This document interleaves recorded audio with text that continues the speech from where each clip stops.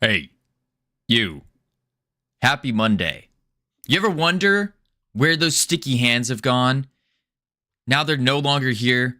It feels like it was yesterday when you would come into your classroom in kindergarten with a bag of sticky hands in your pocket. You pull them out. You're the hero of the class. You take those sticky hands, you threw them on the ceiling. They stick to the ceiling. Your teacher yells at you and you get detention.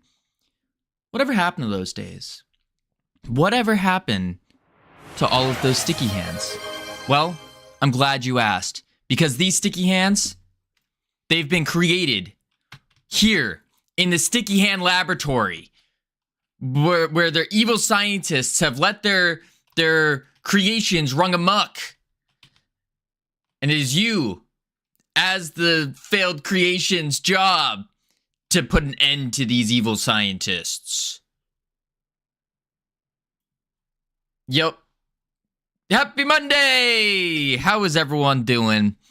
Pagorli, congratulations on first. Holy moly. Camilos, congratulations on second. I missed something. Oh, Zart, congratulations on thirst. Ads? Question mark? Probably. But you shouldn't have gotten ads yet. Ads are just starting in 3 seconds. The anti-pre-rolls. The anti-pre-rolls. Why do fish live in salt water? Because pepper makes them sneeze. What do you call an old snowman? Water. Ha ha ha. How do you call a cheese that is not yours? Nacho cheese. I've heard that one. I've heard that one.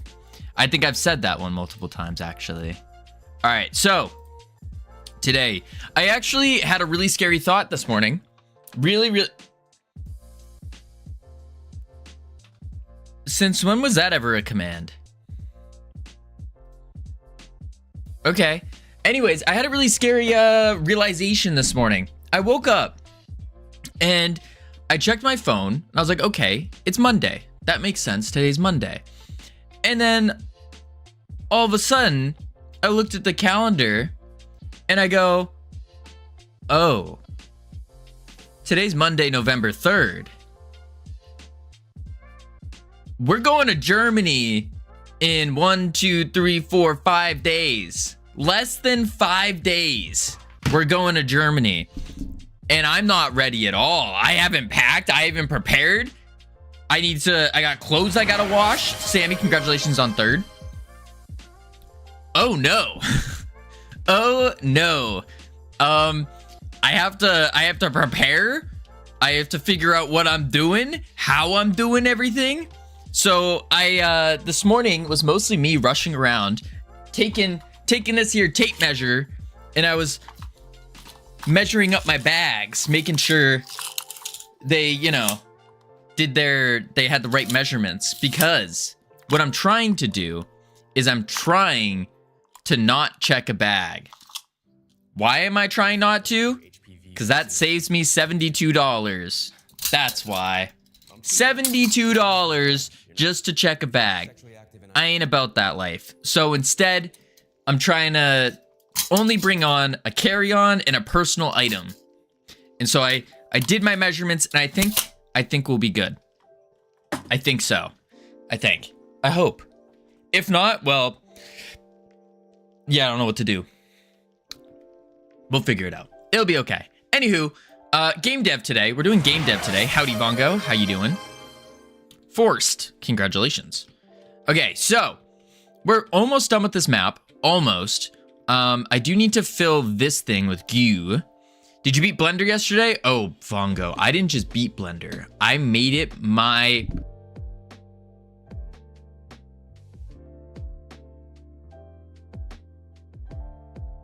It was insane. Absolutely insane. All right, anywho, we're going to fill up this goo filling here. And we're going to add a quick load of shader in. Brule Story Co. Sammy, congratulations on a 15-day streak. Holy moly. Somebody call the cops. Sammy's been streaking for 15 days. That's insane. That's insane. I'm going to say, trying to hold that streak. This is a forewarning for everyone. Holding that streak through Godot Fest is going to be tough. Like, it's going to be very, very tough. Because, well, for obvious reasons, our stream time is going to do some crazy flip-de-doo thing. I don't know how it's going to work. I'm going to keep saying it like that. I'm not going to streak anymore. I'm not going to do the streak anymore. How else am I supposed to say it? Congratulations on your watch streak obtained of 15 days in a row. Is that better? Standard material, transparency, alpha, and then add. Bam. Twitch gives you 24 hours to save your streak. I don't think that's right.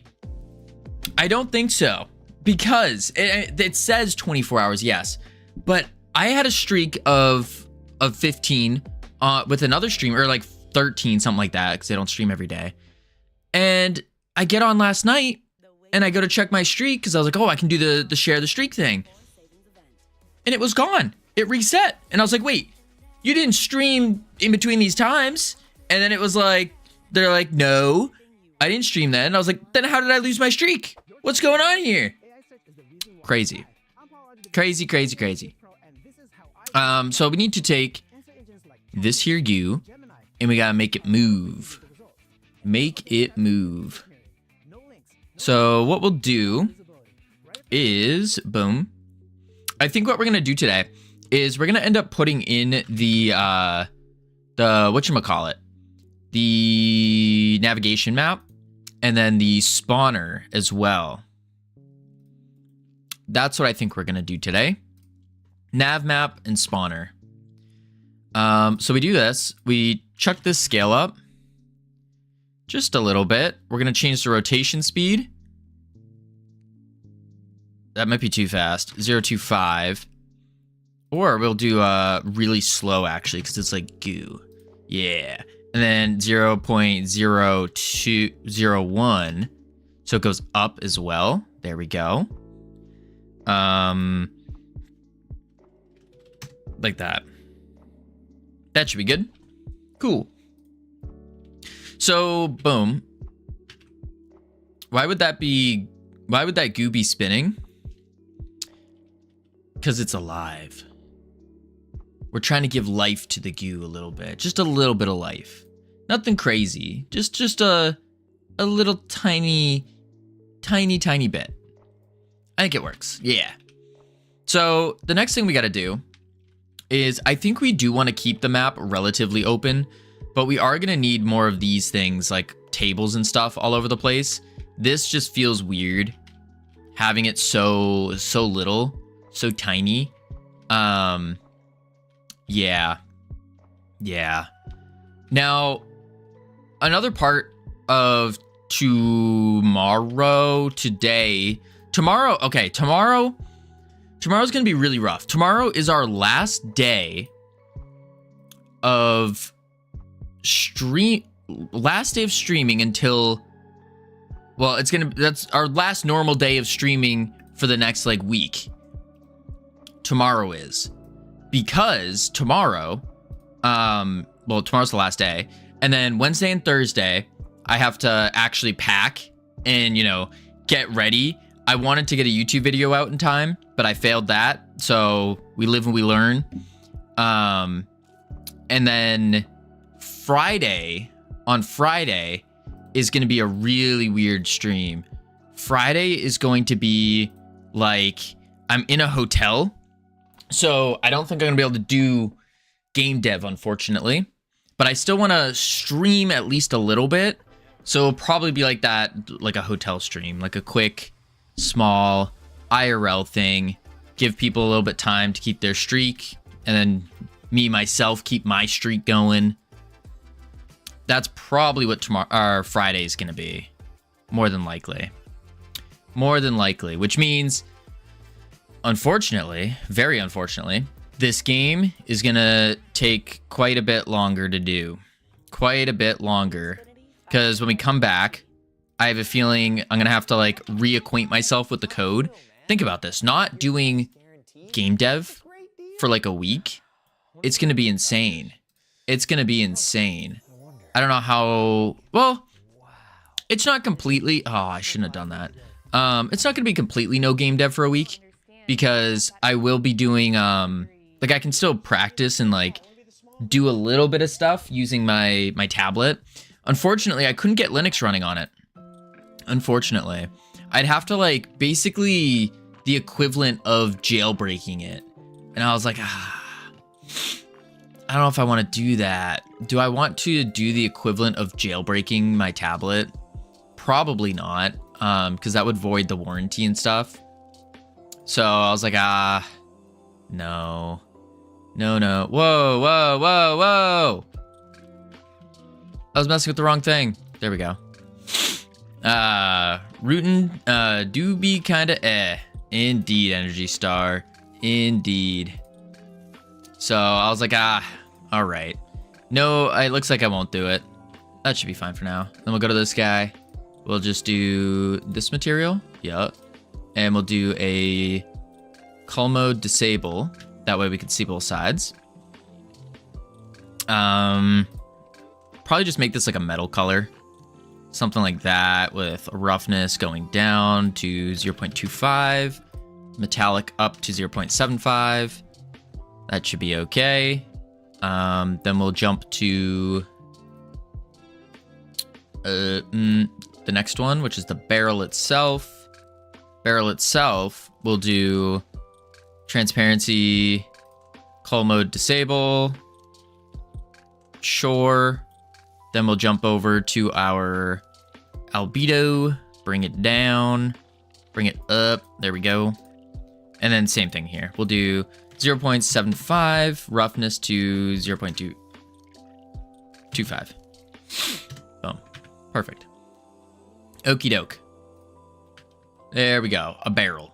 Nice. I remember reading about a tablet brand that makes Linux tablets, but I completely forgot what brand that is. Oh.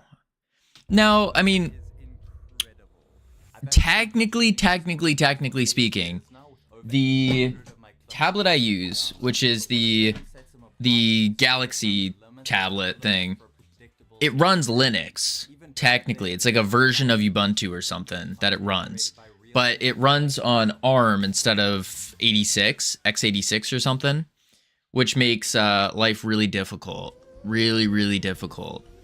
Yeah. Because like they have like the DeX mode and stuff, the DEX mode, where you can turn it into a desktop. It doesn't really do anything. No, I mean like full-blown Linux tablet. Oh. I haven't heard of that one. I haven't heard of that. I wish I knew about it earlier. That would be really nice. But no, I've never heard of it. Copy. I'm gonna go change these guys real quick. Boom. Then we go to material and paste. There we go. Now they're all the same. Perfect. Okie doke. Next up, we need to do, what else do we need to do here? Ideally having some goo dripping would be nice. That's more of like a final touch thing though. I think it was like Ubuntu made for them. Oh, full blown like a Linux tablet. Linux tablet. Let's go check. Check good old Reddit for this. That's where, on Linux tablets, the Litchi pad and the Pine tab. And then that's ARM. We don't want ARM. We would want something like this, the Starlight from Star Labs. Oh. Oh. Dang. I should have looked at this one then. This doesn't look bad. Let's see, 16, 3.9. Yeah, something like that. That would have been pretty good, actually. Yeah, that would have been pretty good. Dang. Oh well. Starbook, that's the laptop. Huh. Yeah, oh well. Close that. So, not precisely this one, but yeah, just literally Linux by default. That makes sense. That makes sense. Okay, so next up, we got to do the... Let's see. We got that. Is there anything else on the ground? I kind of want to keep the ground pretty empty, just because it's going to make the navigation much easier for all the little dudes. For all the little dudes. I think it'll be fine. I mean, we can add more of these guys here, more boxes and stuff. But that we just rebake. So let's do that. Let's add nav mesh to it. We'll go lab. Actually, don't do it here. We'll do it in the game, because that's what I was trying to do, is trying to put everything in the game itself. Yeah, that seems right. Right? Yeah. Okay, so we'll do add navigation region. Boom. And then we'll just move you up, slap you in, and then bake. See what happens. Okay. That's good. Wolf Goes Nya, thank you for the follow. Welcome to the team. You now have access to our beautiful and immaculate team emotes you can use to welcome people to the team. Boom. All right, we do have issues with navigation going on the objects. That's fine for now. I don't want them navigating up there, but they won't be able to jump up there anyways. That should be okay, actually, for now. Pretty okay for now. There's obviously places where we can optimize this by like removing it up here, remove this, remove that, and the little bits up here. But that's fine for now. Howdy, Lupo. How you doing? Let's add the spawner next. So this will be the spawner. Boom. And then we need to do... Ooh, we need a spawn grid. That's right. That's right. We were doing a spawn grid. Ooh. Okay. Node 3D. This will be called the enemies node, just to store them. We can do a grid. We can. I guess we will. It's not really necessary for the grid, or to have a grid like this, but you know, I think it might be nice to have. Just a nice thing to have. So we'll pop it up a little bit. The wind tunnel effects looks really cool. Oh, appreciate it. It's, oh, whoa, I didn't even realize. It tried to nav mesh the wind there. This was actually made for, this whole particle effect here was made by Tebow. Hey Tebow. On every platform, pretty much. But yeah, this is for, because the whole idea of this game is, actually, let me just show you guys, because I know there's a couple new people in here. I can show you guys the actual game right now. So this is just a little testing area we did. But the idea here is you grapple around. It's all about those sticky hands that you used to have, and they like get stuck on the ceiling, and then they leave like grease stains, and your parents yell at you about them. That's what this game's all about. So it's just you're going around, you're slamming into the scientists, you're shooting these bouncy goo balls at them. They're kind of like grenades. And then of course, when you kill the scientists and whatnot, you'll get little power-ups and stuff to get stronger. It's just a small score chasing kind of game. We're gonna drop it out on itch for free on itch. Because right now the whole goal is to just get good at making games. We've made a couple, quite a few, but yeah. This reminds me of when they added Strand to Destiny 2. Oh. I'm actually not familiar with that. But yeah, the whole idea right now is just make a bunch of small games and then get to working. Hello, fragile human being. Hello to Zach Speaks. How are you doing? There we go. All right, so let's do oh, it did do a nav mesh there. So we spawn that. We need the grid map. And for the grid map, we'll add a new mesh library where we will add in an item right here. This will be the can spawn area. And then we'll do probably just like a small cylinder, I'm thinking. So what we can do is set the radials to 4, 0, bring the height down a whole bunch like that, bring the top radius down even more, and that should be good. Yeah, and then we'll just add like a color so we can actually see a little bit better. And we'll do something like that. Perfect. Save. So now what we got to do is we just got to place them. So let's figure out, where do we want these to go? Let's center it. Boom. They made a tutorial level where you swung around on the surroundings and slammed into enemies in the whole Spider-Man deal with space guns. Oh, really? I didn't know about that. No, we were just kind of, for the longest time, we've just been kind of messing around with this like grappling goo type mechanic stuff.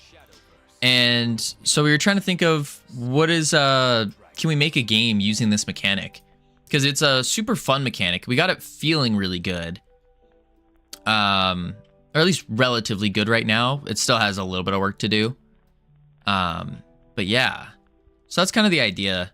But right now we're just focusing on trying to make games that are fun, because all the games I've released so far, they're not very fun. And so I wanted to dive in and kind of figure out, okay, what is fun and how do we make a game fun? So that's kind of the whole intention right now, is just figuring out fun. And the play for that is, I think the best way to learn that is just by doing. And so that's what we're going to do, is we're just going to keep on making new games and see what happens. Boom. See if we can start iterating over and over, making them better and better, more fun. And then eventually we can go and release a game on Steam. Because I feel like there's too many slop games on Steam. I really do. And I hate to say that, but that's what it feels like. And like, yeah, we could go release on Steam, sure, and make a game, but I want to release something good if I'm going to release on Steam. And I don't think I'm at that skill level yet where it's like, okay, this is worthy of Steam kind of deal. Like the way Bungie did it, the tutorial had no cooldown, then you left the tutorial. Disappointed because you had to wait 10 seconds? Oh, and only stacked to 2. Ooh, I don't like that. So for this one, we have a relatively short cooldown just to make sure you can't spam it.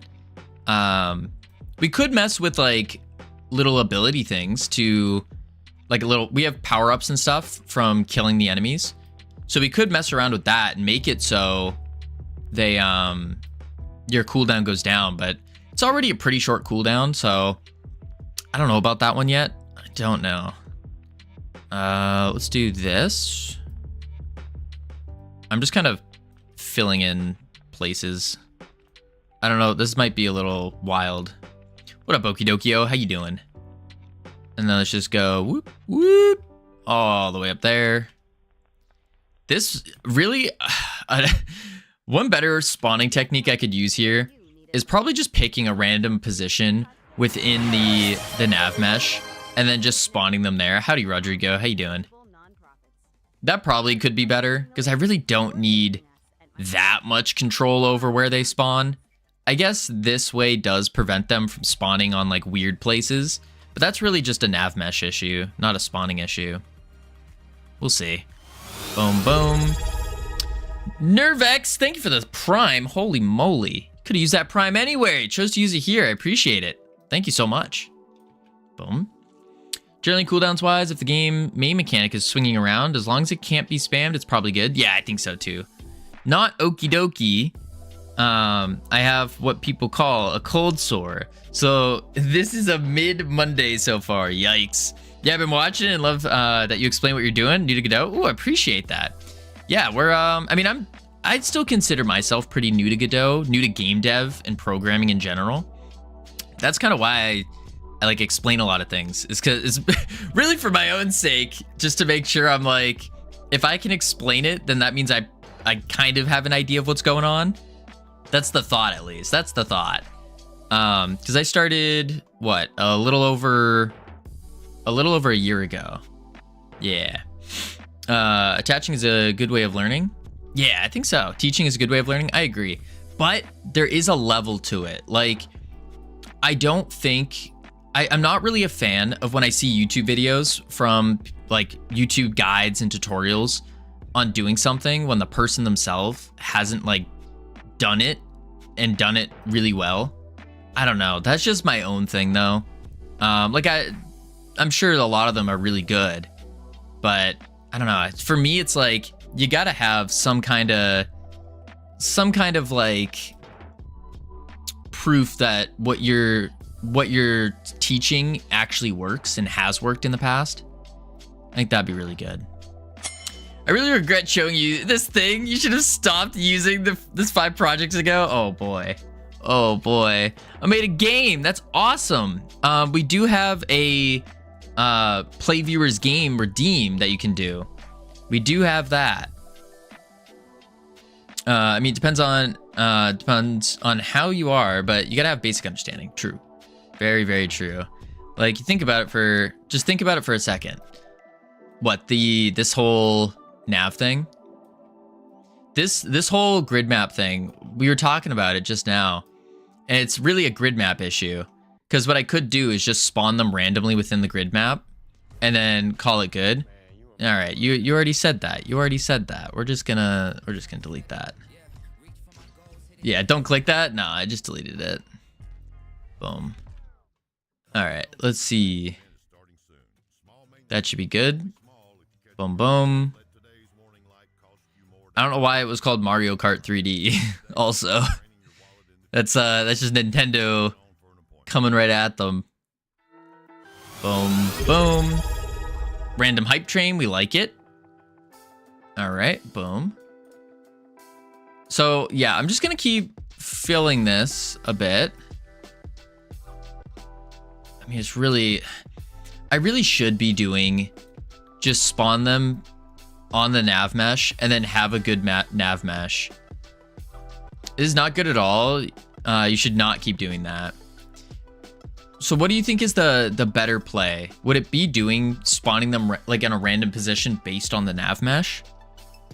And then I just have to have a clean nav mesh? I think that would make sense.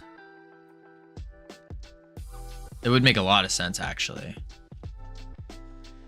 Yeah, because yeah, this is getting a little insane here. A little insane. Holy moly. Okie dokio. Thank you for the lorem ipsum thing. 5 stream streak. Holy moly. But yeah, I think just spawning them randomly on the nav mesh could probably work. Yeah. And then I just clean up the nav mesh.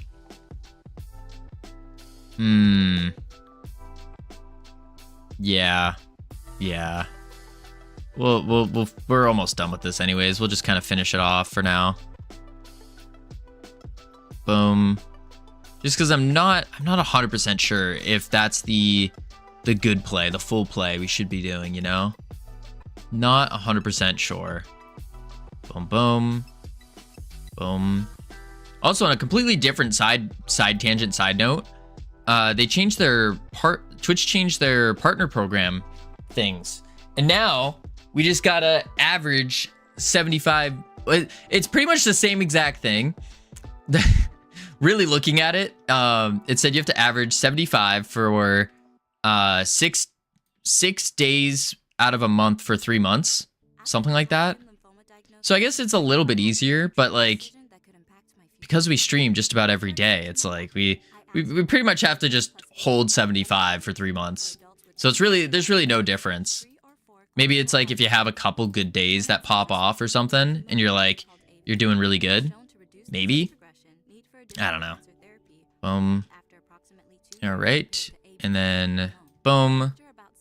And boom. There we go.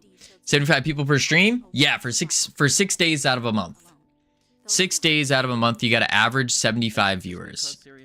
Average 75, which means you really need to you need to have a little bit over 75. Something like that. Boom, boom, bang. All right, let's see here. Now we got to go up. Once we just fill the gaps here.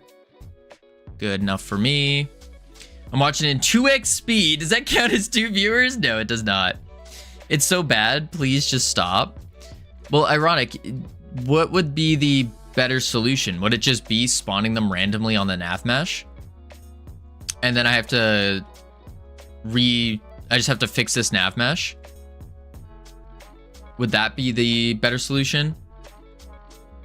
Just make a scene that has a radius? Oh, and you're saying slap a bunch of radiuses down? I guess that could work too. That could work too, like making little camps basically. I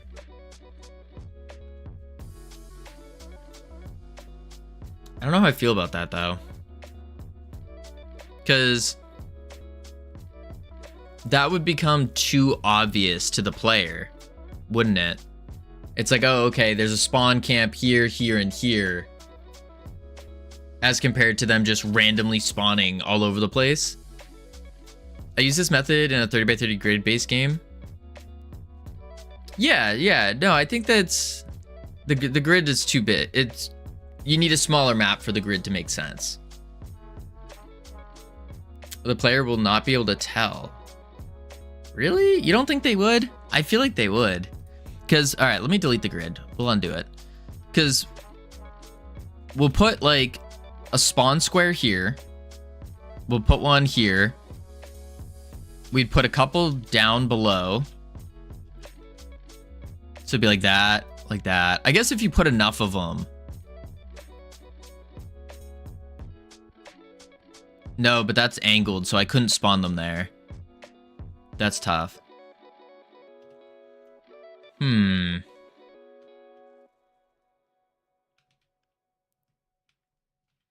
Yeah, that's tough. I almost think the even better solution is just spawn them, grab the nav mesh and pick a random location on it and then just spawn them there. And then what we'll do is clean up the nav mesh because we need to clean it up anyways, just for the sake of optimization. So we have to like get rid of all this stuff. Yeah.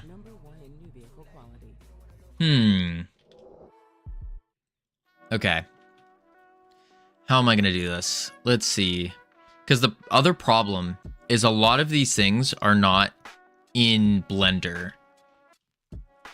What up, Captain Osa? Let's see. Let's see. By the way, for character movement, what are you using? What do you mean by that? Like, what are you using for character movement? We're just doing WASD. Spacebar, right and left click.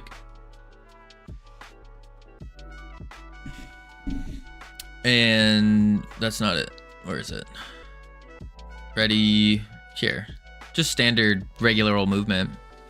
Nobody will be able to tell completely random positions from 30 big camps. Okay, we can do that then. Like for collision detection and jump mechanics. So jumping is just standard jumping where you check if they're on the floor. And then if they are not on the floor, they have not just landed. That's just for resetting the jump, sorry. When you press spacebar, it just adds a Y velocity. Where did I put that though? Oh, right here. That's all jump is just you set the Y velocity to a jump power, and then because we're doing double jump, we just minus a jump from that. We say, hey, we just jumped, and that's it. That's it for jumping. Collision what is going? Oh, my whole thing lagged. There we go.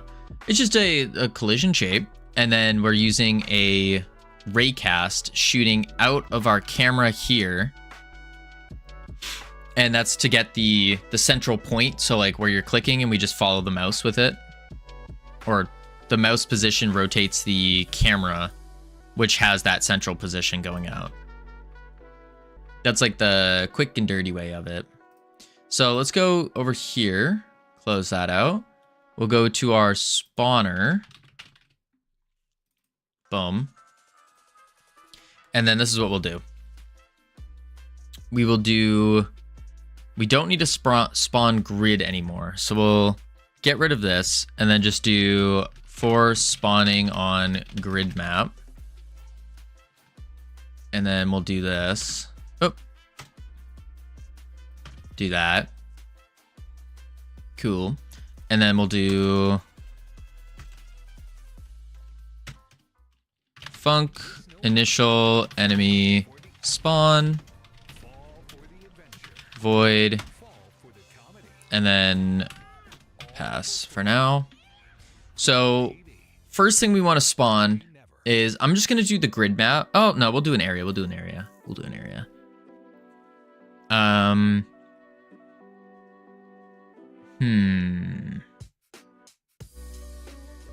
Okay, so we just need to add a collision shape then, or an area 3D.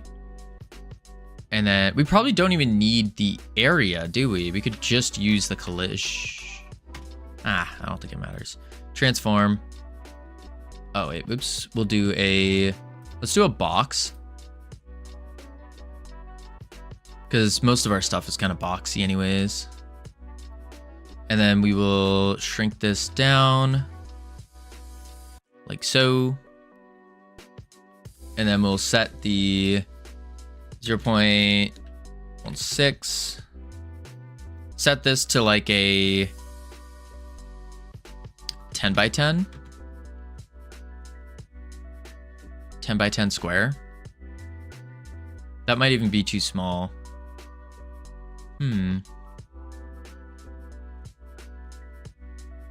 I could make this a tool script so then we can edit it while we're in the area.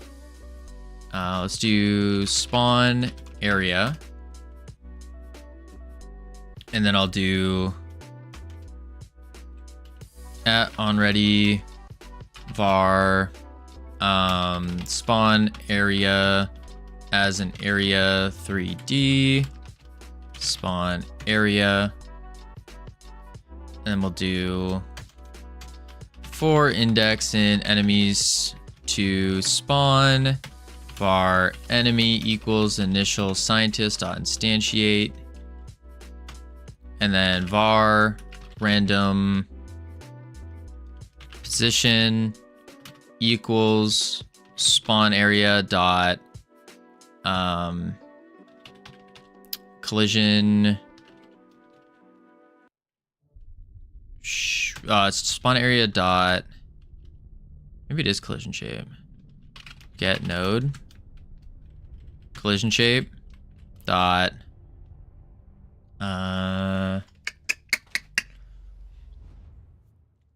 we want to pick a random position within the area. That's what we need to do. So to pick a random position within a collision shape. I've done this before.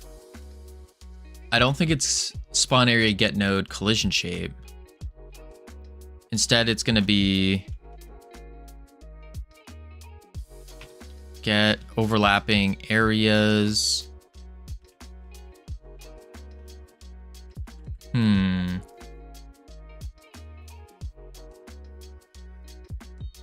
Oh, is a vector 3 with their radius rotated?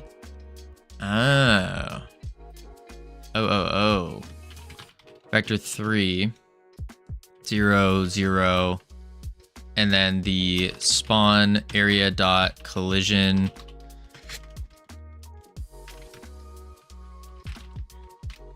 get node collision shape dot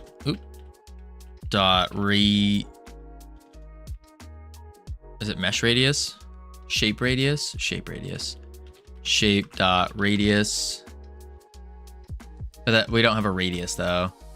Dot z.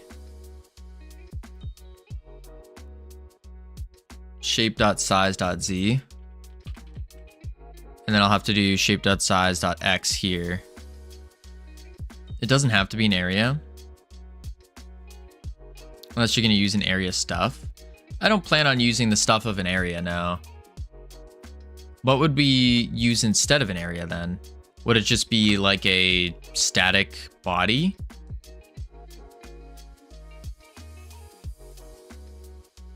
Just a radius variable.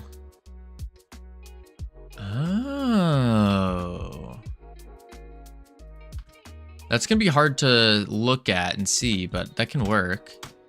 So we'll do export var spawn radius as a float equals 10. Var random position. No, because you make it a tool script and you put a donut mesh down. Random position equals vector 3 0 0 radius dot rotated by a random float times tau.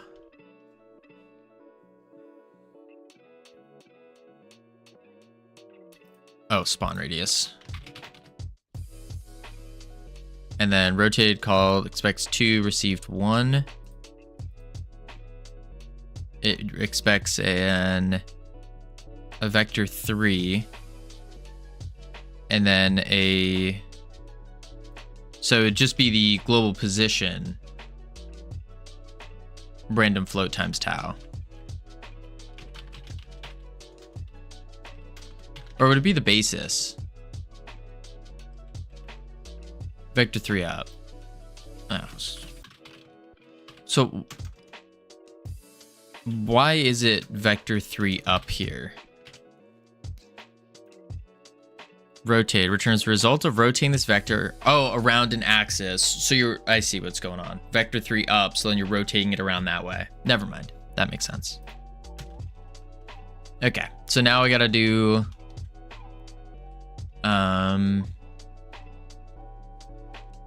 rotating around the vertical axis. Yeah, that makes sense. Then we do enemies node dot add child enemy. Boom. And then enemy dot global position equals random position. There we go. And now we got to make this a tool script so then we can have a thing showing. So I only want to show a mesh if the game is not running. Right? Right.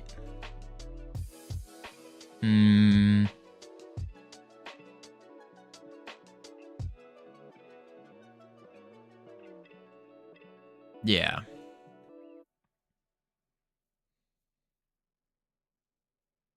And honestly, I could let me just delete this. We don't need the grid map part anymore. We don't need this anymore. We don't need the array of enemies either. We can just do scientists. And I'll just do scientist. We don't need initial enemy spawn. I don't think that's necessary either. Yeah, that's not. So we can just do spawn enemy. Spawn enemy. Spawn enemy. There we go. And now what we do is we'll do a tool script at tool. And then this part, I don't remember how to do it. So what we need this tool script to do is it needs to show a mesh with the radius of our spawn radius. That's what it needs to do. Do I go ahead and I just add a mesh instance and then only show it if the game is not running? I guess I could do that. And then I just set the inner and outer radius to be 1010. No, that doesn't look good though. Yeah, it doesn't look good. Let's do a cylinder instead. And then we'll just drop the height to 1. And then we'll do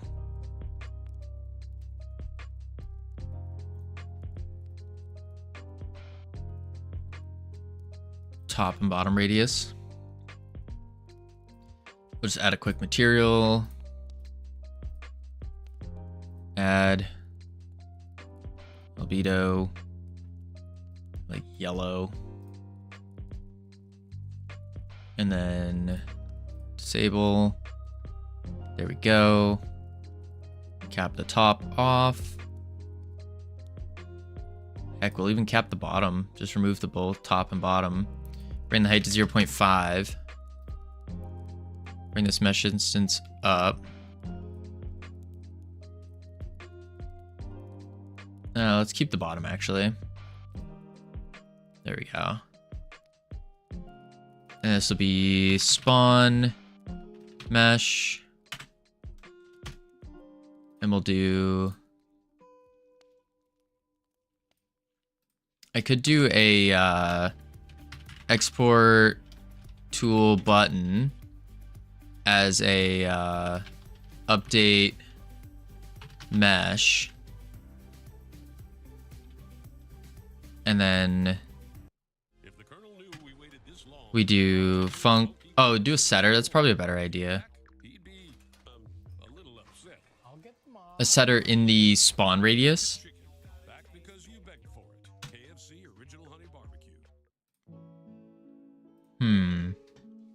Transparent material with both front and back faces rendering don't sort properly.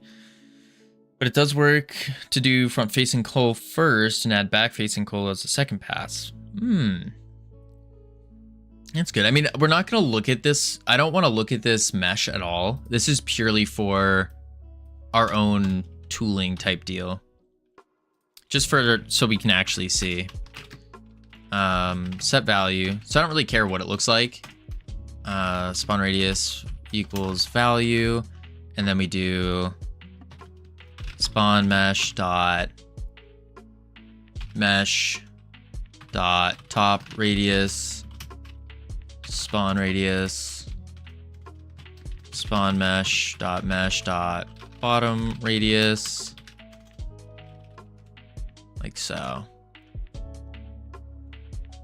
I don't think that will that just work.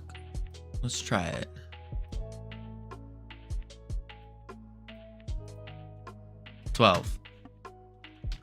Probably have to reload the scene. Yep, there we go. Okay, cool. Easy as that.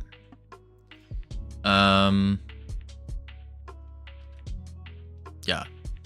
So now we can add in the spawner. And then we'll do make mesh resource local. Yes.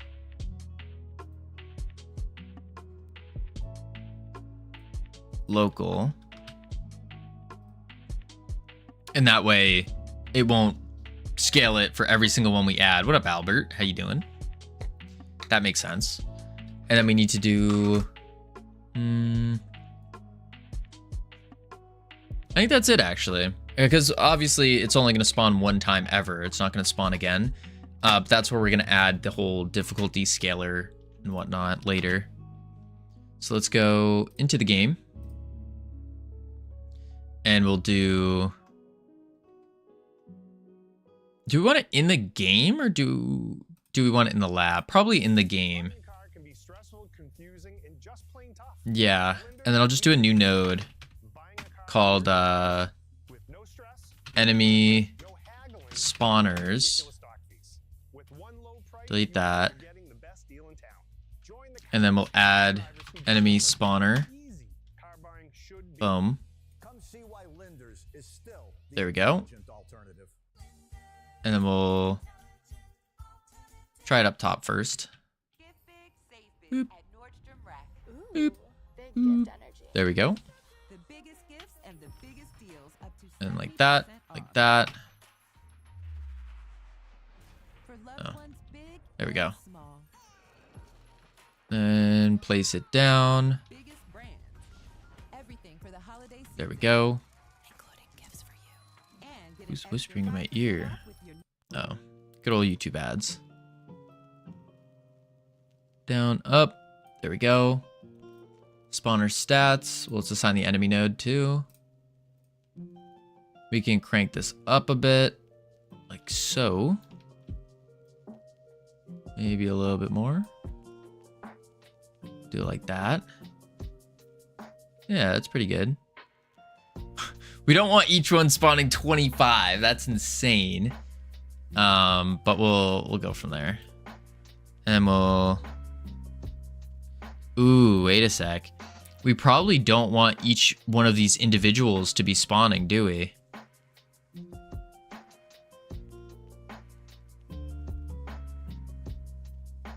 Because that's a lot of enemies.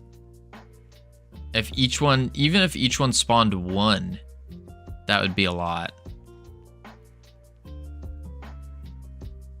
Yeah.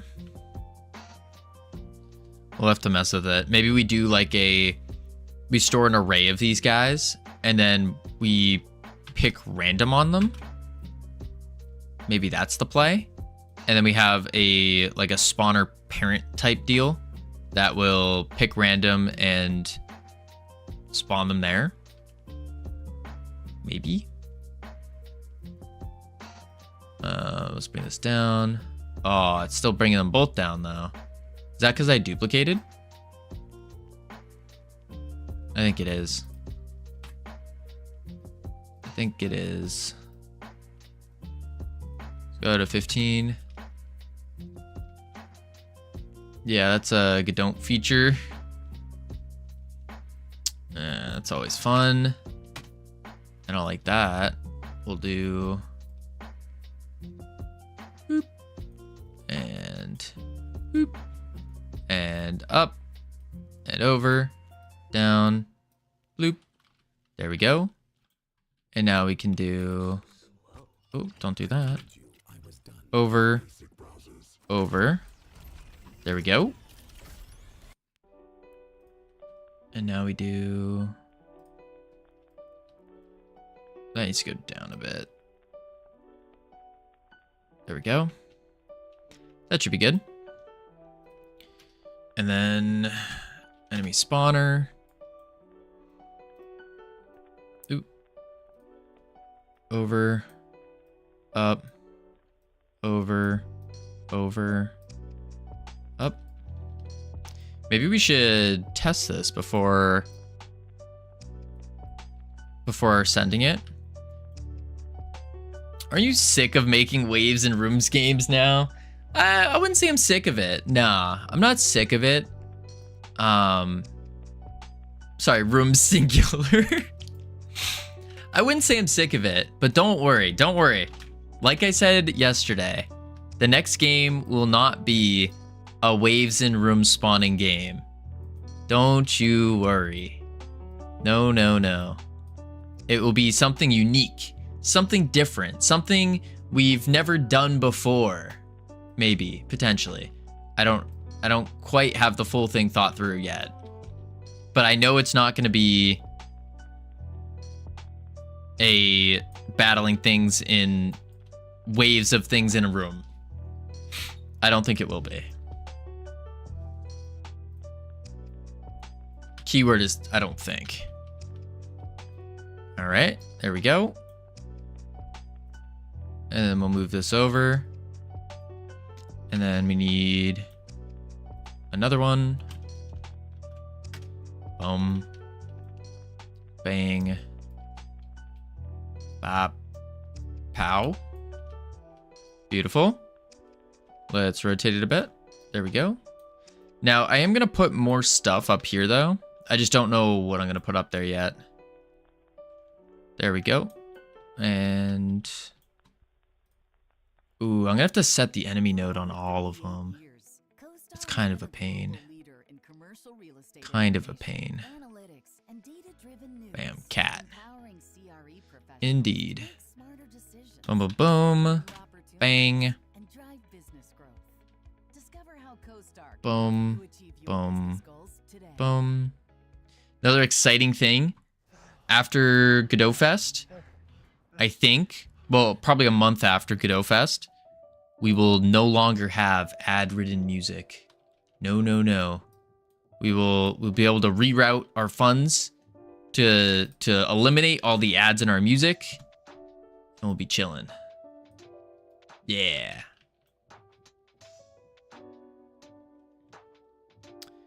See, this is a problem because I guess it's not, because they'll go wandering around too. Yeah. Yeah, it's not that big of a deal. Then we need to do... Let's test this and see if this works. So let's change it to let's do 2 enemies per. I don't think we're gonna want more than that right now. Actually, I can just do enemy spawner and then just set enemies to spawn 2. There we go. Then come back to here. 2. 2. Boom, boom, boom. I wonder if there's... I bet the easier way of doing this is instead of doing assign, we would just get tree or get parent, get node. Or we'd have to get the game get node. So how would we get game? Would it be get tree, get node? So you don't have to do enemies every time? I think that would be it. Enemy. Boom. Save. And then game. Let's hide the main menu. And I think that's it. Find parent game if name is consistent. Oh, okay. Find parent. Get node, root game, if you know the scene's root. Okay. Alright, let's see. I heard a rocket go off. Where are the enemies? Did they die? I hear rockets going off. Did they fall through the ground?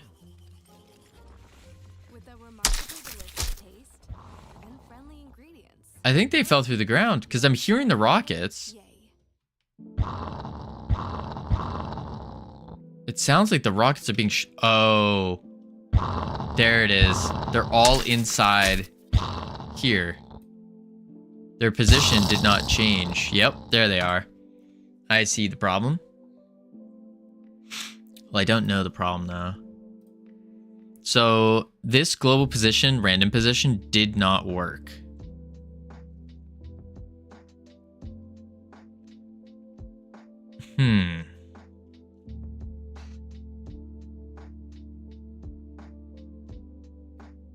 Why?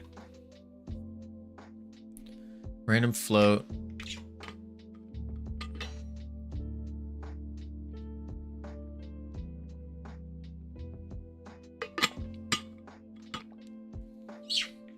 Random float is 0 to 1 if I remember right. Yep. Rotate it around. Check the spawn radius to make sure it's not that's not the problem.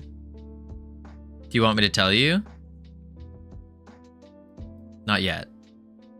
Not yet. I think we're taking this radius in the game. There's all of our spawners up here, but they're appearing here. Wait, why are they here right now? Oh, because it's a tool script, so it ran the ready the moment we added it into the scene. That's why.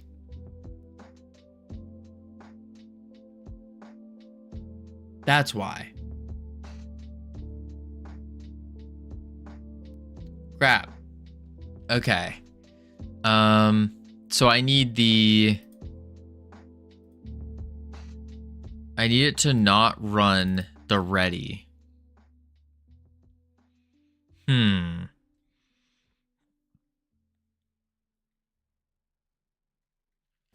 This November, Engine editor hint. Is that the thing? Editor hint. What is editor hint though? If true, the script currently running inside the editor otherwise returns false. So it returns a boolean, returns true if it's running in the editor, otherwise it returns false. It's used for tool scripts, conditionally draw editors, helpers, prevent accidentally running game code, affect scene states. Ah, so if not, editor hint, spawn enemy. Yeah. Now when we go, there they go. They're gone. Perfect. Okay, so now I hit play.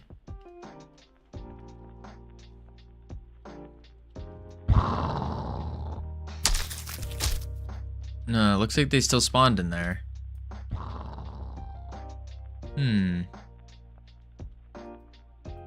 Yeah, they still spawned in there. Why?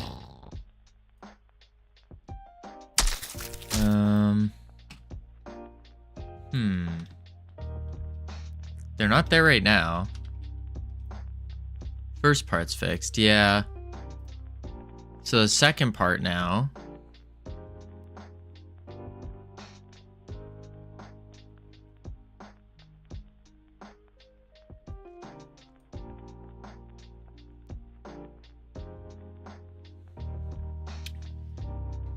Do we do their transform origin? I don't think it'd be a problem with their origin though. Maybe. So maybe I do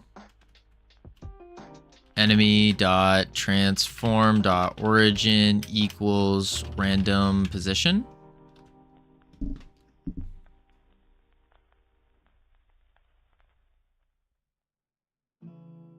Which, if our origin point's good, that should work. At the other circle, not the center of the room. Yeah, yeah. I'm trying to spawn them, not in the center of the circle. We're trying to spawn them in a radius around the circle. So someplace rotated around the circle. And I think it's their origin point that's the problem. Oh, that still didn't work. You're not setting their position relative to the parent.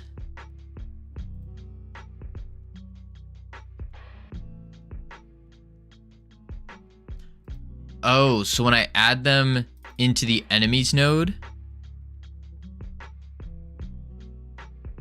as a child of the enemy node, which is in the center,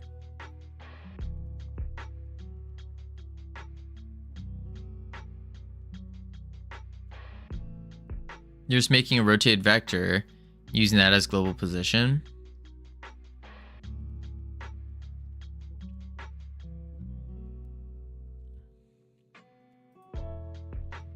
To global?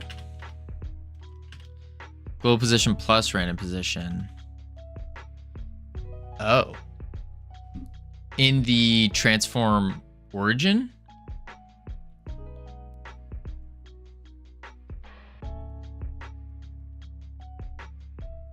On 32. And you're saying just add it.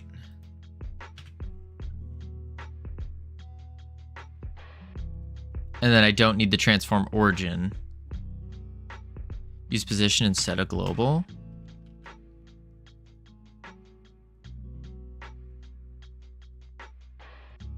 Let's see what this does. Game, play.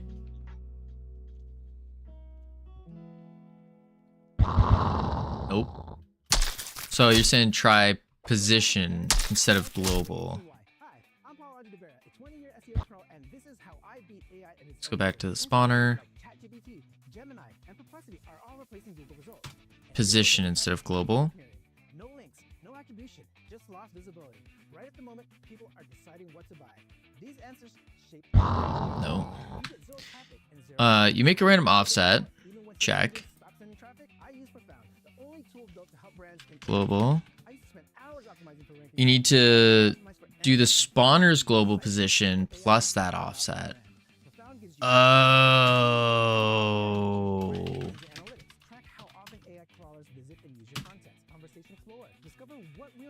That would make sense. Play. Otherwise, vector 3 is 0 plus the offset. Yeah. And there they are. Look at them. Look at them running around. Oh my lord. Scientists. Crazy. So why wait?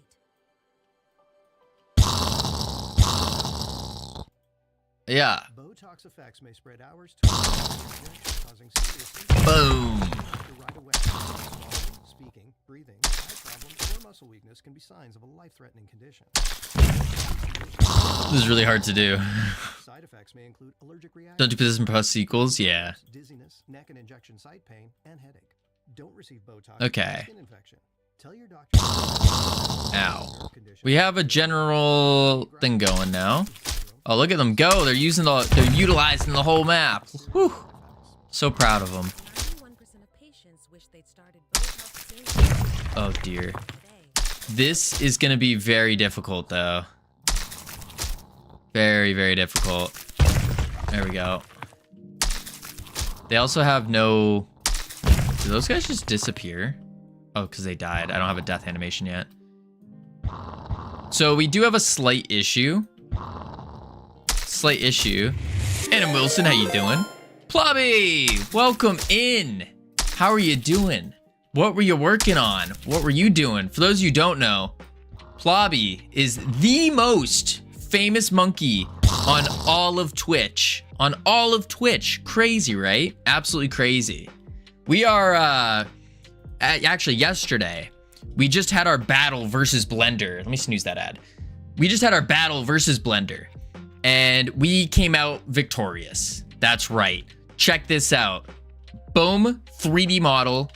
Boom, 3D models. This whole stuff. These guys right here. Yeah, that's right. We can do ramps now. We did ramps. Beautiful. Excellent. We got, check it out, a hand mold. I mean, what more could you ask for, really? Really? Oh, the slime came out real nice. Yes, indeed. Just some more VTuber nonsense. I'm on a mission to become a cheap imitation of Boom. A cheap imitation of Boom. Crazy. Why not just be the most famous monkey on Twitch? You take the things that work for Boom, and then you just put your own little monkey twist to it. So then you're the fancy version of Boom. Yeah. Boom is not a money, so I'm good at that. That's fair, that's fair. So, for those of you who don't know what this game is, do you guys remember those sticky hands that you used to take, and then you throw it up on the ceiling, it gets stuck there, and then it like leaves a grease stain, and your parents yell at you, or your teacher yells at you, and you get detention because it won't come off the ceiling? That's what this game's all about. Because whatever happened to those? Why are they not here anymore? And so the whole idea is this is to explain what happened to those toys. So, as we all know, they're made in a science lab. We all know that. I mean, that's unquestionable. So the scientists get their goo, and then they store the goo in these goo bottles, and then they pour the goo out into the hand mold, it crunches down, and then they do their science things to it, and they study the goo for maximum stickiness, you know, the typical stuff, but they haven't done it recently because of this game. You are a failed experiment that is now run loose within the science lab. And so you take your sticky goo hand, you grapple around, and you try to escape the scientists who are now shooting rockets at you. Yeah. Easy GZ on 2K followers. I don't know if that's new. We're not at 2K yet. It just kind of rounds it. We're at, what are we at? We're at like 1992 followers. Physics based? Yeah, kinda. It's kinda. I guess you could call it that. I mean, we're just taking the howdy cam. We're just doing very basic grappling. So it's called Hook's Law, which is the spring, like the there we go. This like typical grappling hook type deal that you got going on. And then we just do our own velocity. So we just add a little velocity to give that little pop and go forward. Changing up the gravity a bit. But yeah, you can move around. It's pretty cool. Pretty cool. Yeah. How explosive can you make the hook traction / acceleration? The world is your oyster. You can make it as crazy as you want. As crazy as you want. It's slightly like momentum based. It's all fake. It's all fake physics. So Energy Star, thank you for the follow, by the way. Welcome to our team. You now have access to our beautiful and immaculate team emotes. So yeah, there's no, I mean, we have to mess around with it more. Now that we have a much bigger map. I also want to change the character because the character is really, really tiny. And I think he needs to be slightly bigger because this doesn't feel good. Like, look how little we are. We're just so tiny compared to the scientists. It's crazy. Also, I don't know what these guys are doing. Oh, they netted me. Oh, okay. Focus on work. You're right. Physics. Yeah, fake zix. Exactly. So now what we got to do is we're placing all of these little yellow pads everywhere. This is going to be where the scientists are actually going to spawn. Yeah. Besides not dying, what's the game's goal? It's really just a score chaser. So what we're going to end up doing is in the leaderboard here, or sorry, in the main menu, we're going to have a whole leaderboard. And then that's an A. Board. There we go. We're gonna have a leaderboard, and then that's really it. You chase the scores, you keep going, and that's it. So nothing crazy. Is that just you saying psh sound? Yeah, it's me making a rocket sound, Prosto. That's all me. So you could make the little goo guy grow as the score goes as well. That was an actual thought we had. That was a thought we had, was making them grow a little bit more. I just don't know how I would do that because my blendering skills are to be desired. To be desired. By the way, Kavina, I don't know if you noticed, but there are a couple Jern Jam streams still up on my channel. There's a couple Jern Jam streams still up on my channel. What do you mean? I think you meant leave much to be desired. Wait, what did I say? Oh, you asked if I saved the VODs. Oh. I did not see those saved. No, I did not. I'll have to double check them. Because when I looked, I didn't see anything. Because I know Twitch usually deletes them after a set period of time. Unless you did that highlight thing where you highlight it and then do it. Maybe. Let's see. But I think you meant they leave much to be desired. Oh, are to be desired. They leave much to be desired. Tomato. They're either way. I'm bad at Blender and I need to get better at it. That's the core takeaway here. The core takeaway is that is one of my biggest downfalls with making 3D games is the actual 3D art aspect of it, which is extremely crucial. Core takeaway, don't even try. Okay, I wouldn't say don't even try, but I will say we need to go on an exploration journey after Godot Fest. And we are going to go to all the local colleges and universities, and we're just going to start asking people, hey, you want to make a game? And they'll be like, oh boy, do I. And then Bam, artist acquired. Yeah. You know the best model you've ever made? The forklift, because you edited a Kenny asset. Do that from now on. Yeah, no, I think for sure, this is what we're gonna start doing from now on, is just take a pre-existing model and then edit it. I think that's gonna be our best way of learning as well. Because this was actually a tractor before. It was a big tractor. So I had like the big tractor thing and the little wheel and then the big wheel and the, you know, big green tractor. Why do 3D monitors are in 2D? Wait, why do 3D when monitors are in 2D anyway? Because 3D is better. That's why. That's why. Duh. Just make bad 3D and say it's the artistic choice. Maybe. I did that for my little Plobby 3D platformer. It works great. They're nice low poly models. It's good advice. Yeah. Yeah, I do think this is pretty good. I don't know if this is our best model, but it's definitely up there. It's definitely up there. It looks like a real model. It looks like it belongs, you know? It definitely looks like it belongs. Where did this spawner go? You can't get better if you don't practice. True. I couldn't do art a year ago, and now I've made 4 games with my art. It's not great, but it gets better every attempt. Absolutely. Absolutely. Every skill is something you can learn. I agree. 100%. 110%. Boom. But right now, my main focus, which I think we're starting to get to the point where, I think I'm getting to the point where, like, I can reasonably do quite a few things in Godot. I think I'm getting there, slow and steady. Barely. Maybe not the best. But we're getting there. We're getting there. And then once we get there, then we can dive a little bit more into the art stuff. But I think ideally finding an artist would be my best bet. I think a bigger goal is trying to find a cohesive style to pull your models and world together. Doesn't mean you need hardcore design skills, but definitely creative vision. Yeah, for sure. What up, Ogma? Every modeling attempt makes me want to bulge my eyes out. Yeah, that's what we found here on stream is every time I open Blender,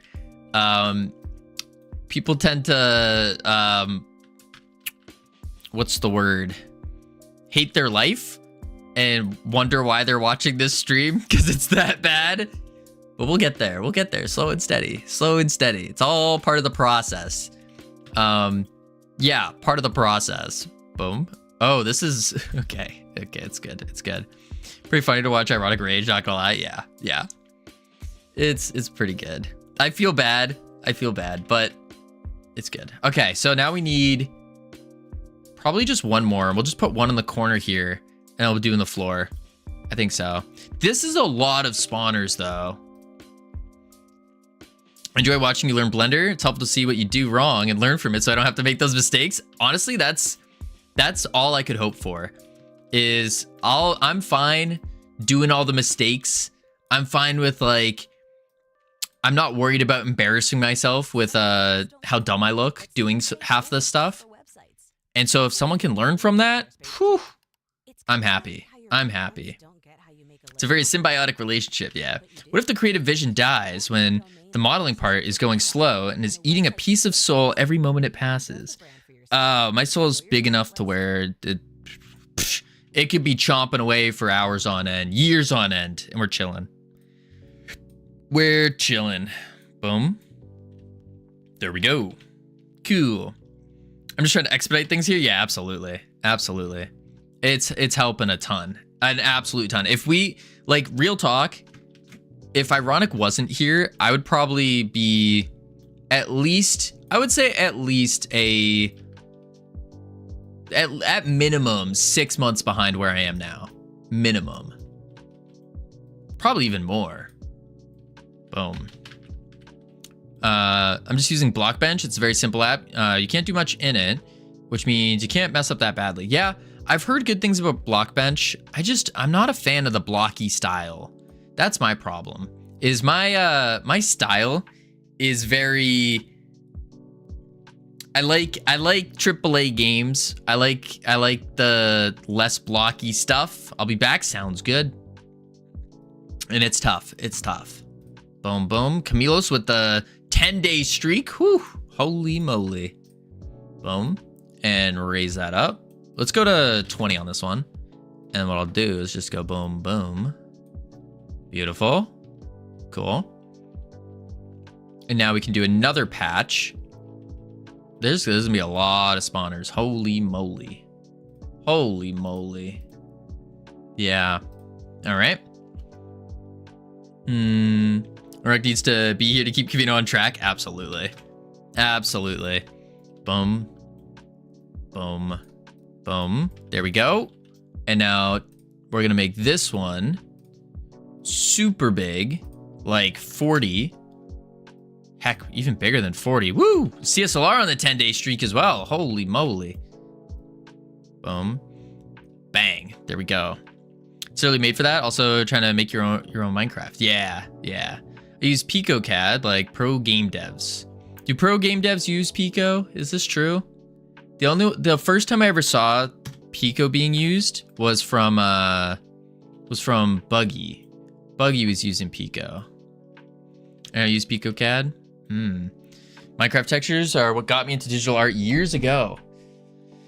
Crazy. I'm also not a pro game dev. Nonsense. Nonsense. Once you listen, CSLR, once you're done with the number one mech movement FPS made in Godot, released in 2026 by Freedom Forge Studios. Once you're done with that, whew, super professional game dev. Super professional. Okay, now let's do another one. And then we do enemy spawner here.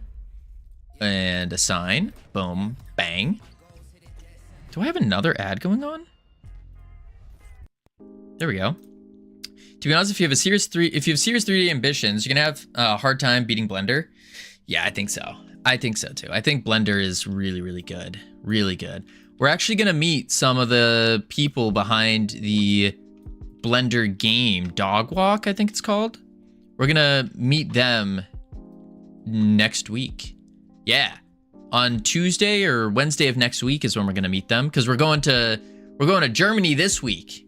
We're leaving on Saturday or Friday. Friday/Saturday is when we're leaving, and we're gonna be going to Germany for Godot Fest, and it's gonna be cool. We're gonna meet some Blender people. We're gonna meet. I have to go get an autograph for Plobby, and make it really, really awkward, and then. Yeah, I'll probably ask them. I'm trying to think of questions to ask all these people. And it's like, especially the Blender people, I don't know enough about Blender to ask. So from who? I forgot who it was. There was someone who you told me I need to go get their autograph. Godot Fest. Wait, I was just gonna go to all of them and I was just gonna say, hey, who's your favorite, most famous monkey on all of Twitch? And then just see until one of them says Plobby, and then I go, you're the one I needed. That's what I was gonna do. I think if I go to talks here, and then it was down. It was like 3 people. These people. Boom. It's either Vivian, Simon, or Julian. It's one of those 3. What up, Santas? I still have no idea how I'm going to test Steam multiplayer, so I'm probably going to do everything over eNet until the time comes for direct Steam implementation. Sounds good. Why, Kavino, when you can convene? Yes. It's none of those people? Wait, what? It's none of these people? It's none of them. Who, you said it was someone from Blender, right? Where's Blender? Blender. That's Julian. You said it's not him. Blender. Who is it? I don't know if he'll even be there. He didn't work on Dog Walk. Oh, so it's none of those Blender people. I see. I see. Gotcha. Well, don't worry, Plobby. I'll still get their autographs for you. Don't you worry. Don't you worry. So it'll be extra awkward. Only for you? Psh, I'm fine with being awkward. That's okay with me. If I get to talk to some cool people, then I'm a-okay with being a little awkward. That's fine with me. When's the Cavino talk gonna be? The Cavino talk? Oh, the secret special guest interview podcast thing? I don't know yet. That's gonna be, it's one of those things that's gonna be scheduled when we get there. When are you gonna do a talk? Oh, when am I doing a talk? Oh, probably not until we release like a successful game. Once we release a successful game, then I'll do a talk. Because I really, really, really want to do a talk. I like doing talks. I like talking. But it's like, how can I go up in front of all these people who are more skilled and talented in Godot than I am and think that I can give them a talk? That doesn't make sense. Like, what value do I have to give them? Yeah, I don't think it's very valuable if I haven't done something really good myself that they could learn from. That's no shade to anyone that might be talking that hasn't done anything, but like, still. Talk about how to not make a game, list all the failures. That's not a bad idea, but I haven't that's the other thing. I haven't even released a game, like actually tried releasing a game and then it failing or succeeding. Because Realm Rapture, that was released purely for learning. That was just like, we want to get something out there. We know 85 to 90% of game devs never release a game. So we just wanted to get that out of the way immediately. First off, just go. Because I found it to be like what's the word? Like a mental block almost for a lot of game devs. And so I just wanted to do that, get that out of the way immediately. I feel like Cavino has plenty of experience in making AAA quality games in Godot. Is this true, CSLR? Is this true? I don't think so. I don't think so. I think the best game so far has been Bear Attack Simulator that we made with Plobby. I think that's probably the best game so far. But outside of that, not really. Not really. We've been making a lot of prototypes lately, and now I'm just doing a completely different style where I'm just making games, release them for free, and then learn by doing, and just doing a lot. That's the hope. What up, Fald? How you doing? Fall 3D art. Boom. Well, let's do 55. Yeah. That looks pretty good, right? Right? Plot twist. I was thinking of AAA batteries. I'm more of a AA battery kind of guy. The AAA batteries, they're too small. They kind of, yeah, I feel like they're easier to lose. More of a AA battery kind of guy. AAA is a AA, but worse. Yeah, battery wise, yeah, probably. Boom, boom. They have the same voltage, but store less. Huh. I'm learning so much about batteries. I didn't think I'd learn about batteries today. 30. All right, there we go. Boom. Oh yeah, but with so with Godot Fest, that means that our stream schedule is gonna change for about a week. We're gonna be starting streams about 6 hours earlier. Probably even earlier than that. I think you're gonna be go live at like 3 a.m. Yeah, probably 3 a.m. until like 5 p.m. or something of the current time. I'm not sure. For 3D assets, does GLTF work better in Godot, or should I also use FBX? I have no idea. I haven't noticed a difference between GLTF or FBX or just .blend. .blend, I think, is a GLB, GLTF, GLB, I think. But I haven't really noticed any difference between them. Yeah, both import as pack scenes. I personally use .blend files since Godot imports those as GLTF. Yeah, I think .blend is really just the easiest way to do it. It seems to be the easiest way because then you have your blend file like directly in your game, and it makes it super easy just to edit it and go. You don't need to export or anything like that. Just drop the blend and then you're good to go. Let's do 30. And then boom, boom. Maybe 45. Boom. Yeah, it's looking pretty good. Okay, cool. Now we just need to do a couple more on this top part here. And then I think all of our spawn zones will be set. Yeah. Yeah. Not bad. Not bad. Let's do one more up here. Boom. Boom. Beautiful. And then we'll bring it over, down. Oh, there we go. Over. And then we'll do boom, boom. This is a lot of spawners though. I do worry a little bit about it. About having this many. Thanks. Yeah, sorry it wasn't like a good, helpful answer. I just don't know. I just slap in a .blend and it works. It works beautifully for me. I haven't noticed any kind of differences. Let me do that. There we go. Cool. Oh, try .blend? Yeah. I think, if I remember right, there's actually a setting. Something like that. There's like a Blender setting or something. Oh, right here. Under your file system, you have to enable your Blender stuff. That's the thing. Yeah.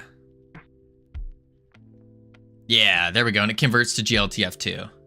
It's enabled by default. Oh, then never mind. Never mind, you're set. Wait. Import Blender 3.0 or later is required. Yeah. But that's the only thing I could think of. Boom. And then anytime you edit, that's the beauty of it, is anytime you edit the blend, it just automatically will export out, which is, oh, it makes the workflow really nice. Really, really nice. Boom. Assign. And then spawner.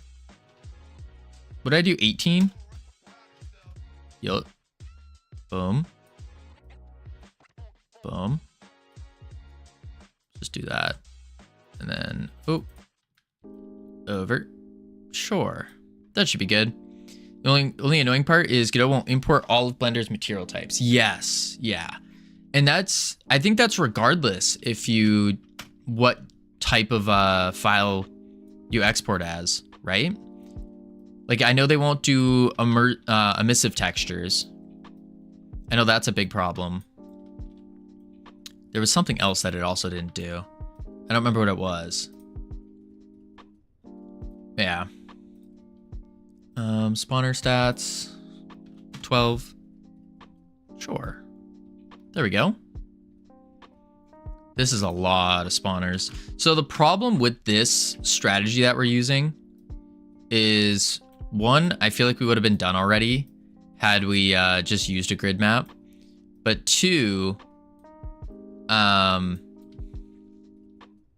since we have so many individual spawners, we're gonna have to change up the numbers of how they spawn, which is gonna be a little crazy.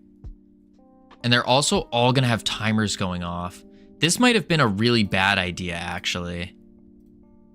I hate to say it, but I think it might have been. I don't know. We'll do a couple more. Unfortunately, you can't just duplicate and move over, which really blows. Up, over, boom, over, up,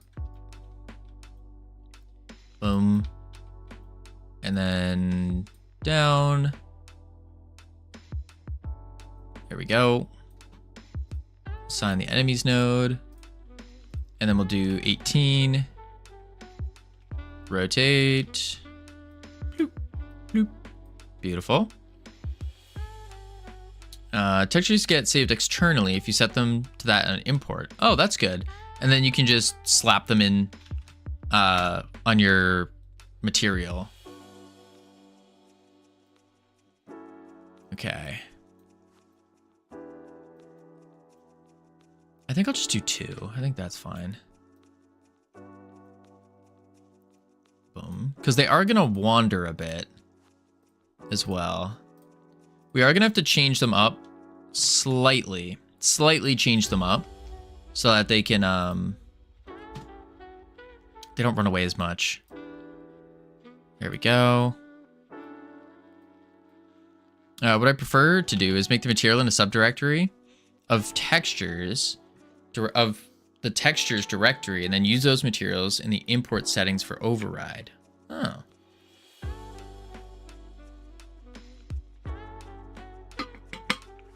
I can see that. All right. Let's just do one more, and then our enemy spawners are set. But again, I am slightly worried about this way, because if they're all running timers on them,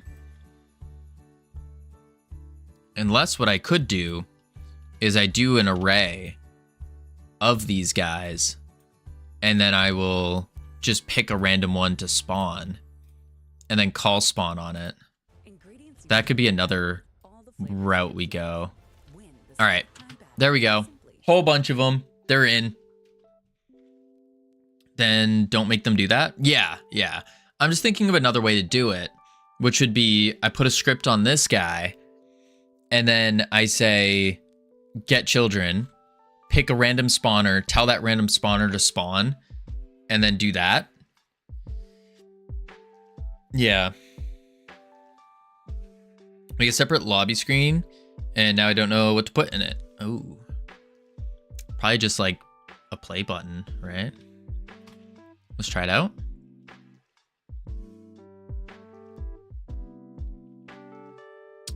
I didn't select the node on one of them.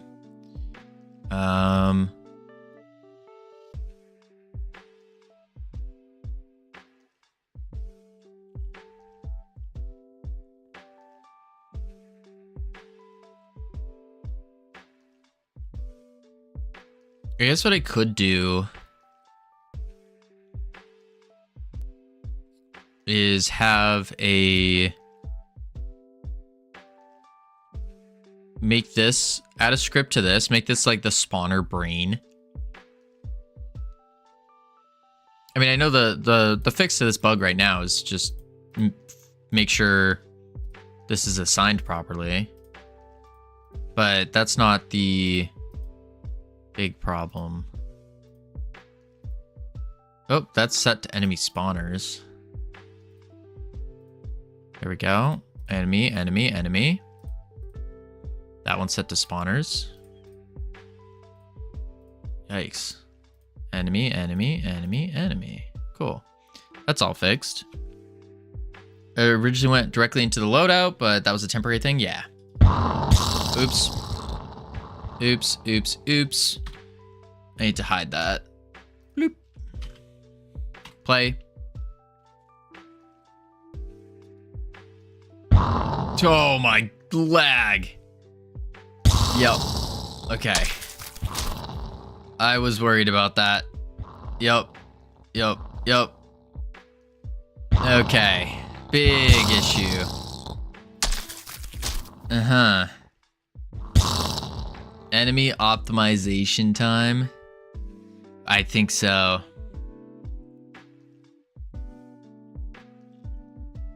Yeah. We're spawning 2 per, and that's it. We're only spawning 2 per. Let's go into our debug. We're gonna turn on the profiler here. Are you here for Tracy? We're here for everyone. So let's hit play. and I help people save hundreds by customizing car insurance with Liberty Mutual. Make it a small window. Pause it for a sec. We do that too. Where's my cursor? Oh, it won't work.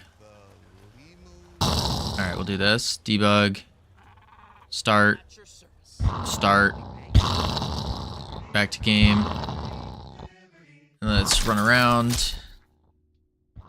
Holy lag. This is so bad. So bad. Developer console plugin spotted? Yeah, we were talking about it for a bit, CSLR. You missed it. We were trying to figure out a way to do all of our cheats and stuff. And ironic linked Jitspo's video for the dev console. And so we're using that, which it is absolutely phenomenal. Super, super helpful. All right, let's go to the profiler for holy guacamole. Maybe it's the kind of thing that should be tested early in your big open wave fighting game. I mean, yeah. 229. What up, Gamian? Huh. No, it's also phenomenal. Valve just approved my game for a Steam playtest, going live today. Ooh, let's go. Let's go. What kind of, is it a closed playtest, open playtest? Closed beta? Ah, exciting. All right, so frame time is a big issue. Everything else is fine. What is frame time? How do I... Oh. Script functions. The enemy physics process.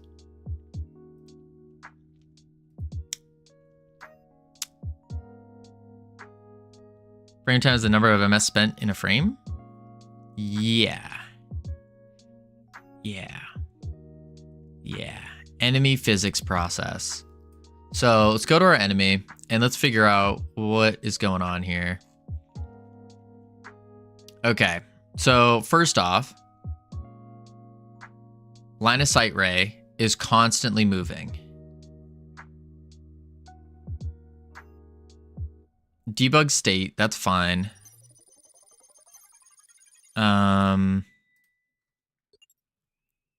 Wandering, we need to do a return. Return at the end of these. Moving, we need to do a return at the end of this. Return at the end of this. You probably shouldn't be checking the nav agent every frame. That's another one, yeah. What we could do is have like a timer that checks the nav agent. So every time the timer goes off, it will reset the nav agent, maybe? I've been saying that since day one. Have you? I need to return at the end of these. The return, so the reason we need to return so much here is because it will still run.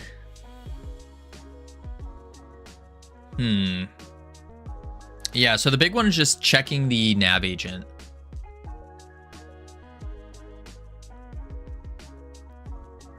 Yeah, nav agent first. So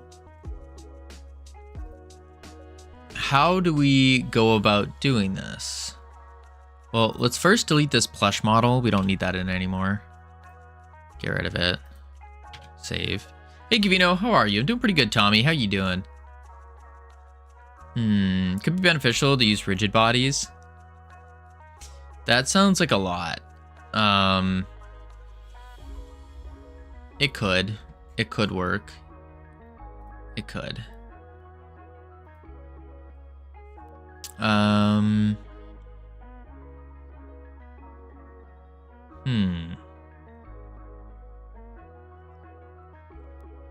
They don't even need to be character bodies.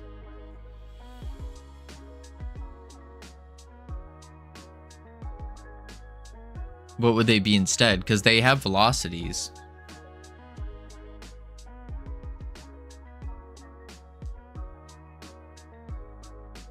And would making them rigid bodies be easier?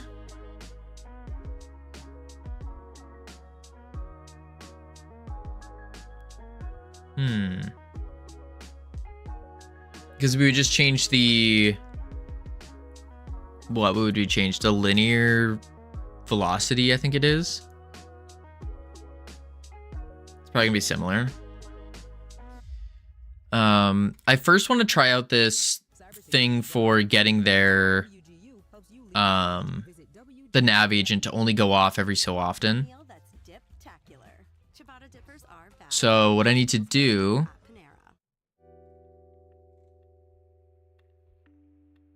is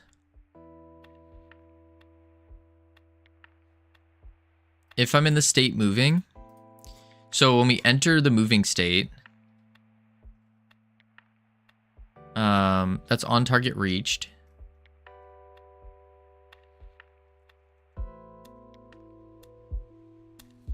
On hit. Wait, do I not have enter moving state? Oh. Enter wandering, enter moving. So enter moving, I'll start the I'll start a timer for getting the resetting the nav agent. So I'll do nav agent dot target position equals player dot current dot global. So it sets it immediately. The way I do nav agent is increment an int every frame, and if it's above 5, then run the code and set it back to 0. Alternatively, you could do counter modulo frame CT is equal to 0. Still recovering from having having COVID, but a little bit better than yesterday. Spent majority of yesterday napping, was completely out of it, feeling sleepy all day yesterday. I feel that, Tommy. I know what you mean. I know what you mean. Yeah, it's tough. It does blow. It's good you're getting better though. Target position, player. Not sure if a timer is good in this case, since those rely heavily on seed tree timing. That's a good point.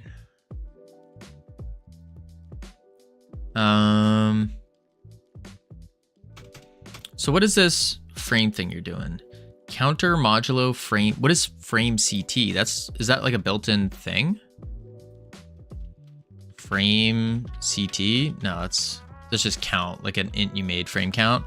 I see. What up, situation? Just to find something. Okay, so I need to say first, let's do up here. We'll do var counter. Actually, count before next target assignment as a float. Dude, stop. What's wrong? You can also run directly into engine, get frames drawn, but that's a whole thing. What is the name of the Go scripting language? The GD script. GD script. I like how it's super simple. I just can't remember. Yeah, just GD script. It's kind of like Python a little bit. So what's wrong here? Why is Ironic telling me to stop? We're putting a timer in to set. Yeah, that should be fine. And we'll do like 5.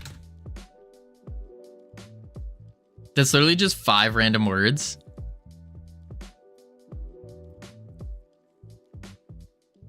Count before next target assignment.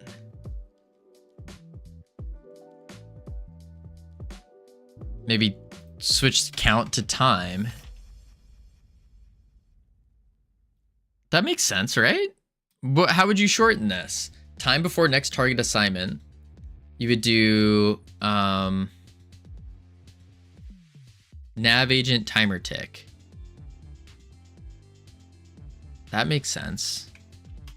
Nav agent timer tick. Since 1876. When you've been around that long, you can spot a hustle coming. That time it's only 4 random words. Or I'll just do, ready? 3 words. Nav timer tick. Do you plan on taking Pirate Software's place now that he's been disgraced? No, I plan on taking my own position my goal here isn't to... My goal is to like, you know, do game dev. That's the goal. Yeah, I don't know the guy personally, so I can't really speak on him, but I wanna do actual game dev. I know it gets more difficult the more people you have, but I've been coming up with systems in place where I can still focus somewhat on the game dev and still get progress done. So I think I'm excited to try that out. I can't really try that out until I become a streamer worthy of having that many viewers on average. So it's still all work in progress. Work in progress still. You know, be honest with yourself. If you can barely focus now, you can't focus 8,000 people. No, I probably could. I think it'd be about the same level of focus. Maybe slightly less. Slightly. But probably about the same. All right, so let's see here. We do nav timer tick. And then in the physics process here, howdy Nor, how you doing? We do nav timer tick minus equals delta.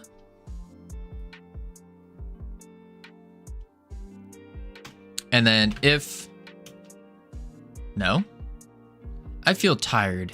How are you doing? I too am quite tired. I didn't have enough caffeine today, but we push on. We ignore it. That's gonna do every 5 seconds. Yeah, that's what I wanted.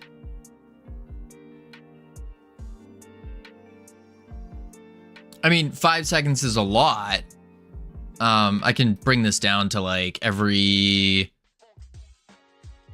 2 seconds. All right, we'll do every 1 second. The way I did it is every 5 frames. I mean, realistically, we don't need to change the direction that quick. Like, they don't need to be fast-moving scientists. That's why I'm thinking of doing it this way. And then what I do is, if nav timer tick is less than or equal to 0, then we do this.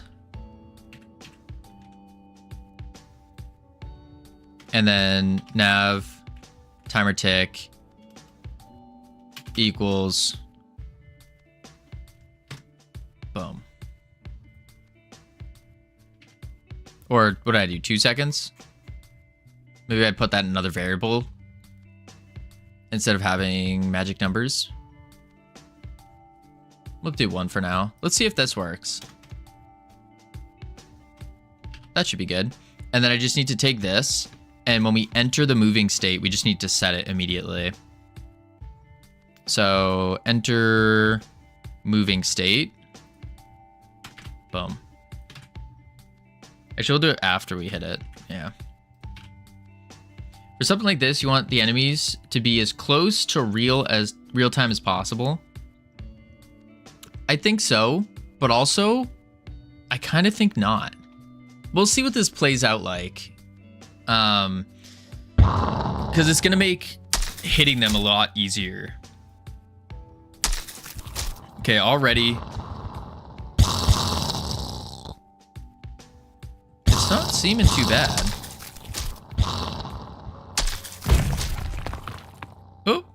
Oh, because it's the plush model for the apply ragdoll. We don't want that.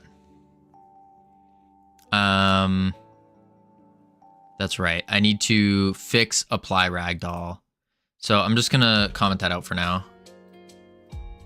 There we go. That seemed like it was working pretty good though. That seemed pretty good. Of course, that's not gonna work. So now let's try it again.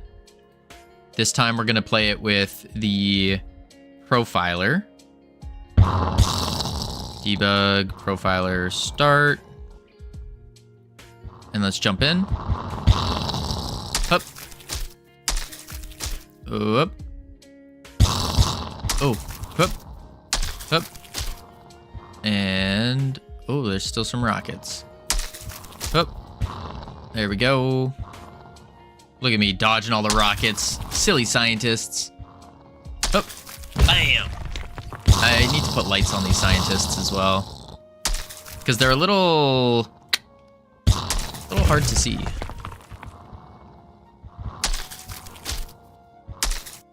Woo! There we go. Goo balls. Hup. Stronger goo ball. Hup. Oh, they're stuck. Why are they stuck? Hup. Goo ball split. Boom. Hup. It is really hard to hit them. That looks so fun. Doesn't it, ironic? Doesn't it look super fun? Like a super ultra fun game. For sure. It does run smooth now, though. So that worked. Wow, look at that. From 200 to 8. 200 to 8. Whew. Man. Accurate depiction of code running away from my body. Oh, man. I think that worked pretty good. That was pretty good. That was the fix we needed. Okay. So, yes. Now we got to figure out... All right. Hide this. We need to figure out how to make this more fun. Honestly, if it was actually about escaping a lab while rockets are chasing you, that looks like it would be fun.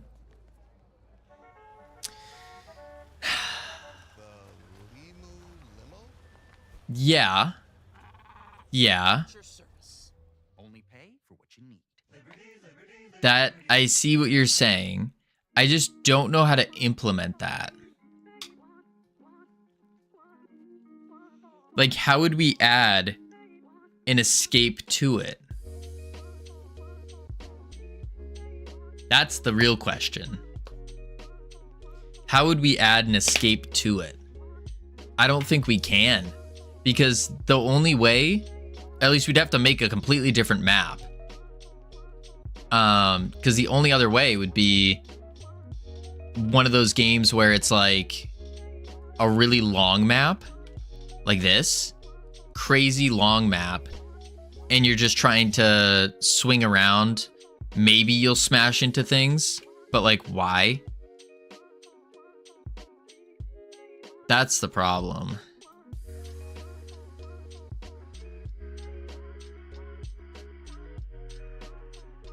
Like, I think it would be a good game, but at the same time, I don't know how we would change it up. Because it could be like a speedrun game, sure.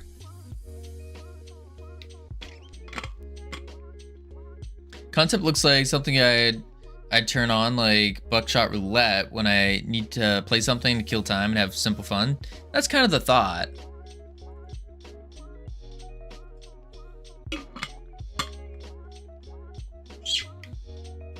I don't know though. The problem right now is the combat. I also have to make the thing longer. But like, sure, you smack into them. I don't know. Boom. Boom. Actually, this could work. If I remove their running away feature, make it so they stop running away, then you're just kind of slamming into them. Oh, that didn't work. Yeah, just my impression, you should have leaned into the movement more than a guy in a square fight wave direction.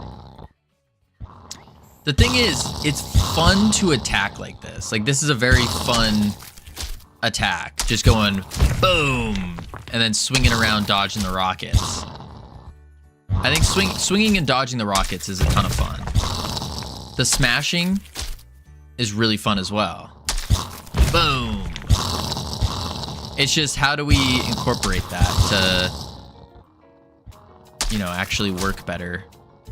Maybe it's just more enemies. Even more enemies.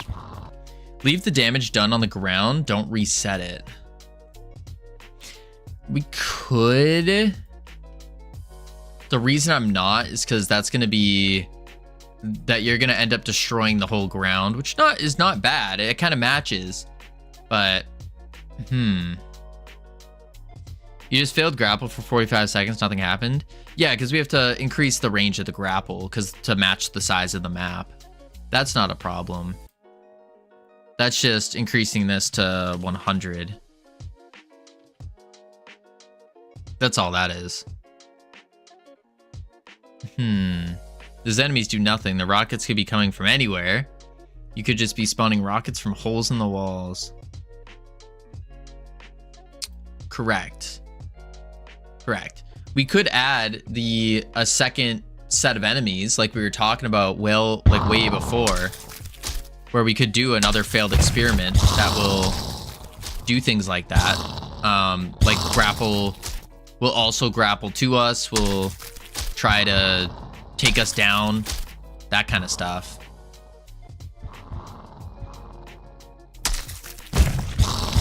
There we go. Yeah, now that we have the increased range, oh, so much better. Boom. Boom.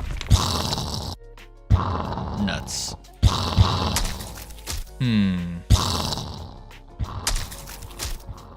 Oop.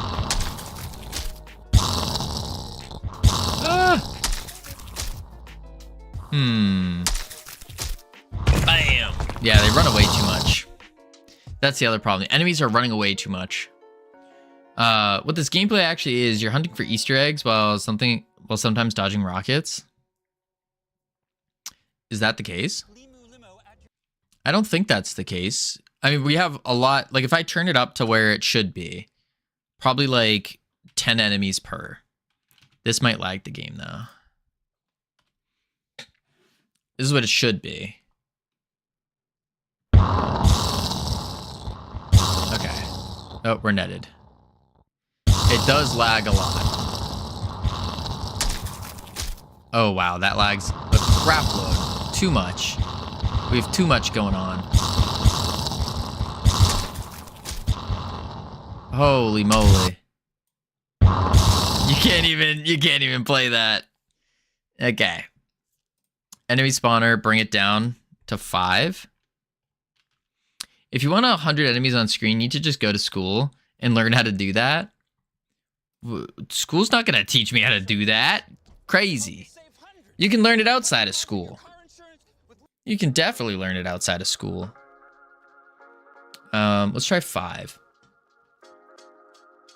And we'll do play. Probably learn the abstracts. I think school's really good for learning abstracts. Boom! Ow, ow. Run. Boom. Hoop. Oh, I missed. Oh my god. Okay. Hup.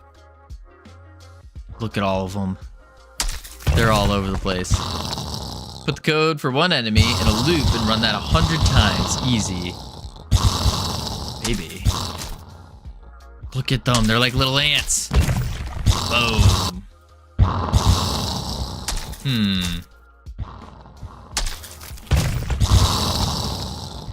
Maybe I just make it so the smash does more damage. Instead of having to smack them twice. Maybe that's the play. We make the scientists weak. Make the scientists weaker. So we go like 25 and 25. And then let's see what that does.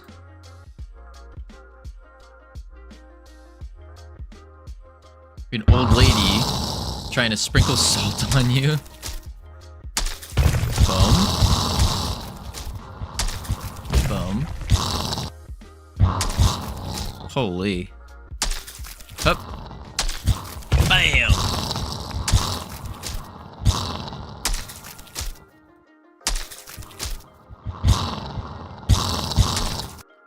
There we go. Oh, that ball didn't even hit him. There we go. Slam size. And bam! I died. The goo ball doesn't hit them either. It passes right through them. That's a tough one. Yeah, we need to figure out some way to make it better. So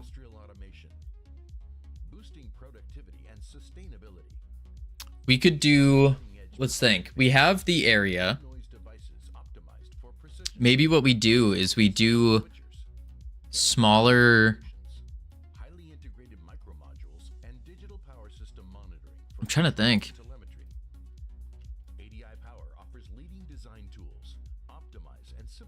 Because it feels good when you smack into a bunch of them. That feels good. So is there a way we can double down on that?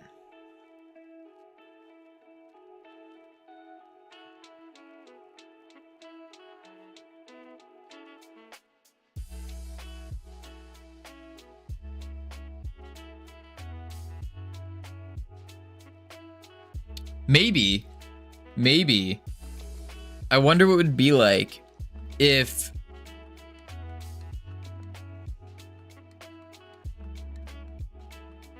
we have a set amount of scientists. So we can do a set amount of scientists. And then we do the... Are you trying to make the slamming down onto them feel better? No, the slam feels good when you hit them. The problem is that they're running around so much that you can't really like hit a big pile of them. But I'm thinking, what if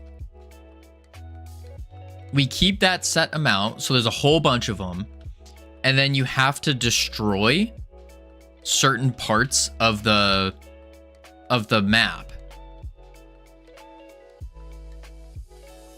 Maybe that's the play. We go back to the original idea of objectives. So what we had here in our test zone, we had a couple objectives. So this was the door to escape from. And then we had an objective here. This was, we can ignore that one. We had this one, this objective, which closes a pipe. So what we could do is put this objective back in, and we'll put it into the, into here, closing this pipe. What up, Adixis? How you doing? We could do that. So have another objective. You do the objective. It stops the goo from flowing. Then you have to come over here and you have to grapple smash each of these bottles. And what I can do is I can just bring these bottles back into Blender, and then I can add a cell fracture to them. So then when you hit them, they fracture. This is Tony Hawk. I haven't played Tony Hawk, so I don't know.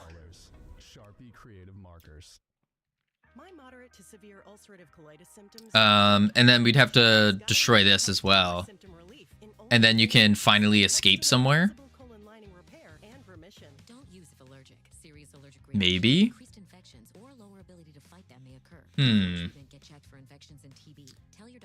I'm just trying to think of how to make this better. Because smacking into the enemies feels good. It feels good to hit that big mob of enemies.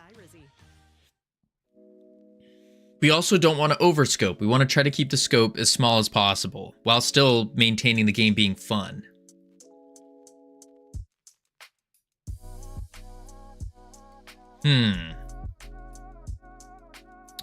We know we have something with the grappling the smashing. I think you made a huge misstep going for square guys shooting wave genre. I know you keep saying this. It's just, it feels really good to kill all these enemies.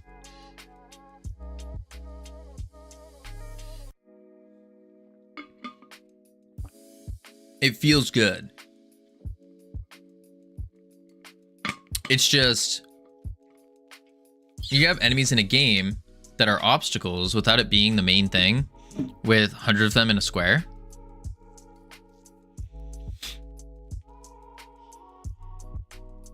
Right.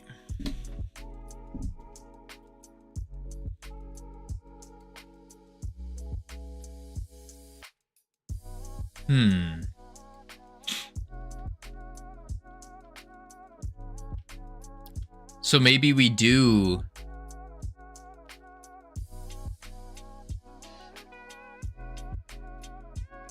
How much of an overscope would it be? Just throwing ideas out. If we said killing enemies increases your size. Is this Fortnite 2? No. You're going from A to B. There are enemies in the way, other hazards, buttons you have to press, do things. If you screw up the swinging, you also lose lava floor.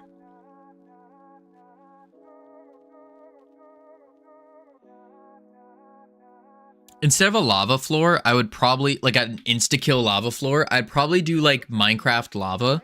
How if you step in it, all of a sudden you take dot damage for a set period of time. That's probably what I would do instead. Gemini and Perplexity are all replacing Google results, and your organic traffic is disappearing. No links, no attribution, just lost visibility. So we could do this. People are deciding what to buy. Let's see how big of an overscope this is. Can I just point out that generally, killing enemies increases your size. Increased size means that you can do certain objectives. Do all objectives to escape. People are fine with dying instantly to things if there are checkpoints and it's instant. Yes, but not. I don't like that. I don't like it. If people can get to try again right after about 10 seconds of cutscenes and death animations, yeah, for sure. But we're also trying to not remake a new map, because making this map took over a week. It was awful. And there's still more to do on this map to be made. You're being very kind with 10 seconds of cutscenes. We know that you like abilities and jumping in flat rooms with 100 enemies. Yeah. So would it be an overscope if we did it this way, where we kill the enemies, so there is still a reason to kill enemies to increase your size, which would then allow you to do other objectives, such as you can't smash these bottles unless you're a specific size, because you're just not strong enough. This goo thing, we can make it so after a set period of time, it starts overflowing, and then the floor starts filling up with goo, which means toxic goo, which means you have to come over and you have to turn the wheel to turn it off. Are you gonna tell the player all of this?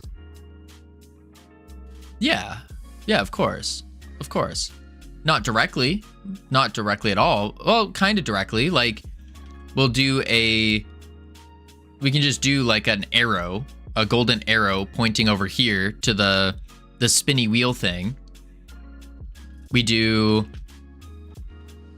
a red highlight over these things. And then what we'll do is we can change the cell fracture so that when you smack it at a certain at a smaller size than the required, it will just crack it. So we can just expand out the fracture a little bit, But then once you're once you pass the threshold of the size, then the whole thing will shatter immediately. Yeah, you've just reinvented skateboard games. I haven't played any skateboard games.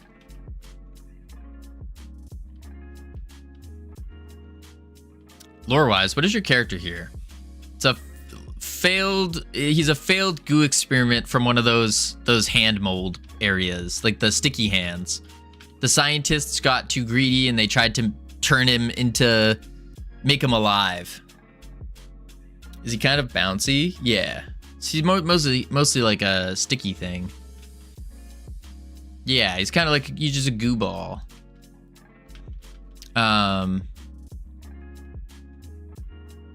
Like the material of whatever these sticky hands are made out of is basically the goo guy.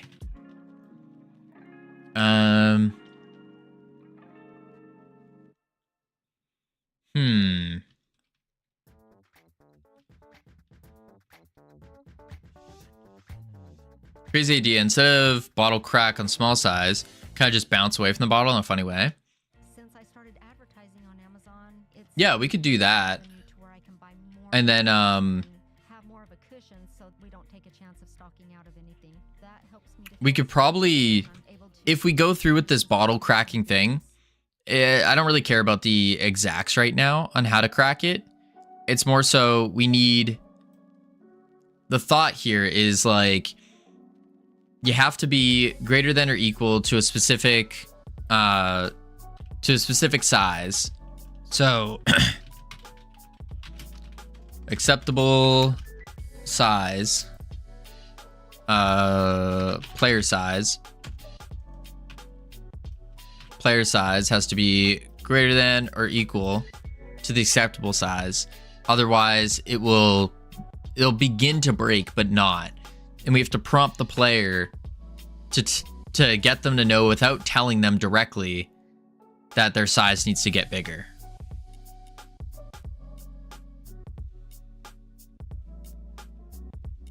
Yeah. Something like that.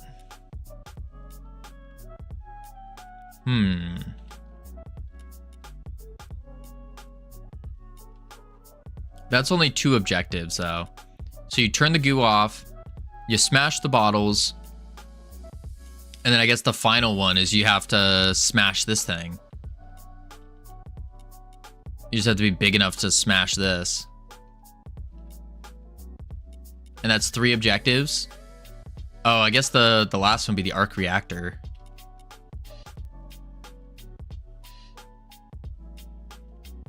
Yeah, so you'd go, it'd be 4 objectives. You smash this, and then go through the hole or something and escape. Something like that. It's only a slice. Tony It's Hawk's only made Pro possible by the Skater. Spectrum Fiber broadband network and tailored solutions connecting businesses of all sizes. It's only a slice. It's only everything. Get your Isn't this a new one? fiber-powered internet forever. In the win with Zen Oh my Solutions, lord. you can get Ad a chance after to win ad after ad after ad. $100,000. Holy But moly. there's more than There we go. Hey, you almost made me lose my fish. YouTube Premium. Watch Yo, Okay, new goal. Try this one. Put down electric on each of the 3 pair signs. Ad watching stream, my favorite. Indeed. Pro Slimer 4 when? No, just refresh YouTube ads will disappear. Sometimes. Check it. Okay. You just... What?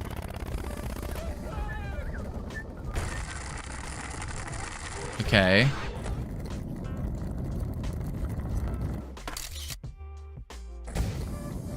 How is this like Tony Hawk Pro Skater?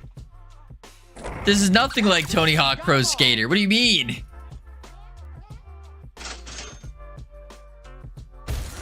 You go around a big square, do objectives? That's literally what you're saying right now? This is literally your game?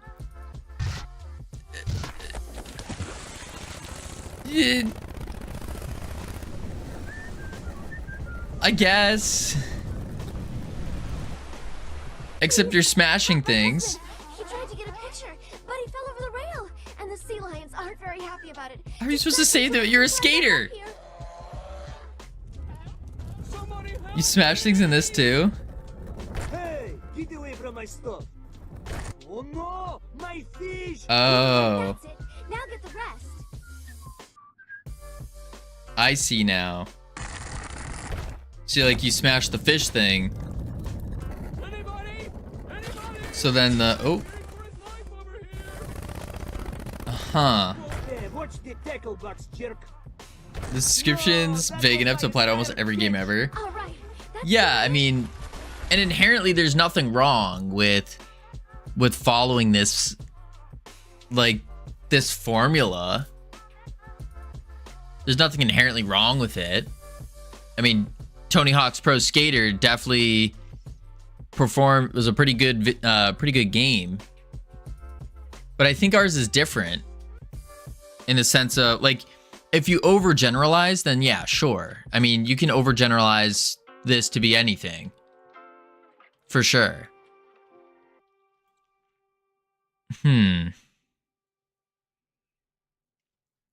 So how do we make this more fun?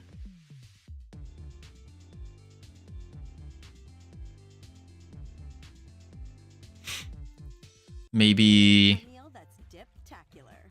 Ciabatta dippers are back. It just meals good at Panera.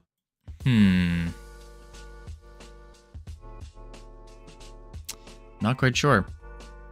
We could do the objectives, and then the scientists just happen to spawn.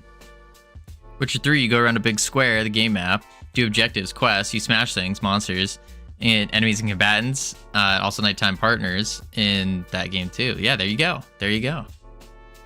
It's all Tony Hawk. It's all Tony Hawk, folks.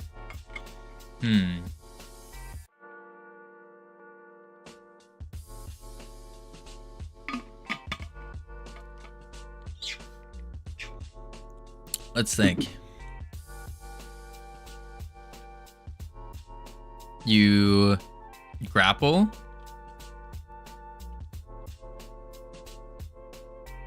Which doesn't have a movement gimmick. Okay, it's with a movement gimmick then.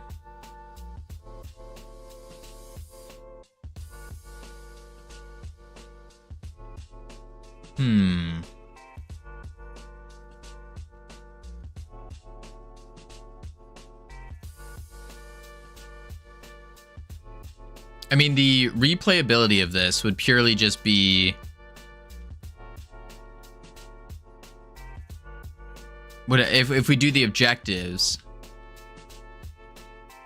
which has been replaced by an impasta.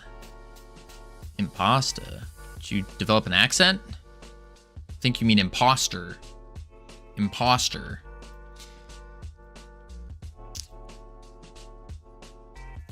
Yeah, if we do the objectives, then there's nothing wrong with doing that.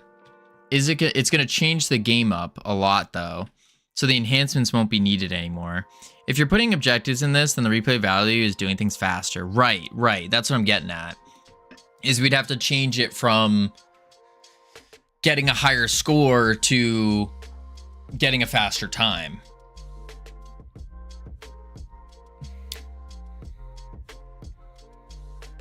Which I don't know how I feel about that. Is the directive changing again? Oh boy. Yeah, Nor. We have to be careful. The problem is that we have to change. We can change the scientists' like movement and stuff. But the problem here, like dodging the rockets, that's cool. That's fun. I'm lagging a little bit. Oh, I missed. Oh dear. Okay. That's fine. Smashing the scientists is fun. So going like this, and then, oh, that one doesn't. I can't smash on that. That's right. Smashing the scientists is fun. Oh my lord. If I can do it properly, that'd be really cool.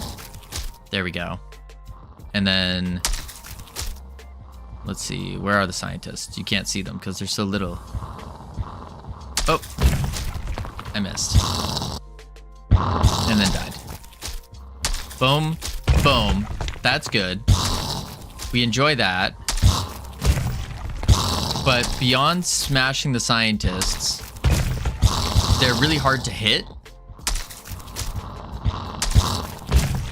They also run in lines. There we go. It would probably sound like I'm complaining, but the forklift is too small, in my opinion. Sweatpants, your forklift is too small. Listen, it's not about the size of the forklift. It's about how you use it. That's the takeaway. Boom. Up, bam. Okay, and then we can do the slam size. Boom. Oh, and then we die.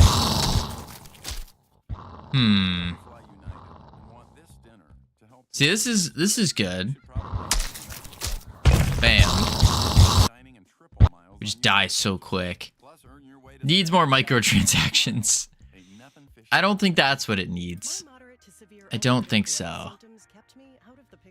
Let's go to the player. Let's increase our health up to 200. Damage to 50. Like so. So now the scientist should be super easy to kill. Which means we should then get a lot of XP faster, leveling up faster, getting stronger faster. Oh. And oh. Bam. And oh. Bam.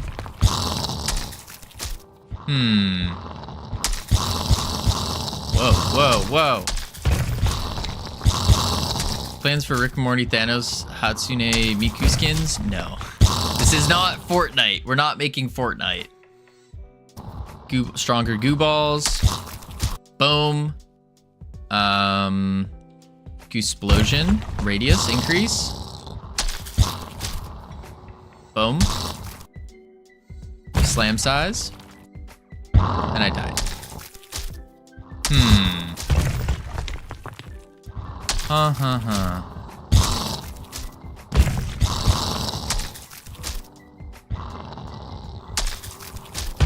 There we go. Boom. What about one large attack on Titan-sized scientist as the fight? The scientists should be tall.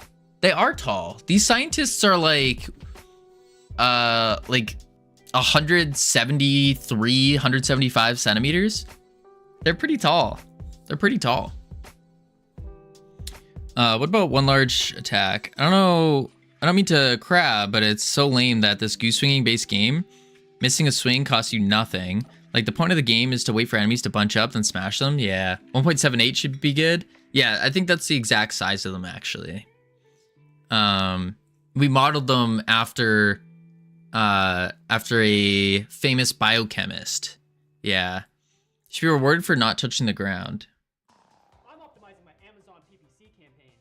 But how do you reward for not touching the ground? All right, AI. Ow. Boom. Hup. And then... Up. Oh my lord, so many power-ups. I don't even know if I can beat all of them without... Oh my lord. Up. Boom.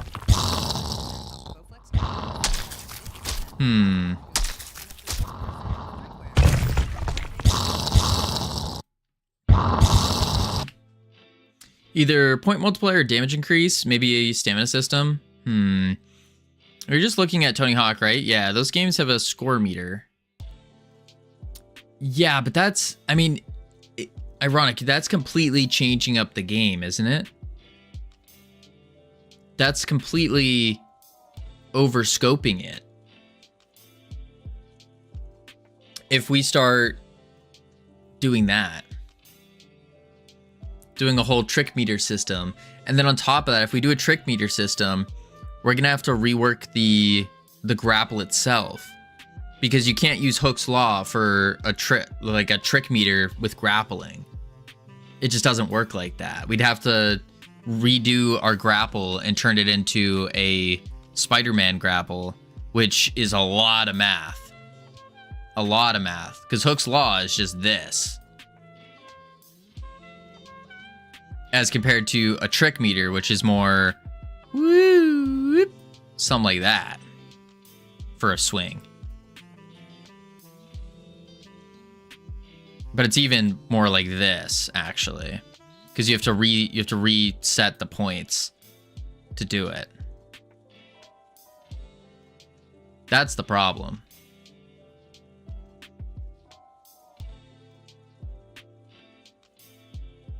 So, not trying to say that it should rework the your Hook's Law. Well, how else would you do a trick then? Would you just press a button to play an animation before you hit the ground?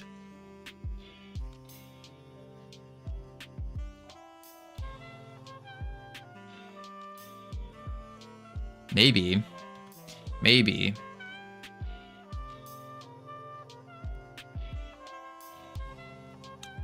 Let me do enemy. Time between attacks is already 10 seconds. Let's crank it to 15. And then we'll do...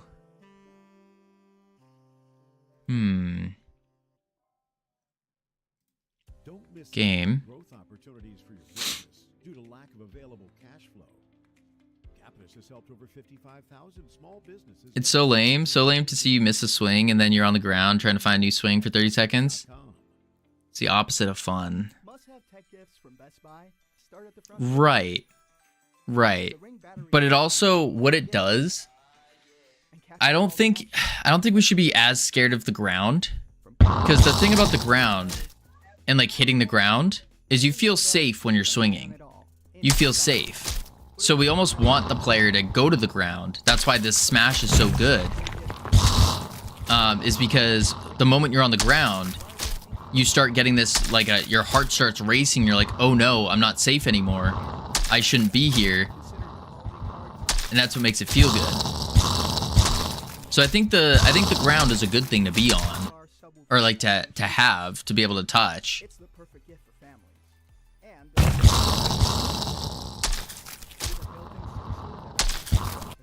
boom. Or sitting, and optimizes your listening. And then Looks like the gift. boom.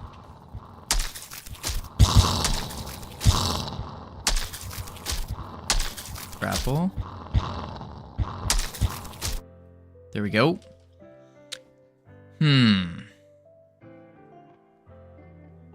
Let's increase our health. And like if there aren't enough things to grapple on, like right here, there's only one or two things you can actually grapple. Like, we can just add more things to grapple off of. Not necessarily a problem.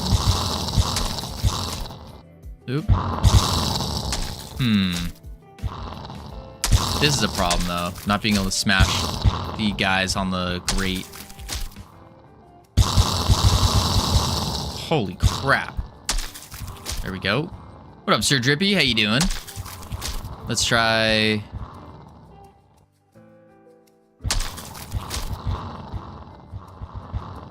Is it the ground controls are just too stark of a movement difference? Which makes the ground less of an exciting playstyle versus swinging. Yes, and it's also just more dangerous because you can't really run away from the rockets. At least with the grappling, like with the grappling, you can bend the rockets so that they smash into something else and not you, which is really nice. So there, I just smashed them all into the corner. But if you're on the ground, you can't do that. Oop.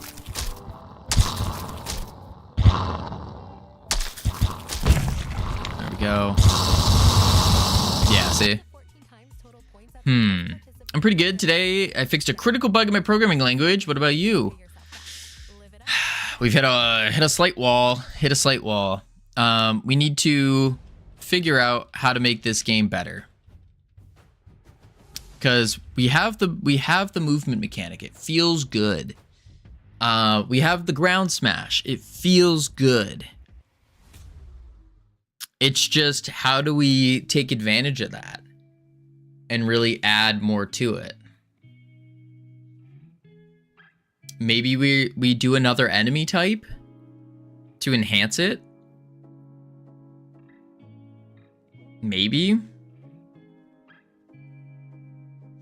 I'm not sure. The other thing we were talking about is having objectives. So as you're swinging around, you need to go turn off the goo spigot. You need to smash the bottles. Smash the hand press and then smash the reactor. Something like that. Environmental obstacles for the player to navigate. Could you elaborate on that a little bit more?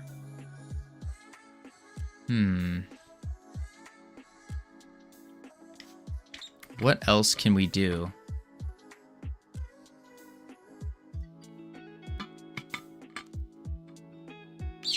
I've been saying that for years. What do you mean environmental obstacles for the player to navigate? I'm thinking that taking inspiration from Super Mario 64 and its various maps, but adapted for a different set of movement mechanics. Point of the swinging.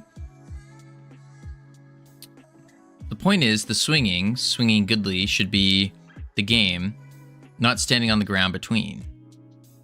Right, and the game is not standing on the ground right now.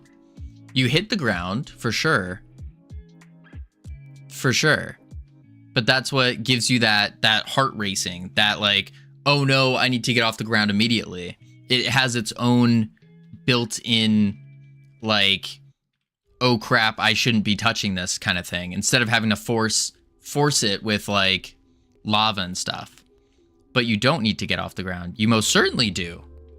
We just explained why. It's worse to get off the ground? No. The exact opposite, ironic. Look, if I'm on the ground, watch how quickly I die. I'm moving around, immediately netted. I'm stuck. Stand completely still. Don't touch anything.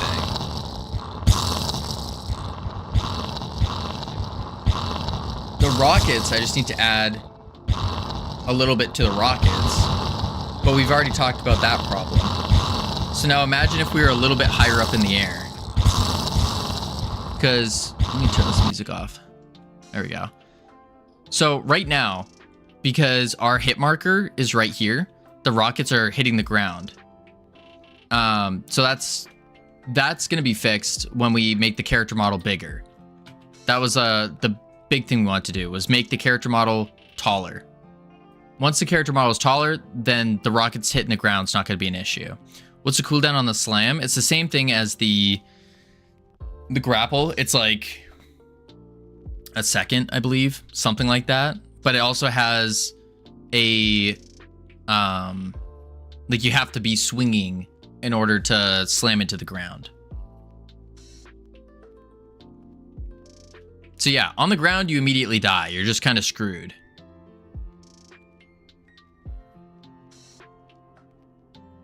Oh, and then if we swing, oh, these nets didn't despawn quick enough.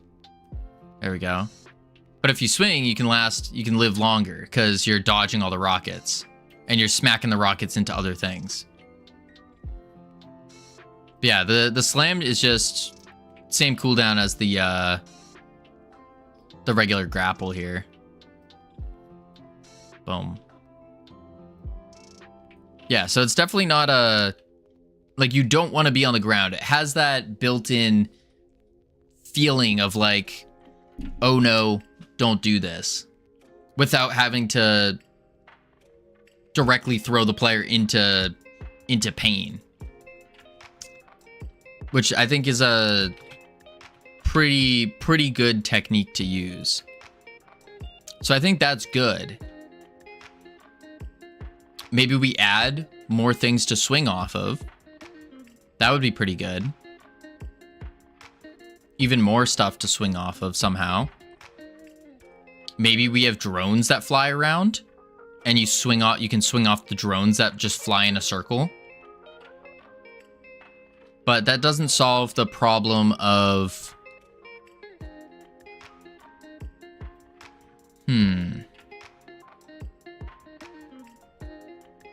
That actually might be a good idea.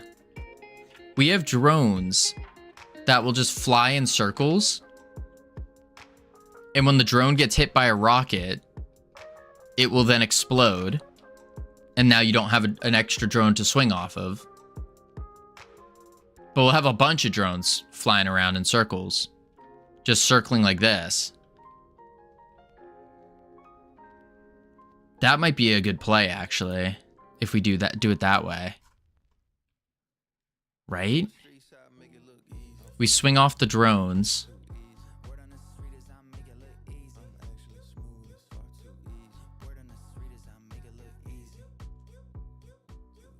I think that could work. Undo your flu symptoms with NyQuil Intense Flu. The nighttime sniffling, aching fever. Is that going to help the overall game, though? If we just add more stuff to swing off of? Maybe. Maybe. I'm trying to think what else there is, though.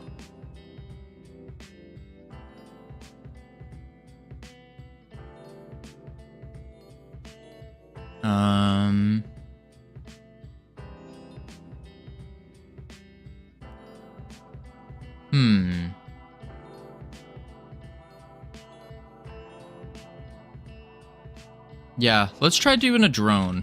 Let's try swinging off a drone.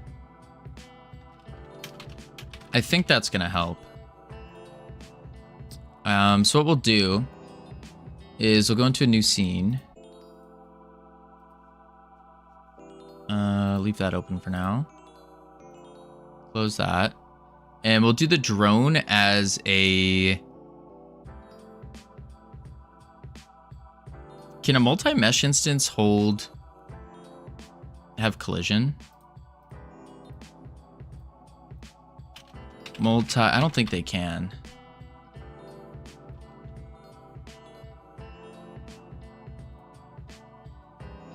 You know you need to change the rope position if the drones move.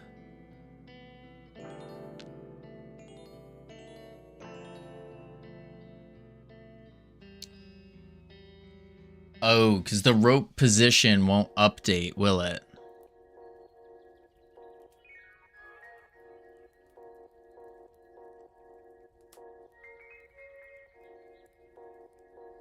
Yeah. That's a good point.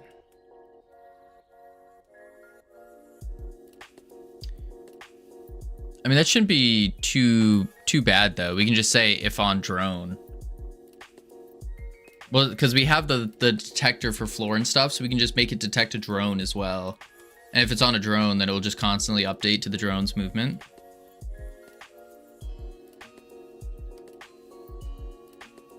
I think that could work. But will the drone be a better play, is the question. And I kind of think it might be.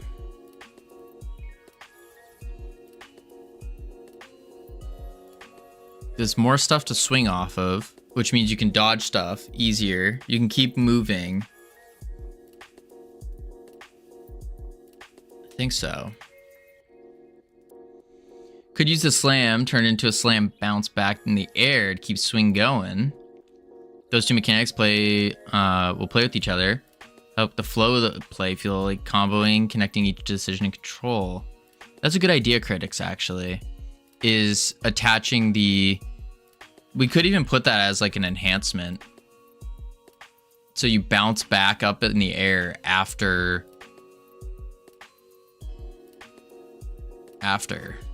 So we do like bounce in the air after slamming into the ground.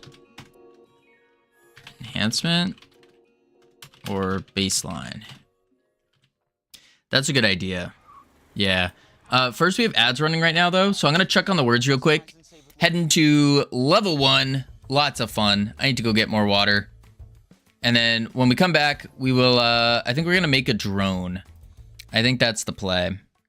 Make a drone. Yeah. All right. I'll be right back real quick. Boop, boop.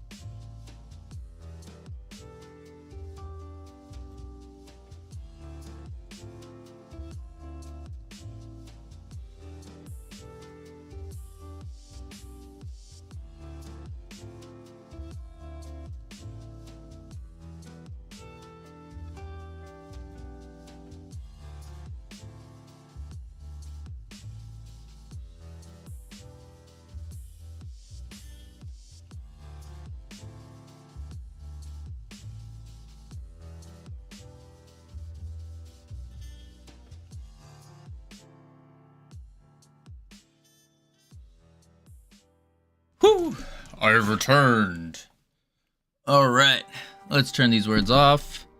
Boom, boom, webcam on. Whew. All right, so, I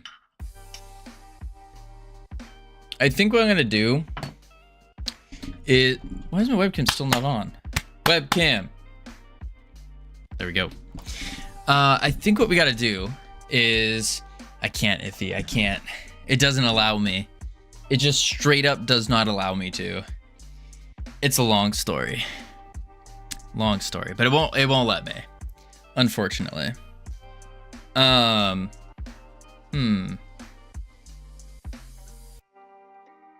see.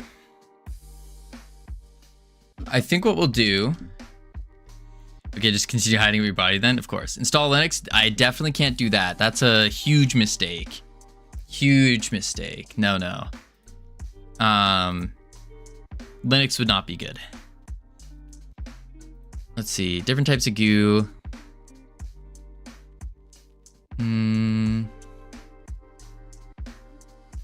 What else do we have? Escape the lab by destroying it. So this was the original idea here, was the goal was to escape the lab by destroying it, doing certain objectives, unless the player has grown to a certain size. Yeah, I'd spend more time fixing Linux than making games, absolutely. It's like, if you want to do that, then yeah, do Linux. But if you want to just sit down and like do something in particular, then go with Windows. And if you want to sit down, do something very, very, very particular with like in a really nice ecosystem, then you can go to Linux or Mac, but Windows is the middle ground for sure.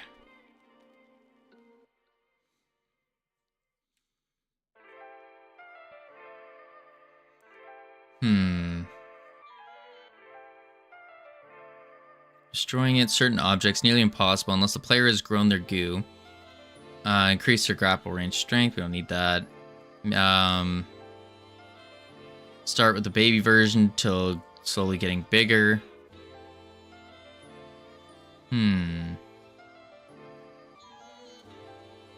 Ups and downs on everything. Yeah. Yeah.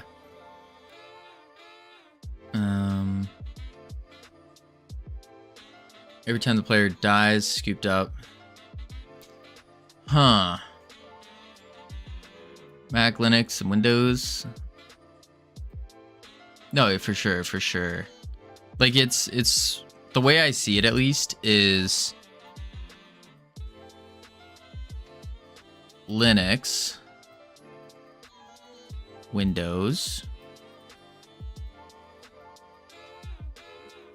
and then Mac. And it's like, actually, it would go the opposite way. It'd be how specific, or we'll just do specific task.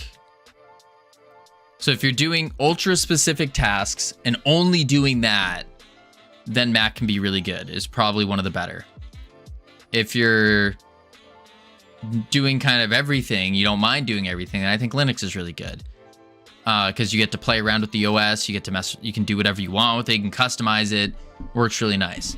And then Windows is like the middle ground there of you basically, you can do, it opens up a lot more doors basically without needing to mess around with this. You don't even use Linux? I do, Nor. I can say I do, actually, because I have my Ubuntu on, right here in my tablet. My tablet runs Ubuntu. Have you installed it? It just comes natively. I've used it, but also, no. Like, I tried Termux and tried to get an actual version of Linux going, but it's an ARM device, so that causes a lot of problems. And then on top of that, it's like, you'd have to, equivalent of jailbreaking an iPhone, where you just void the warranty to try something. And that's not good. So I decided against that. You have to jailbreak it, which is indeed not favorable. Yeah. Yeah. So we're just sticking with the Android version of Godot. Don't do Linux, kids. That's what we're saying. It depends. If you like to mess around and tinker with things, then yes, do Linux. But no, please do all Linux. See, that's a mistake. When I just kind of lost him in the whole Copilot thing, I don't even know what that is. I know what Copilot is, but I don't have it. Let the Linux consume you. I got enough things consuming me. I don't need Linux to join there. Oh wait, not Copilot. Random screenshots. Yeah, I thought they're not doing that anymore. Oh, you have? I have. What's the roar for? Why'd you say rar? Not roar. Rar. Crazy. Multi-mesh instance. Can we do collisions on these? Rar, Kavino. It's rar. It's roar. Roar. Roar. No one says rar. Like, what are you trying to be? You trying to talk in the what do you call it? The degen uwu speak? Nah. Not here. I mean, Ubuntu, CentOS, and all those things, distorts exist for a reason. Yeah, not Cent Linux Max. Couldn't find a Wikipedia article for RAR. There we go. We don't do no uwus here. There's no uwuing allowed. No. We looked down. Wiki uwu. Could not find it. Good. You don't even have to touch the terminal. And if you do, there's at least step-by-step what to do. With Mint, right? Maybe. We all do oohing, right, Sammy? No one does this. Nobody does this, Nor. Nobody. Snoop, thank you for the follow. Welcome to the team. You now have access to our beautiful and immaculate team emotes you can use to welcome people to the team. There ain't thousands.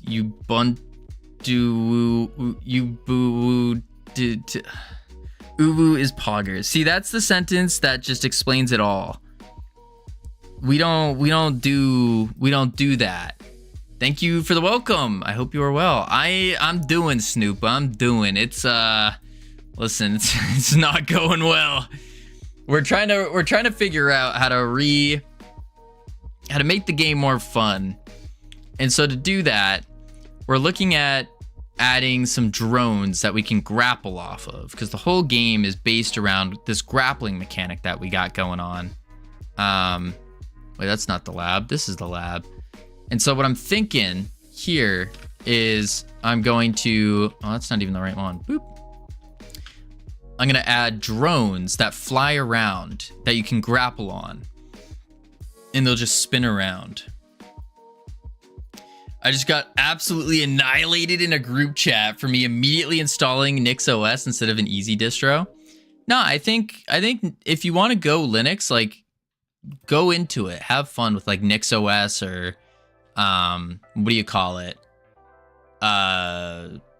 What's the other one? Arch Linux. Yeah, real men use Arch. There you go. Annihilated is the wrong spelling, but it works. Yeah, I just kind of inhalated. You inhalated in a group chat. Got absolutely inhalated. Big score counter that goes up. Orange painted pipes are things you can swing from. Little scientists. Slippery laboratory tiles can't swing on. Liquid nitrogen lava. They took a deep breath. That's gross. Using Arch puts hair on your chest. The hair that falls out of your head.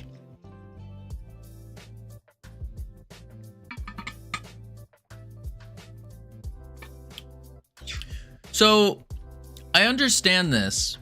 This makes sense. It gives me joy that Kavito likes my humor. Why does that bring you joy? Let's see. You do have a pretty decent sense of humor. I'll give you that. You and Sammy are pretty funny. Cam, I don't get his humor yet. I don't quite understand it. I'll be real. Camilos, I don't think Camilos has made many jokes. I don't think so. So how does the score go up in this, though? Are you in a game jam or just coding your dream game? Neither, Snoop. So we're taking the long approach to game dev. The long approach. So the goal here is to create a studio, Freedom Forge Studios, and we're trying to do game dev a little bit differently. You hear about all these big AAA companies that kind of blow to work for. So we're taking the approach that if we focus on the player first all the time, then in the hypothesis, that will then lead to better games, a more positive work environment, and we bring the love back to the games that are being made instead of just only focusing on the investors. It's all a hypothesis. It's a 19-year plan. We got 19 years left. So I started with absolutely no game dev experience, no program experience.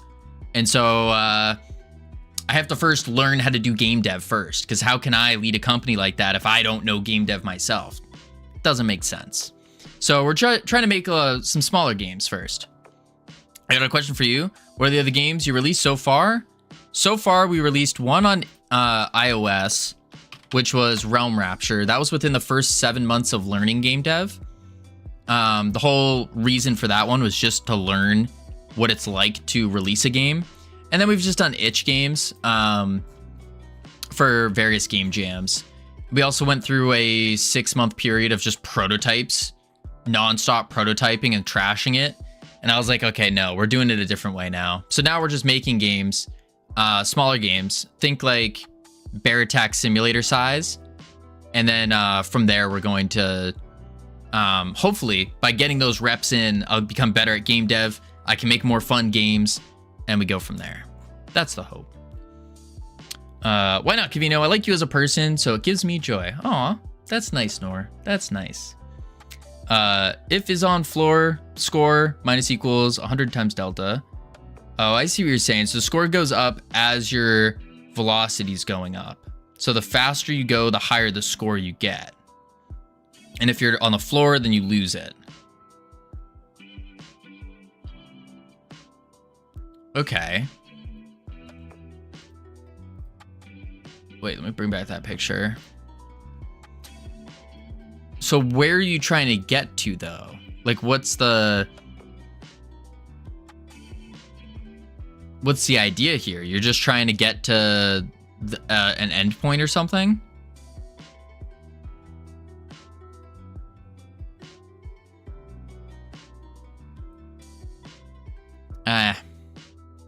There's no combat involved, though. We need combat. I am going to make a drone, though, real quick. What if instead of per XP, you get skills based on points? What do you mean by that? Instead of killing for growing size, the score could be the size growth. True. My game needs third-person AAA ability-based combat. It must have combat. That's what's fun. It's true ironic. I remember what I said about, what, a week or two ago? The play is, this journey started with Bear Attack Simulator. Attacking things in a box. And then we iterate off of that. We make one more attacking in a box game. And then we do it again, only for a completely different type of game. So this is a new type. That way we have at least another game where we can build off of what we know works and what has worked in the past. And we can iterate off of that, because iteration's what's going to give us the better learning experience and create better games overall. And so then we do the same thing. And then we iterate, and then we do it again, do a new type, iterate, bam. So that's kind of the idea. That's the idea. That's why I'm like, we need to make killing things in a box. We have to. That's the idea. Just like XP, but instead of kills, it's survival points or what have you. Oh, okay. I see. Can you move the drone once you are attached or grappled to it? No, I think I'm gonna make the drone just fly in a circle. And then when you attach to it, you'll just swing with it. So as it's moving, you're just going with it kind of deal. I think that's the idea. Okay, but there are so many games where combat's the whole point. Yeah, but like a good game without combat, but like good mechanics, I hear way less of. Yeah, you do hear way less. You do. And I think the real trap is that we've discovered this grappling mechanic when we have, which is like, okay, then maybe the slam should be long cooldown finishing move and not just a 1 second cooldown spam. Maybe you have to charge it up by swinging. An ultimate ability. Well, because you need like a basic attack, don't you? I feel like you need a basic attack. And that's kind of what the goo ball was meant to be. The goo ball is kind of meant to be like a grenade. Long cooldown, big AoE type deal. I need to make it better. Make it bigger, maybe. Yes, that you can use while swinging, right. But it's not spammable. That's the thing. Like, you can't just be shooting it as you're swinging.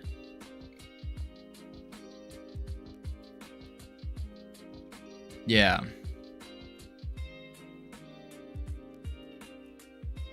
But maybe we do flip them.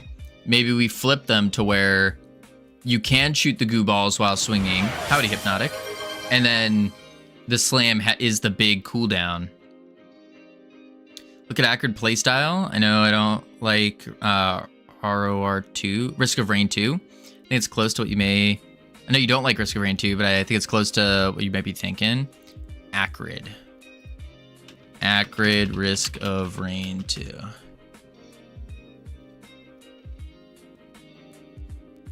I just want like the abilities. Poison.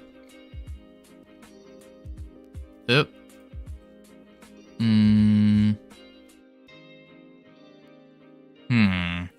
That's the problem with a bit more movement being the main thing and the combat being secondary. Yeah, I could see that. Taking a bite on the inside of my mouth earlier, bad enough to have gashing blood. Ew. Ooh. That's not fun. Has 2 charges. And you leap. The accurate ultimate. Utility. Is it special? Hits anything. It spreads to nearby monsters. For utility is the leap.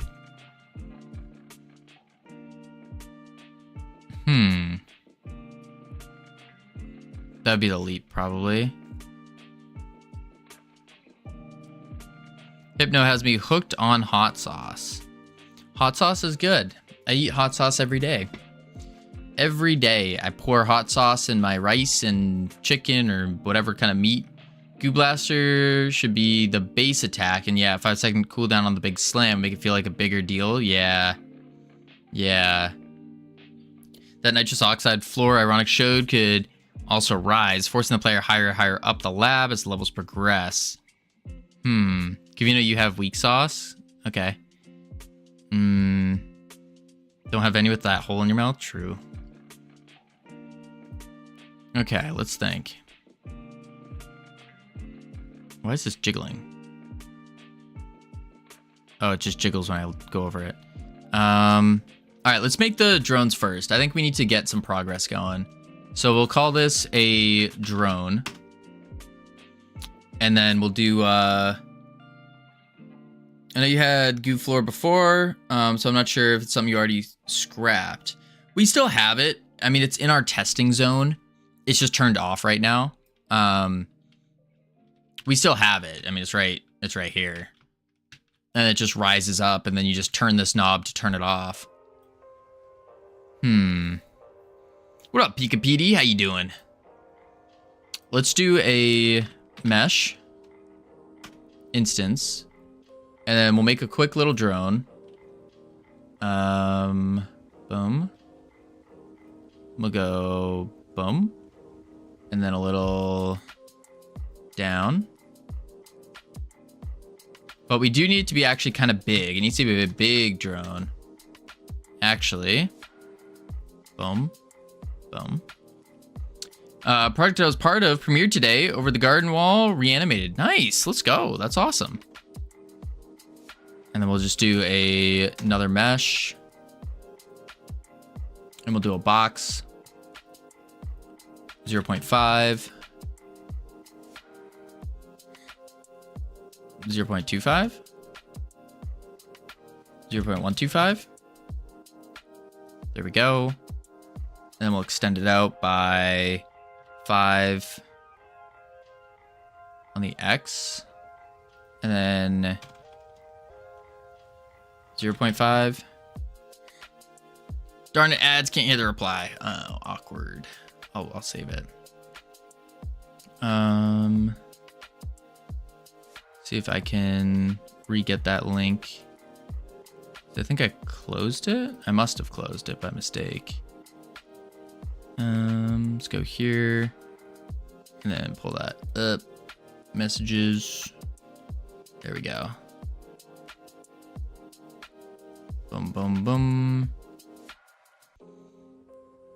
Okay, yeah, it's what I thought. Just a box with 2 things up. Then box, 2 things, and then I'll just do another. Do another mesh of a box. Boom.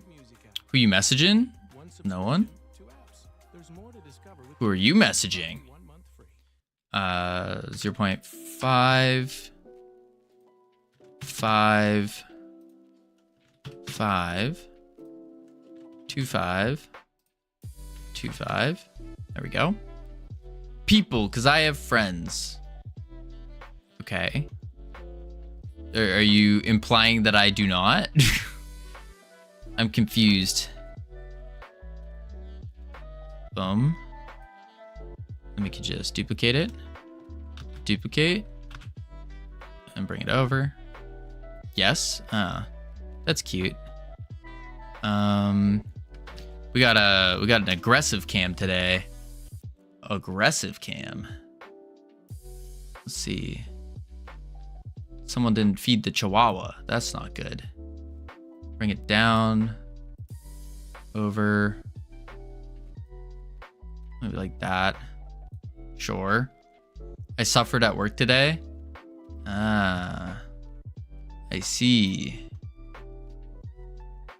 I see. Actually, I'm gonna do a cylinder instead. That'd be easier. What am I doing? Cylinder.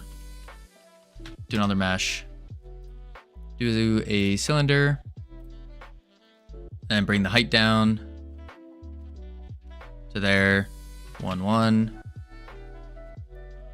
Boom. Bang. Beautiful. Now I'll just delete this guy. What are you cooking? I'm making a quick little drone. Just a quick drone. Duplicate. And boom. Just like that. Something simple. Something easy. And then what we'll do... Actually, let's bring this height down to 2.5. That's fine. Boom. What up, Celso? Drone enemy? No. So this is going to be part of the map. And it's going to be a thing you can swing off of. I'm animating an advert for the rapper Baby No Money right now. That's awesome. That's sick. That's super cool, Pika Petey. Super cool. Boom. Boom. Boom. How did you manage to... Or how did you get in contact for that gig? Sounds like a pretty big one. It's so embarrassing that you could read that. I mean, listen, I do pay attention to social media. I do. Send me a DM on Twitter. Let's go. That's awesome. That's awesome. Boom. And then we'll do down and over. Boom, boom. Yeah. And I was like, no way. That's awesome. That's so cool. Boom. And then we'll do this. And we'll do 2.5, 2.5, 5. I probably don't need that on the bottom. I'll just leave it as is for now. Boom. Because we need to make it actually work first. Okay, cool. Now that that's there, we're going to need a collision shape. But does this mean we should change this to a character body? I'm going to invest my 29 cents into the goo game. Hope I make billions. Good luck, Santas. I don't know where you're investing this money to, because we're not taking any investments right now. So I don't know where you're putting your 29 cents. Okay, and then ooh. Boom. And I think we'll just do a box here. There we go. And then skip that. Boom. So he gave me total artistic freedom. So I'm making the highest premium quality crap post. That's hilarious. That's awesome. I love it. I love it. I can't wait to see it. Can't wait to see it. Boom, boom. Boom. And then probably make it a little bit less like that. Yeah. And we'll go outward. Outward again. There we go.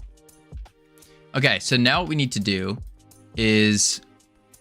I don't think I need a character body, though. I think I can do it with a...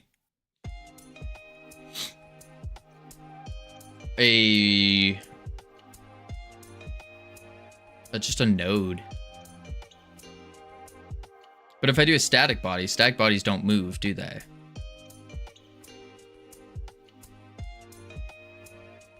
What's the other kind of body that can hold a collision shape?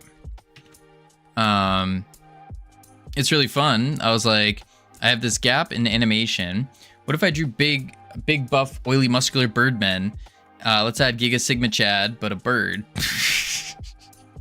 Holy moly. Holy moly. That's crazy.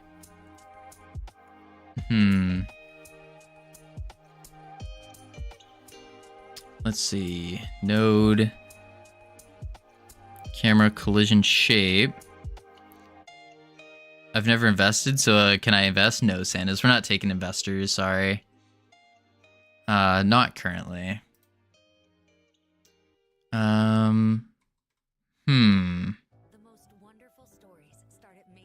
Third wheel, third person camera. I don't know if there is another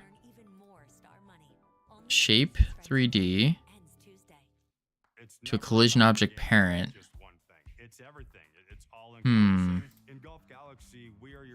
Collision object parent.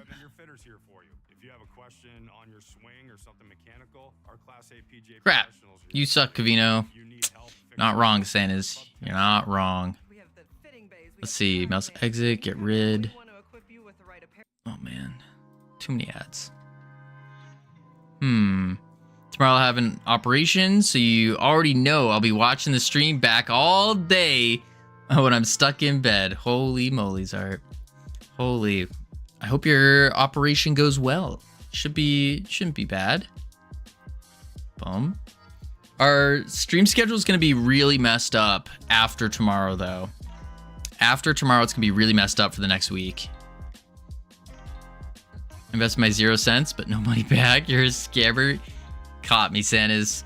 Invest 0 cents, get 0 cent return. I mean, actually, what do you mean, Santas? If you invested 0 cents, you just got 1,000 return. 1,000% return. Yeah. What do you mean, Santas? Did you do the math right? You take 0 and then you multiply it by 1,000%. Yeah, you got 1,000 return. That's crazy.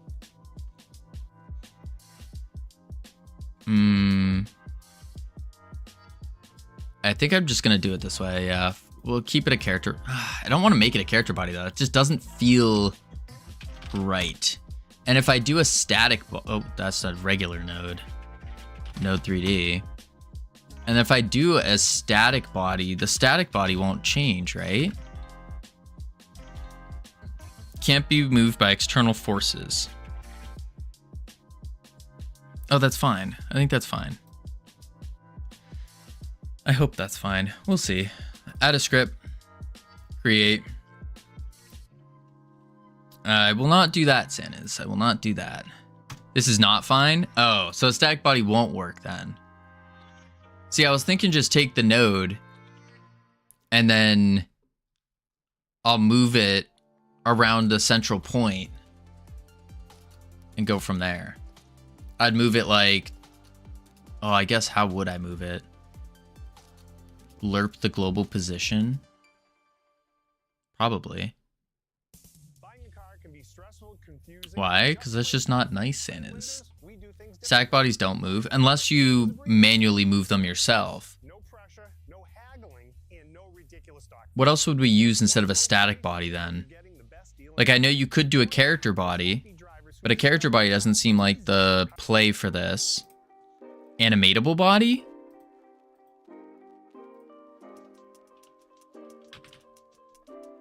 Vehicle body? Rigid?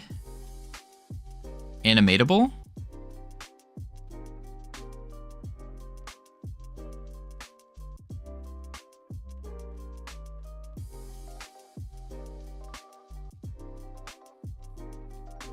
Animatable.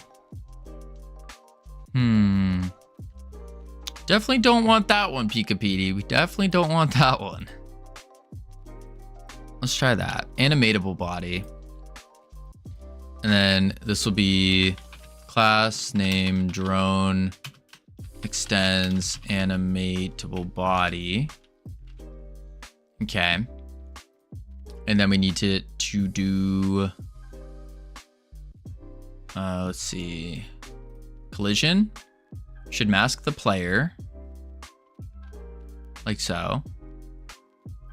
And then what we'll do is do a export var central point as a marker, and we'll have a marker for them to go and start circling around. And then what we'll do is func physics. We can say global position equals lerp global position to and it would be what? Global position plus central point.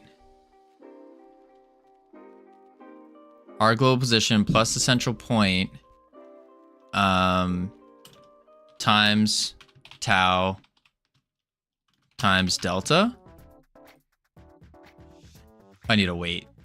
Weight would be delta.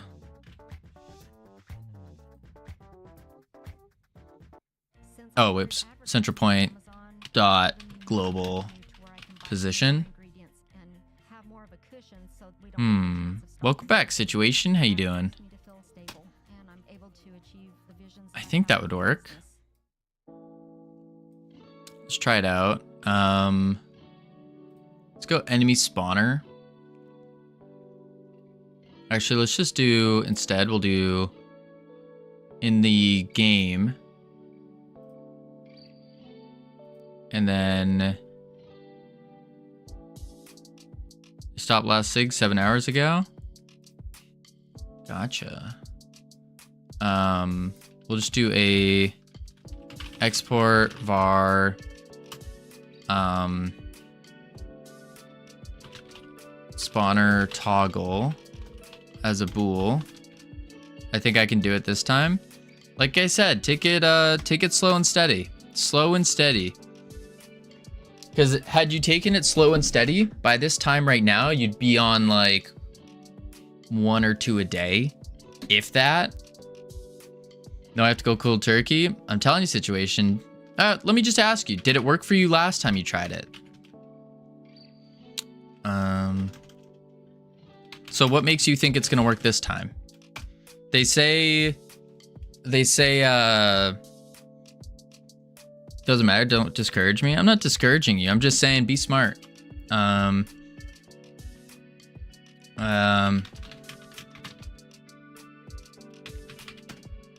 Yeah.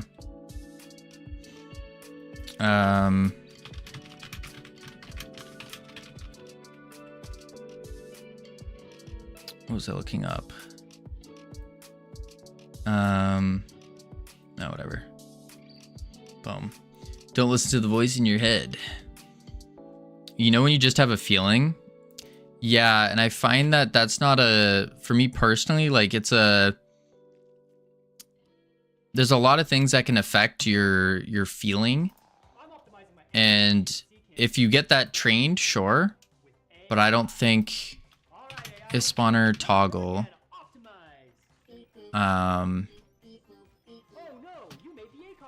I don't know. I don't think that's a good way to go about it. But if it works for you, then more power to you. Get children. And then do... Let's just do for spawner in get children. Spawner dot toggle equals spawner toggle, like that. It's when you give the longest without the sig is when you're the most vulnerable. Yeah, for sure, for sure. Like when you're in a relationship and you finally make the decision to break up. That's good. That's good. I've been doing really good. I've proved myself I can handle this. Maybe I should reward myself. Is when relapse happens. True. Very, very true. Or the... Oh, it's just one. No problem. It's only one. That's another big one. Where is the spawner? Here it is. And then I just do... If not editor hit, if not toggled. Oh, if toggled on, then we do it. And we'll do var toggled as a bool.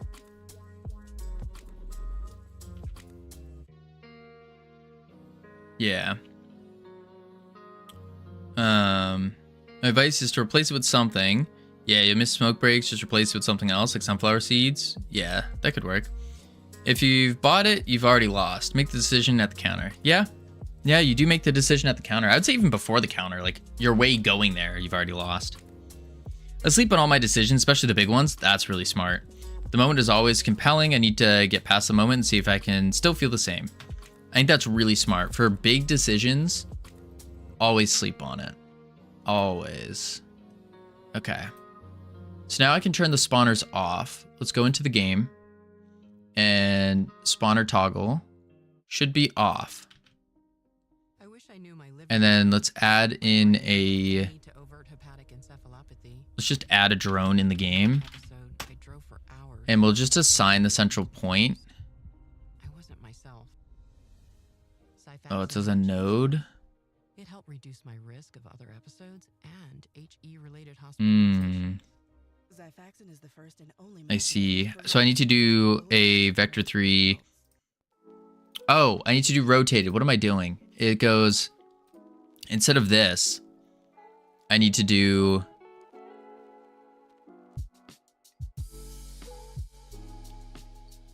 We just did it. It's rotated is the thing. So it spawns in a circle.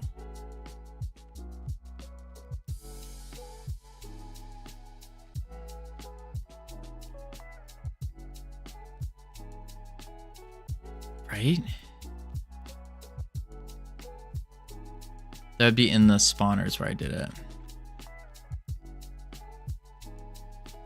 Rotated vector 3, random float tau. That's what I want.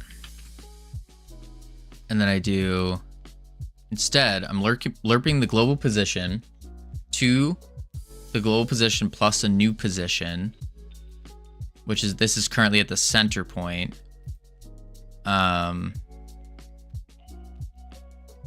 So I could do, I'm blanking right now.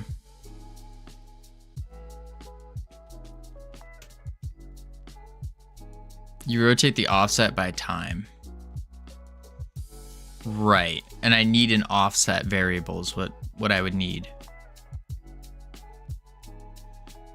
So if I do like var offset, and the offset would be our global position plus the central point dot global position, and then dot rotated by tau.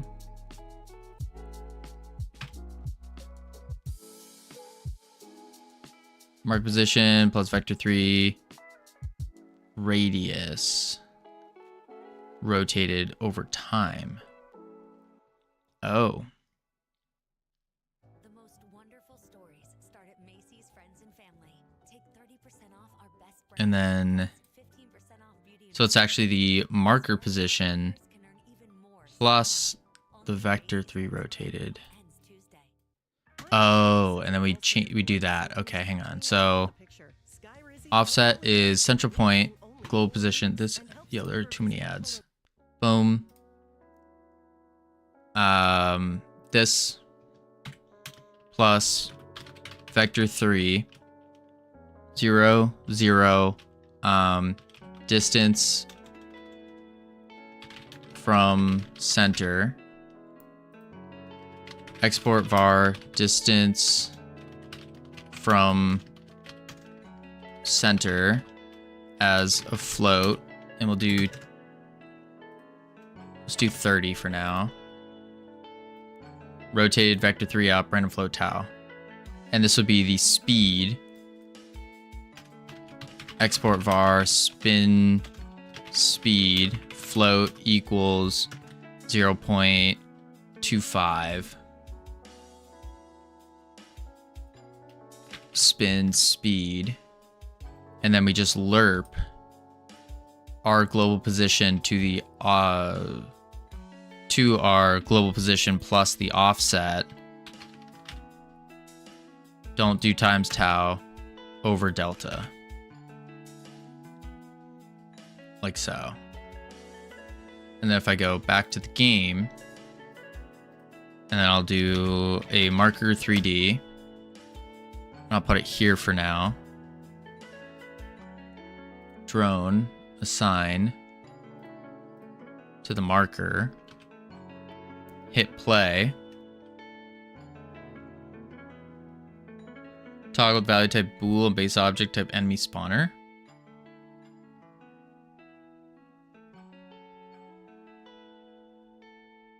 Wait, is toggle not a bool on the spawner? Enemy spawner? Oh, toggled. Toggle.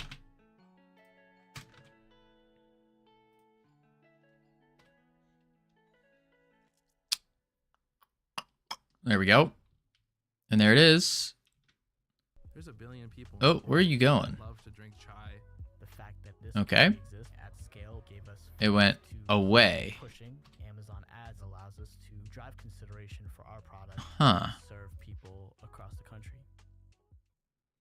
Streak CRM for Gmail. I also need to make it All bigger. standard CRM features, plus some keyboard magic.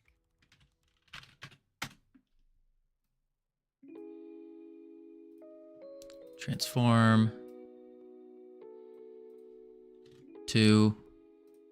Collision. Boom. Boom. Boom. Ads, indeed. Yeah. After Godot Fest, we will have far less ads. I hope. Well, I guess a month after Godot Fest, technically.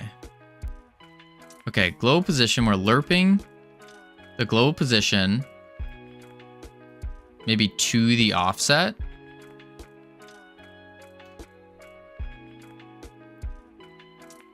Instead of that.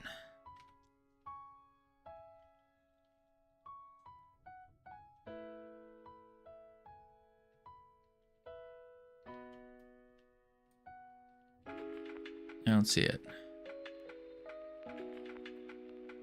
Where is it?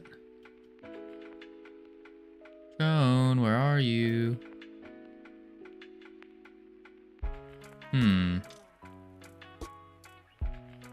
Is it in our remote view?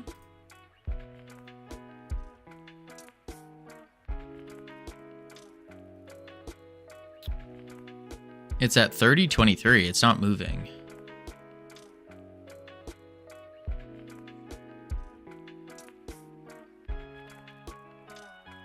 Huh.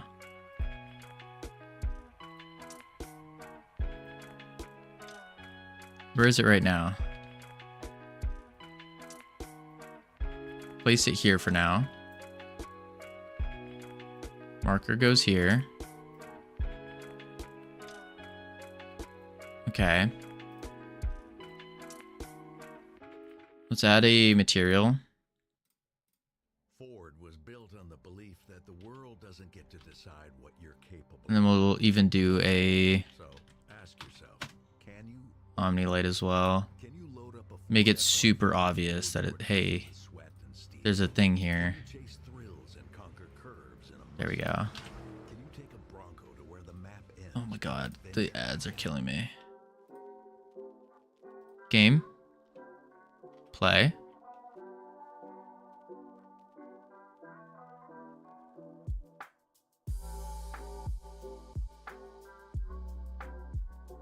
I don't see it anywhere. Huh. Joan. Where are you? Remote. Game. Drone. 30:23 again.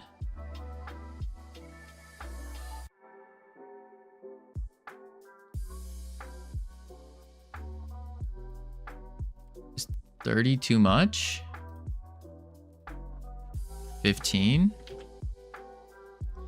I must be doing something wrong here. So we're lerping. Oh. We need more 6, 7, as they say. Yes, indubitably.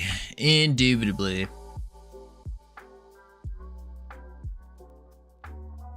I don't see it anymore. I didn't see it at all, actually, when I started.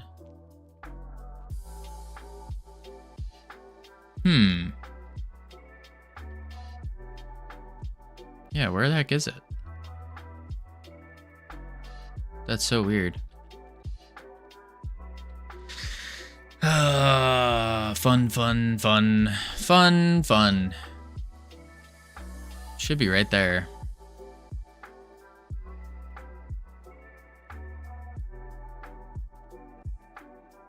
Central point. It's not plus equals. But even when I did it like this, it didn't work. Because I don't want to go to the offset, I guess. I need to do the, what, the global position plus the offset?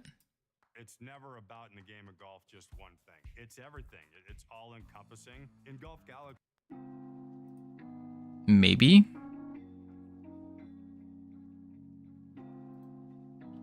Global position plus the offset. But I thought we did that and it didn't work.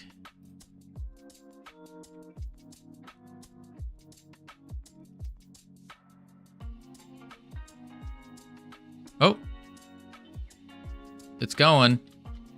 I don't know where it's going. It's going up. And out of the map. It went up and out of the map. Okay. Wait, there it goes. Oh, wait, can I see through the wall again? Yeah, it's just going up. Ugh. It's not that either.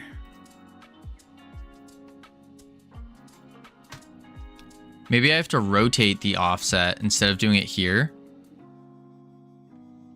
And I do global position plus the offset rotated.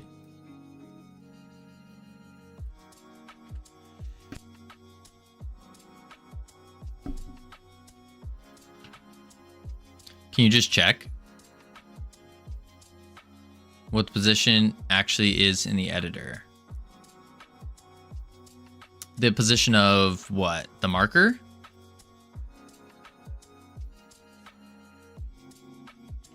$28. The drone.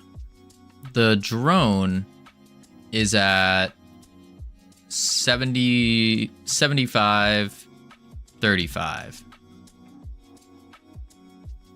Good news and bad news. What's the bad news, CSLR? Okay, so it needs to be much more than 15 or 30. Ah, I see.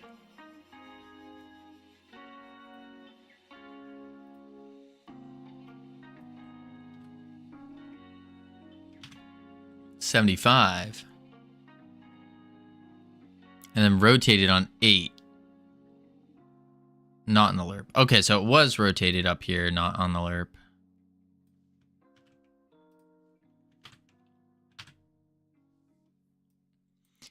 The good news is there's only 7 high priority items to do. Let's go. It's just offset and lerp. Oh, I thought I did that. Yeah. I asked for the bad news though. There's 10 low priority items. Is that the bad news? That's not bad. In case you were wondering, I installed Godot via Steam the other day. I was going to try to do some game dev when I'm 100% feeling better. Let's go. That's awesome, Tommy. That's awesome. That doesn't sound like too bad of news, CSLR. 7 high priority and a bunch of more. Okay, now you do a time variable.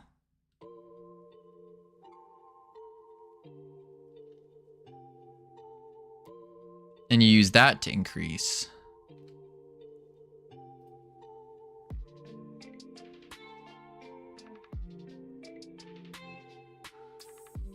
Now you do a time variable that you increase, and you use that to rotate.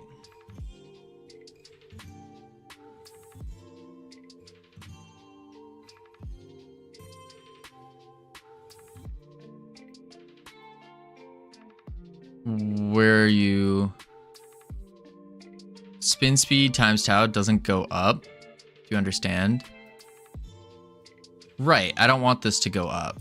This is the speed that it's going around.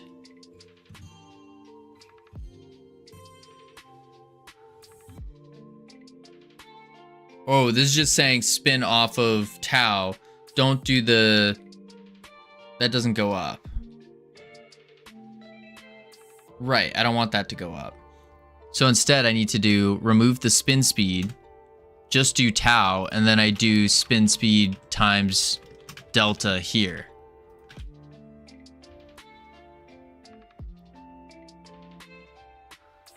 That doesn't go up. You do. Oh wait, I do want that in there. Oh man.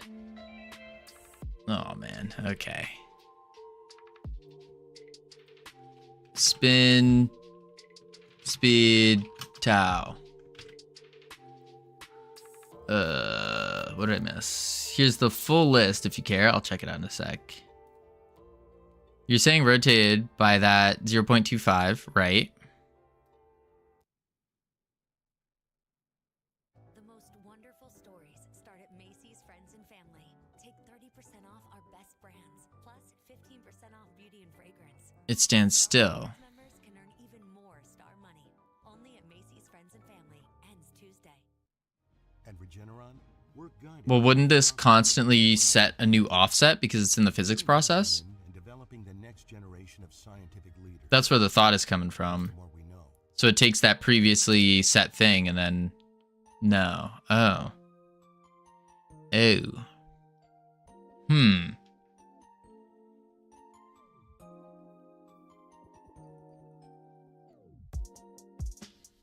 I haven't knew what you're trying to do, so I'm leaving this to ironic. Trying to spin a drone around an object. It would not. Okay, so I need to not increase the spin speed, but I need to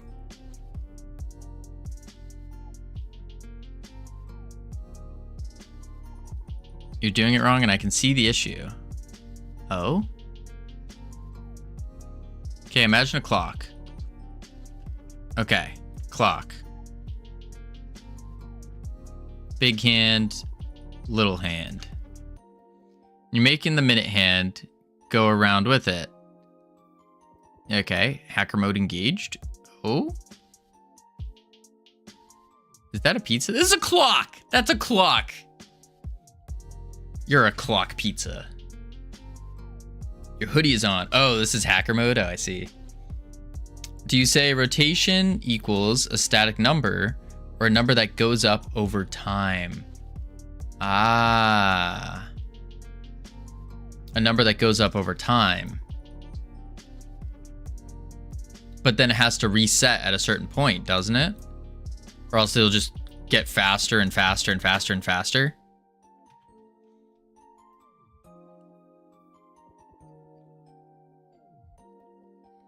Hmm.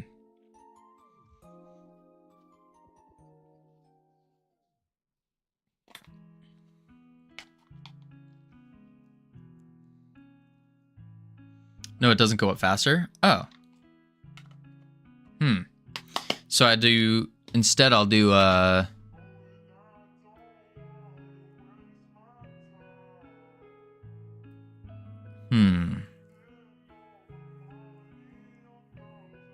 The variable names are causing confusion here, aren't they? Maybe. I mean, the only variable name would be spin speed. When it reaches 1, it's gonna lap. 2, gone 2 laps.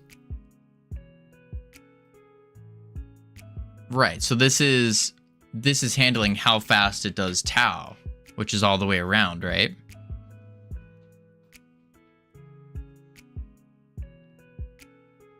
Spin speed should not be That's how many laps it's done. Oh. Oh.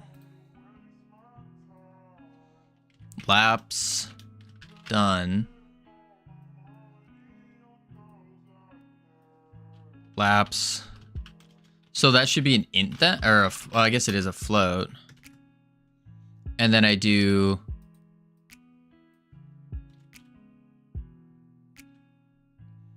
would be 1 lap, 2 is 2 laps, and then I do laps done plus delta.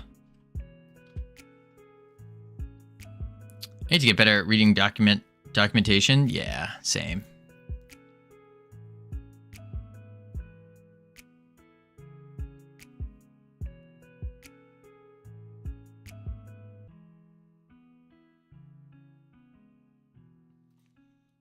And then I do a... Yeah, it's going to get you there very slowly. I was going to change this out for a spin speed. Export var spin speed as a float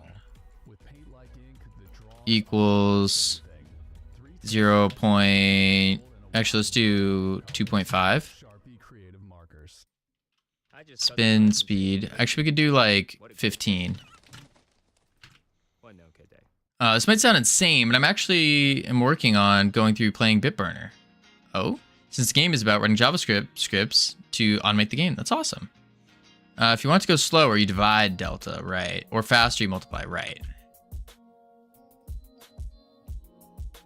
What if I want the speed to stay the same? I don't do delta at all and just do spin speed as the weight? Oh. If you want to go slower, you divide. If you want to go faster, you multiply. Spin speed is laps done. Oh. So I should just delete the spin speed then. Because that's not needed.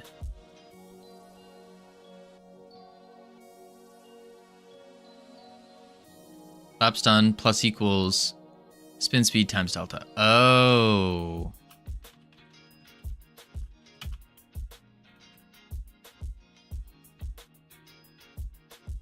This is so confusing.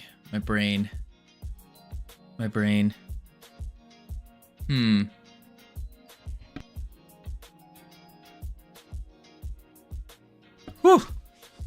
Oh my lord. Okay, let's see if this works.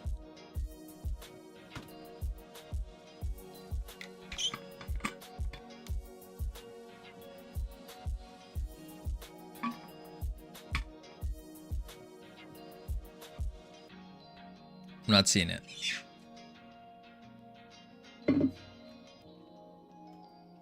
Why am I not seeing it?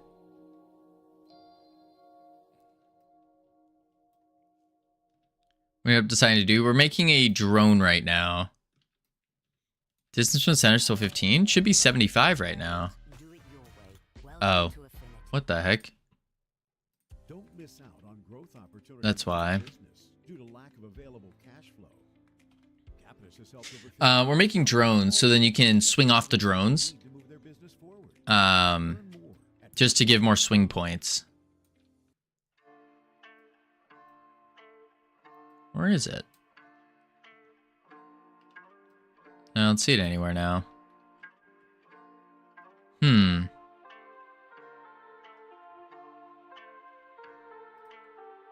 Should be here.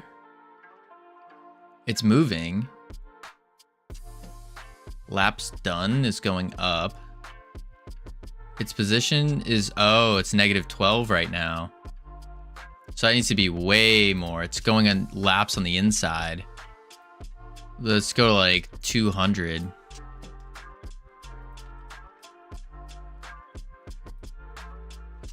Drone. No, it's not getting the position fast enough. Oh, there it is. It's spinning too fast. Look at him go. He's having He's doing mirror images. Look at that. Look at that. There's so many of them. It's going so fast that you see two. Don't lerp it. Oh, don't lerp it. Just set the global position to the position. Oh. Boom.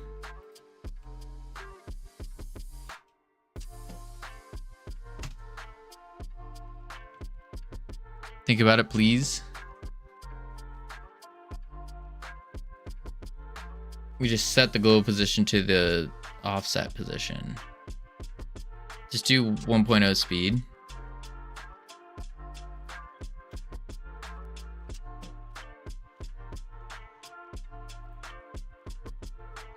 Don't try to be fancy with thousands of random numbers and equations. Gonna take a break and exercise? Yeah, sounds good, Pika Petey. Appreciate you being here. Always starts with ones and zeros. Oh, I see it. It's going super fast. And super far. So we got to pull it back a little bit. Rein it back in by 100. And why is it going so fast?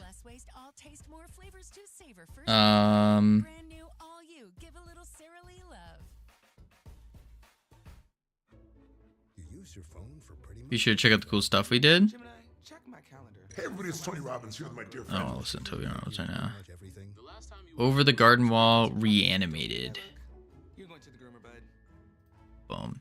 You want to post that in Discord, Pika? Boom. It's just maybe it's super small as well. I think that's just because it was moving super fast. I think.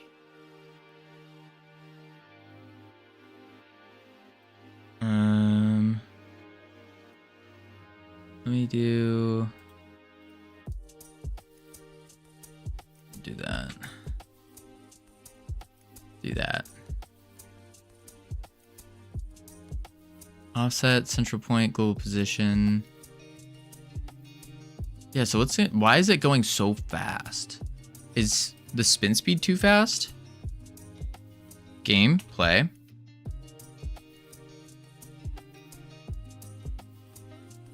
Oh. Whoa. It looks like it's getting faster.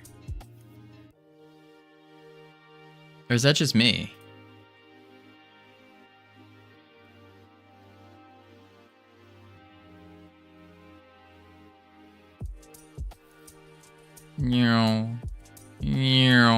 No, it's not getting faster. It just is fast. So let's try like 0 to 5. Because it needs to be slow enough. Dropped in the art channel. Sounds good. Perfect. Thank you, Pika Petey. Because I'd miss it otherwise. There we go.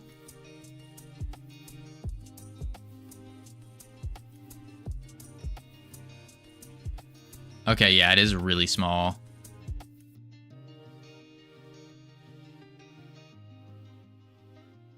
Oh, that's funny. All right, so we need to make it bigger. Step 1, make the drone bigger.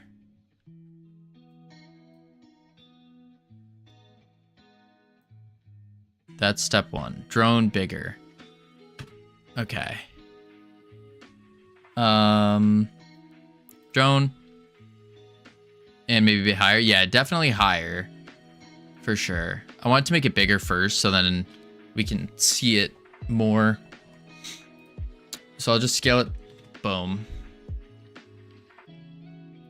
Then we'll do collision shape. Boom. Boom. And boom. Boom. There we go. And now we can do in the game marker up. There we go. Jackie Codes, how are you doing? Welcome in. What were you working on? For those of you who don't know me, hello, my name's Kavino. We are we're currently working on a new game in our journey of finding fun. Ew, how did we end up here? Excuse me? What do you mean, ew? I should be the one saying ew. Anyways, you know those like sticky hand things where like you took them and like you throw them on the ceiling and they stick on the ceiling and your parents yell at you because they stick on the ceiling and then they leave that little grease stain thing? Whatever happened to those? Well, I'm glad you asked that question because in our game here, we're taking those sticky hands and I did my research. They're actually made in a lab where there's a bunch of goo stuff going on here. Bunch of goo stuff. And then the scientists run around, they collect the goo, and then they put the goo in the jars, and then they put them in the hand molds, and then that's it. But the reason that they're no longer around anymore is because an evil goo monster broke free, and now it's causing havoc all over the place. That's what's happening right now. So let me show you guys a little showcase. So we got these beautiful grappling mechanics going on. Oh, let me turn it on. Boom. These beautiful grappling mechanics going on. And then you can also... Oh, I'm not high enough. I'm too high right now. Slam it to the ground. And it's beautiful. Absolutely amazing. Wow, such lore. Tell me about it, Biley. I definitely did not just think about that yesterday on the spot. Definitely not. It's been in the noggin. In the noggin. Indeed. So I do also have the enemies turned off right now. I can turn it back on. Boom, boom. But the big issue with this game so far is the mechanics feel beautiful. Absolutely beautiful. Like it feels good to grapple around and it feels good to slam into all the scientists. And then also we have the sticky goo ball that bounces around. But the problem here is when the scientists are running around, which I don't know why they didn't spawn right now. They shoot rockets at you that follow and track and all that. Why is that not working? Boom, boom. We'll just do this. Boom, boom. And then game, play. Game looking, good looking game. Appreciate it. Gonna eat dinner? Sounds good. Appreciate the raid. Enjoy your dinner. Here are all the scientists. There we go. Holy moly. Rockets all over the place. You slam into the scientists, kick their butts, take their names. And you of course get like little power-ups and stuff from doing that. But this whole like cycle of smashing into them and doing that, it's missing something. And I just don't know what it's missing. And so what we're thinking about doing right now is we're working on a drone or multiple drones that are gonna start flying around the center of the map. Oh my lord. Right here. They're gonna be flying around just to give you more things to grapple onto so you can dodge all the rockets and whatnot. There he is. Little drone right there. But it's still, I don't know, it needs something else to it. Something else to it. So if anyone has any ideas, please let me know. I am open to ideas. This game, as part of our journey, we're just gonna release it for free on itch. We're trying to make a bunch of smaller games to get better at game dev because I have a problem where my games, they're just not fun. They're not fun. So I have to go through all the reps to make them fun. Camera? First person mode? First person. I mean, we could go a first person mode. I don't think it would look good though because of the whatchamacallit. You want to see like the full grapple going through. I should have an itch link. That would be really smart. That would be really, really smart. Make it VR. That's a great way to give people absolute nausea. Holy. Especially with the camera shake. Do these scientists have wacky catchphrases like Baba, Booey, or Banana? Not yet, Biley, but if you want to submit some voice lines for these scientists, feel free. Feel free to submit some voice lines and we'll get them in. I was thinking like scientists and what they do, I was thinking to make them like, I don't know, add scientific things that they say, like endoplasmic reticulum and mitochondria. I don't think Kavito has seen Despicable Me. Wait.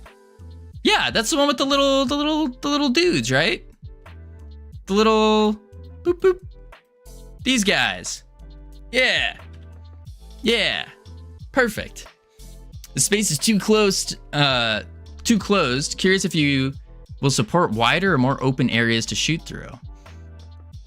That was another problem. So our original testing zone here, much smaller, but we were trying to get more of a wider angle with it. Uh-oh. It's not loading. Oh no. Oh, because I didn't hit play? There we go. But yeah, we were messing around with like a longer area, but it just felt, I don't know, it felt weird. And I have this thing where like, I need to make a game of combat. And we just kind of stumbled upon this mechanic and we were like, oh, this feels really good. Let me keep going with it. And it doesn't really work too great with combat, unfortunately. But we're gonna force it and make it work. Some way, somehow. But yeah, we're working on these little drone things right now. Trying to get them moving and then we can attach to them. Give us some more swingy abilities, if you will. More swingy abilities. So where are we here? We're at the physics process, offset, central point. Or has he found a game that makes me feel threatened? Oh, Shodos? What do you mean? What do you mean? It's too good. Too good. Are you talking about this game? Is that what you're talking about? The game called Hand of Good? Get it? Because goo, and it's a hand. Sticky goo hand. You gotta have a sense of comedy, you know? Pro comedy. All right, so back to the drone. And we'll do... Very good title. Thank you, Mushylog. I can't take credit for that, though. Someone else in chat said it. I don't remember who said it, but... Call it Voin. It's called Voin. What the heck is that? Is it on Steam? Voin? In game dev sense. I like finding games that make me feel like I got punched. Well, do I have some great games for you? I guess it's less of a punch, more of a add depression. Just check out any of the games that I've made. They're pretty good for that. Voin. What the heck is this? Developer? Wait, this is not a solo dev. Wait, this is just one dude?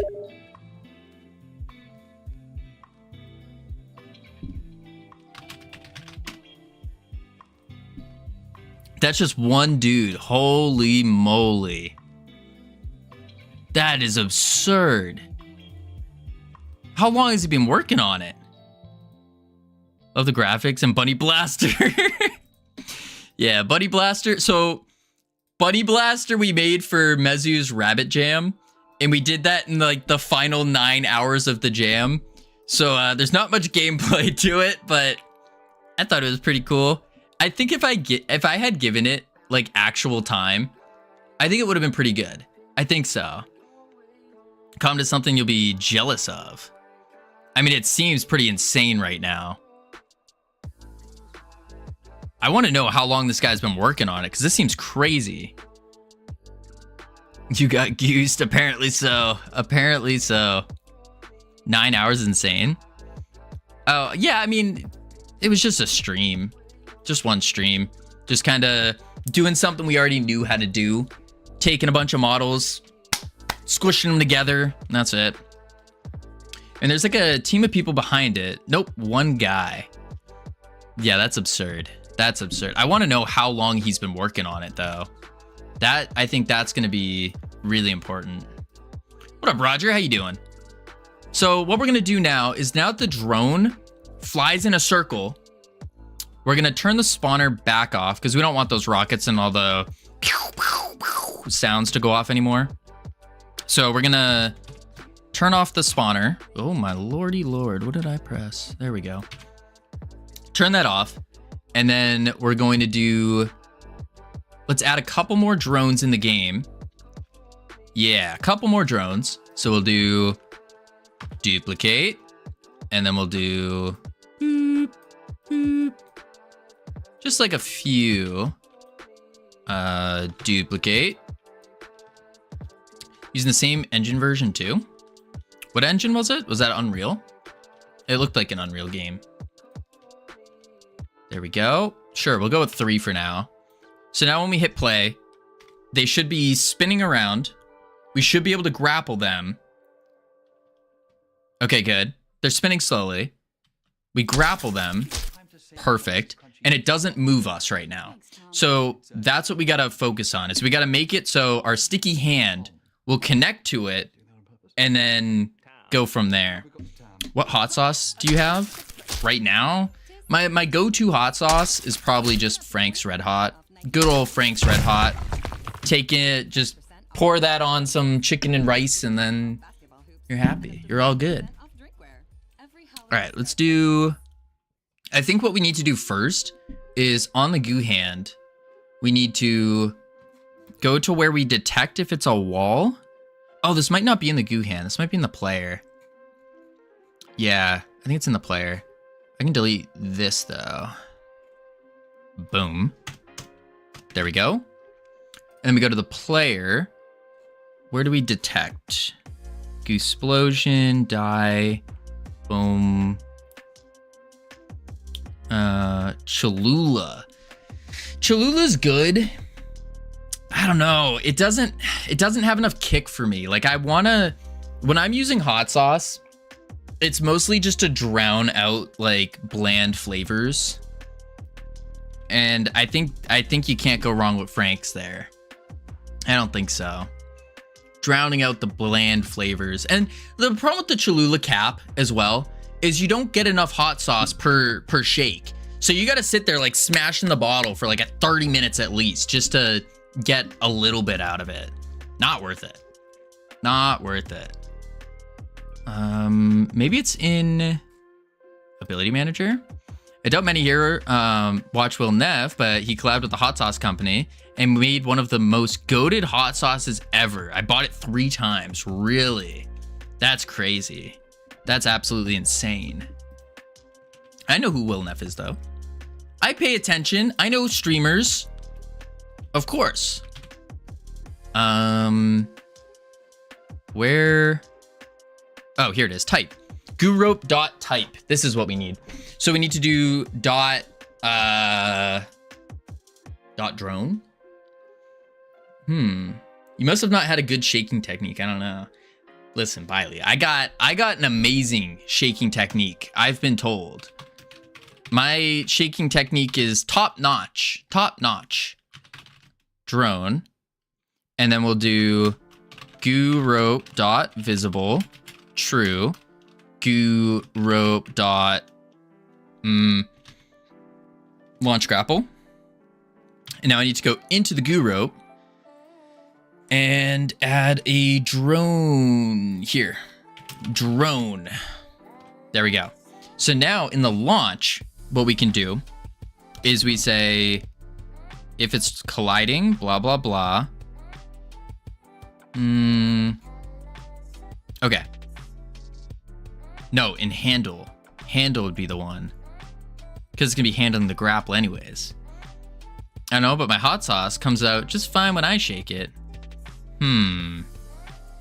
Anyways, I should go back to work. Yeah, work. This seems pretty cool. All right, Glb, thank you for the follow. Welcome to our team. You now have access to our beautiful and immaculate team emotes you can use to welcome people to the team. What up, Jeff? What's happening, Neighborino? Neighborino. We are currently trying to set up our drone so that when we grapple on the drone, we will continuously move with it. And I think I'm just going to do it in the physics process. Yeah. So what I can do is say if type... Oh, actually, we can do this. Var is on drone. Bool. Boo. False. And then we'll say if is on drone. Then we'll say we need the tip of the goo rope. The tip to follow the drone. Right? I think so. I think so. So we'll do let's see. Rest length, no. Wait, could not find drone in goo.type. What do you mean? If is on drone. Maybe I do the curve, set point position. Target locate. Oh, I could just do target location equals. Ooh, how am I gonna get the drone?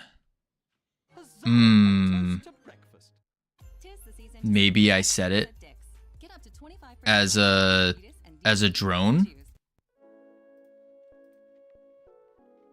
Maybe we do. Oh, collision type. Wait, I have a collision type. Collision type equals drone. So I don't need the Boolean then. Delete that. And I say if collision type is type dot drone, then I say target location equals drone dot global position. But that's only going to swing it. Right? Because is snapping back target location equals alert. Oh, no. That pulls the... One is the tip. Or is one not the... No, one is the tip. So target location... Oh boy, my brain. Drone goal position. We'll set a variable for drone. Var drone as drone. Save. Go back to the player. When we hit the drone collision, then we can do... Where are you? Drone collision. Drone. Oh, it's in the ability manager here? Yeah. Okay. Launch grapple. And then we say goo rope dot drone equals, and then we need the collision. Match collision type can cast, which checks the ray. So we can do target, not target. Ray. What did I call this ray cast? Can cast is ability timer stopped. Oh, so I need to do player.current.target ray.get collider, which is going to return null if no object. Let's see if that works. Professional game dev. Here we go. Now, boom, bang. There's a drone. Hup. Oh, I missed. Oh, okay. I'm in a thing. Okay. Oh, this is going great. There we go. And up. It does not work. Okay. That did not work at all. Let's figure out a better way to do this. Goo rope modifier. Drone. So instead of setting the... Oh, it's in process for if snapping back, though. Maybe I set the position. No. How are you attaching yourself when grappling? So we're just setting a curve right now with this point here. And then we are doing the... Where is it? Set curve position to wherever that target location is. And then following through with Hooke's Law for doing the actual swingy thing. He's grappling with that problem right now. Pretty much. Let's see. Snapback, tween, fail grapple launch. Failed location. Target ray global position. Oh, we have a target ray here. Oh, so I could do... No, if I do target ray global position, then it will... That won't work. Target location, but that's moving. So if collision type is drone.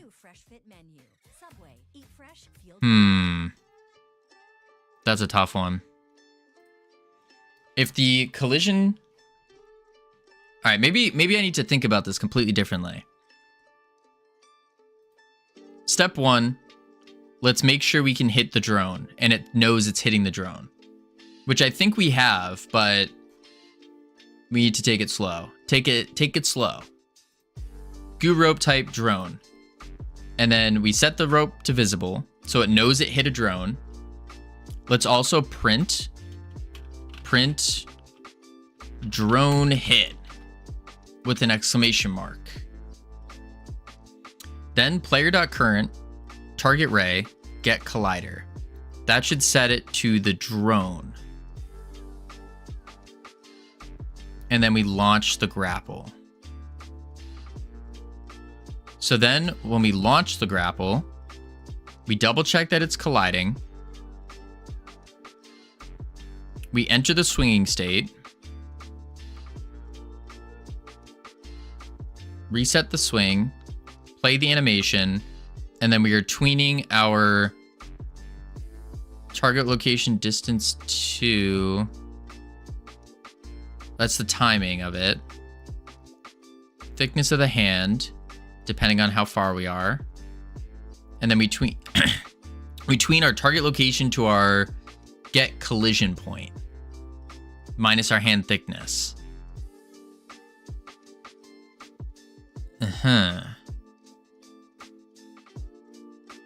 Okay. Then we set the initial velocity to shoot us forward. Oh, but know what's happening? Is launched is happening. So I need to move this up here. Tab. Yeah. Or even if I put this in the handle grapple. Maybe that's the play. In the handle grapple where we're doing the Hook's Law stuff. Because this is getting called on Delta anyways. And then we reset the direction. Because we're resetting the target position. Yeah. Wait. So, boom. And then bring it down here. Handle grapple. Boom. Boom. Bang. Bop. Pow. Bam. Does the collision point update when the drone moves? Not currently. Not currently. So that's what we're trying to do. Is we're trying to update it to the position. Because right now, it sets the position wherever the hand lands. And so if the thing's constantly moving, we need to capture that thing and then set the location to wherever that thing is that's moving. That's the thought process anyways. Let's see if that works. Gameplay. And then we'll do, boom. And wait for it. Oh, I missed. Okay. Boom.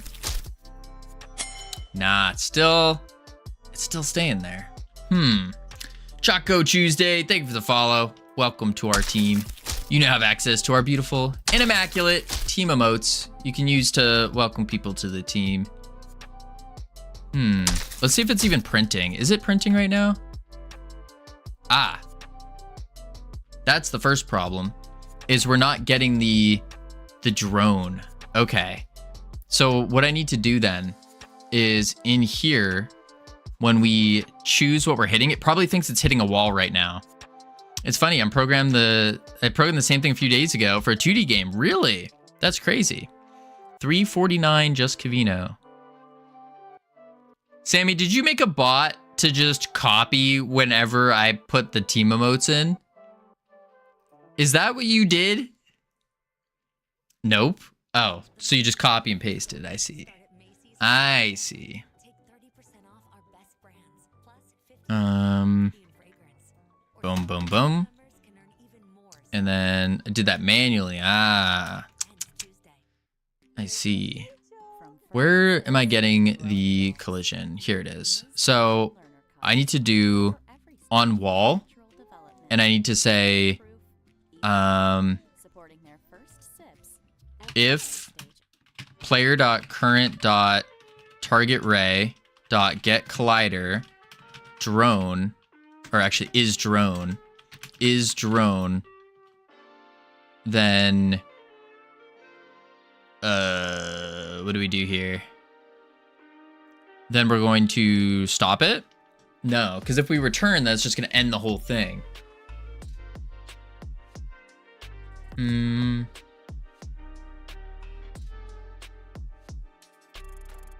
Oh, actually, wait. Get collision type. Target ray is collide. Yep, this is it.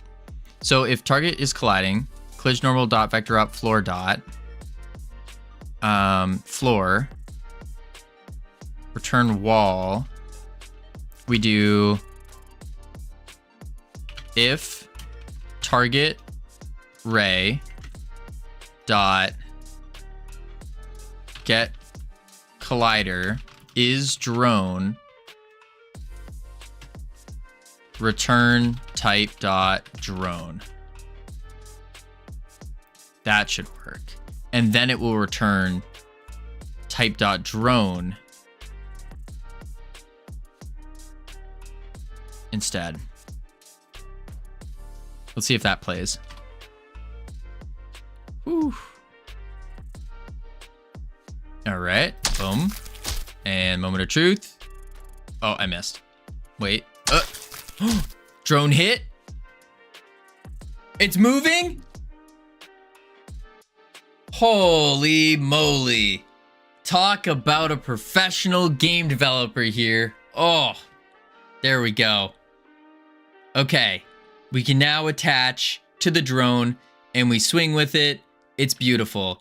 And then I can detach and then I can reattach. Problem is okay. One big problem though is when we attach to the drone, it kind of destroys our momentum a lot. A lot. Ooh. Okay. We'll do it. Okay, no problem. Drone. Mobac, whoa. What's the laughing face for? What are you inferring here? I'm a professional game developer. Big time. Big leagues. Let's do in the crew rope modifier when we release. Retract grapple. Here we go. So in the retract, what we need to do is we need to say, oh, and then we need to clear the drone too. I was happy with you because you solved the problem. I appreciate it. Whew. I thought you were, never mind. I thought you were laughing at me saying I was a professional game developer or something. Oh my Lord. Oh, phew. Direction, retract grapple, distance, velocity dot. Okay. So what we need to do is we could just add more to the swing stuff. Yeah. We're doing a forward multiplier. Then we set the Y to the normal. And we add just a bump to it. Reset rope. And then on reset rope, excuse me, let's do if drone is not null, then we just do drone equals null. That way we reset the drone. But then we also need to do, I guess I could do it in reset rope. I wonder if that would work. If I just add a little bit more forward. Let's add more drones first. add more drones first and see how it actually plays out. So I'm thinking we want, how many drones do we want here? I think we want like 4 on the bottom, and then we'll have some more up top or something. I think that could be cool. So this is the drone spin point 1. Like so. Yup. That was so mean. What was mean? Duplicate. Up. And then there. Maybe I should just make them children. Maybe. We'll see. We'll duplicate this, go over, over, over. Oh, this chamber looks awesome now. I think it's looking more presentable for sure. For sure. Still a lot to be desired. A lot to be desired, but I think it's getting there. We need to add more of these like little things, because the problem with this area is like the scale of everything. That's our player, little tiny guy, and it's like, ugh. I love the animated swirl. Yeah, everyone's been loving this. This is purely thanks to Tebow. Hey Tebow on like every social media platform. Tebow is a VFX wizard. VFX wizard. It's insane. So Tebow helped us out with that. Can you get bigger if he collects more goo? Not yet. Not yet. We are thinking about making it bigger though. I love Tebow. Who doesn't, iHeart? Who doesn't? Boom, boom, boom. Okay, now we can do the next set of drones. Oh, it's a spin point. Spin point 1, spin point 1, spin point 1. Good. Now we need more drones. Let's do a node 3D. And then, is that an arc reactor? You darn tootin' it is. Exactly. Boom, boom. Because that's how they collect the goo. At these sticky hand factories, is they actually they put it in a arc reactor particle accelerator, and the molecules, the mitochondria, sticky hand. The guy who made the DNA spiral clearly sucks at modeling. No, I wouldn't say that. The guy who made the DNA strand, professional. Shaboom, sticky hand, exactly. That's exactly how it works. Just ask anyone. The metachlorians. Yes, those things too. Indeed. Indeed. Mitochondria and other science terms. I know, listen, I got an A in biology back in high school, so you know, I kind of know what I'm talking about. That one. And then this one go to 2. Boom. And then drone. This one goes to 2. All right. And last one. Drone. This one will go to 2. So now we need to place them. Just get them kind of separated a bit. Doesn't have to be perfect, because they are going to move on their own. But I think if we can, I think the big important part is just spacing them properly. Something like that. Wait, where is spin point 2? Oh, that's way higher up. Okay, boom. Sure, that works. Drone 7, zoop, all the way up. And then over, and then over. There we go. Drone 6 up.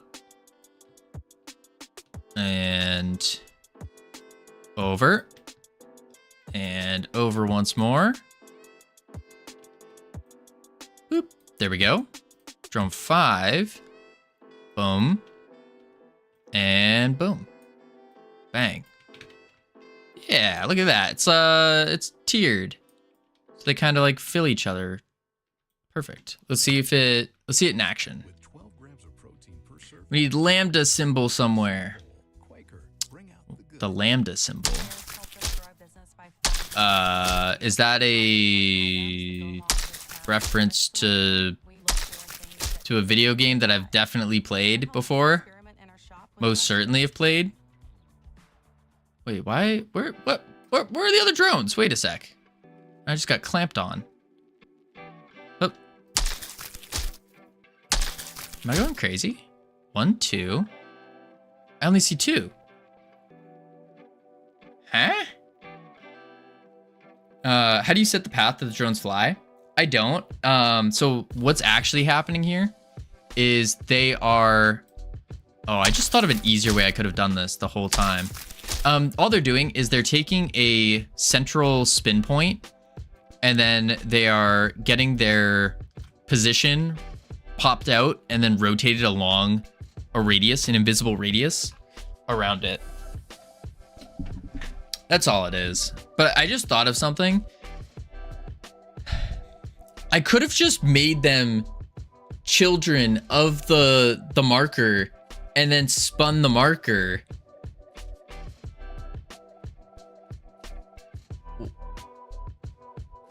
Wouldn't that have just been simpler? I think that would have been way simpler.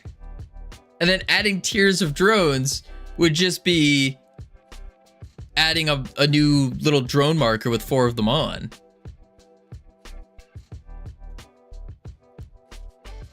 Do you ever see a type of scaling with the environment similar to beautiful Katamari? Like the goo could start out as a drop on a lab desk and then scale 1 to 2 times so it's large and moving. It feels like you already have assets for multiple scales with the small desk assets and giant beakers. That would be a really good idea. That would be a really good idea. The thing is, I'm trying to keep this game as small as possible because the whole idea right now is we're trying to build a game studio.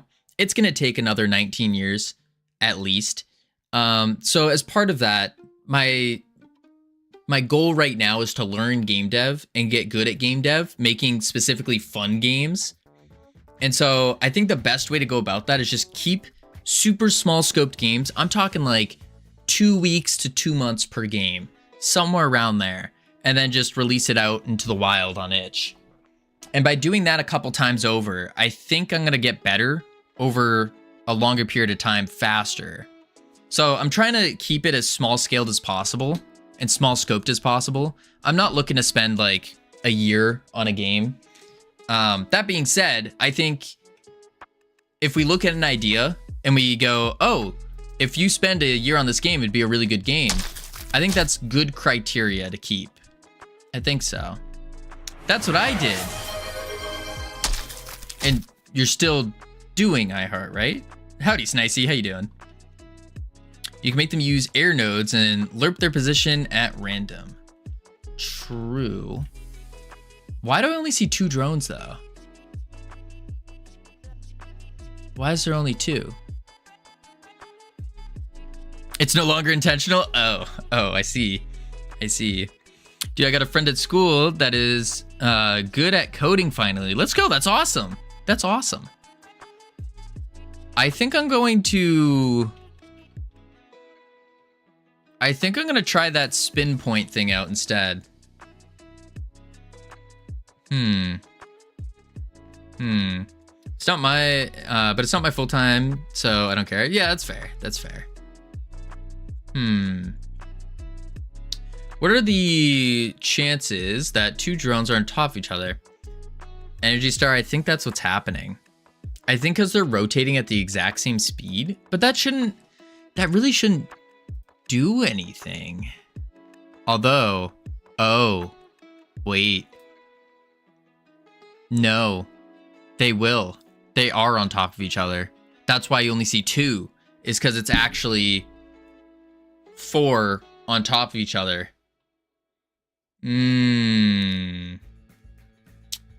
Yeah. Like they spawn inside. I don't think they're spawning inside. I think they're moving to be inside because of this right here. Yeah. W3 stream streak. Let's go. You guys have any links for Tebow? Can't wait info about Tebow, shape dude who works out. Shout out. Hey, Tebow. Boom. That's all Tebow right there. It's hey Tebow on like everything. On everything. Could you randomize positions? I could. I think the easiest way to do this is just redo that new thought I had of just taking the marker, adding 4 drones around the edge, and then spinning it. I think that's the easiest one. So I think that's what I'm gonna do. Yeah. So let's do a new node, 3D, and we're gonna call this drones. What if you modeled the orbits based on how electrons orbit a nucleus? You're saying go like woof, woof, woof, like that. That could work. It'd be the exact same principle, actually. Right?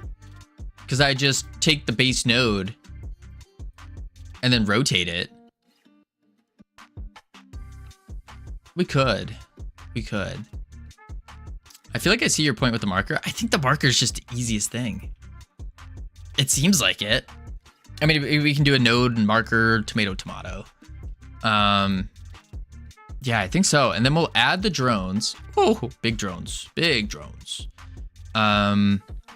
We're going to set the Z to 75. Oh, I was like, where'd it go? 75. We'll do another drone. And we'll set this one to a X of 75. Another drone to a transform. Where is it? Z negative 75. And then last drone, we'll go to X negative 75. Bam. But yeah, but also 2 at 1 distance, 2 next distance, 4 distance, etc. Oh, kind of tiering them more. That would make sense. I think this is going to be our easiest thing. You just do this. Whee! Does this mess up your drone grappling logic? It shouldn't. Because the drones still have collisions. So I don't think it will. I hope it doesn't. We'll find out. It shouldn't though. Do it that way. Good. So now they're all facing too. Yeah, I think we go step by step. Yeah. So step 1 is we're gonna go create. Yeah, get the first 4 rotating at the same time.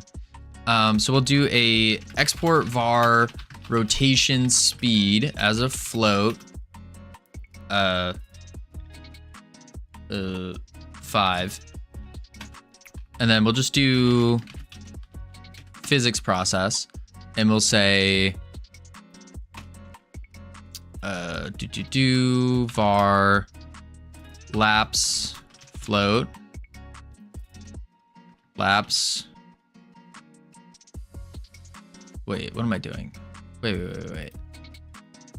Couldn't I just do an animation player?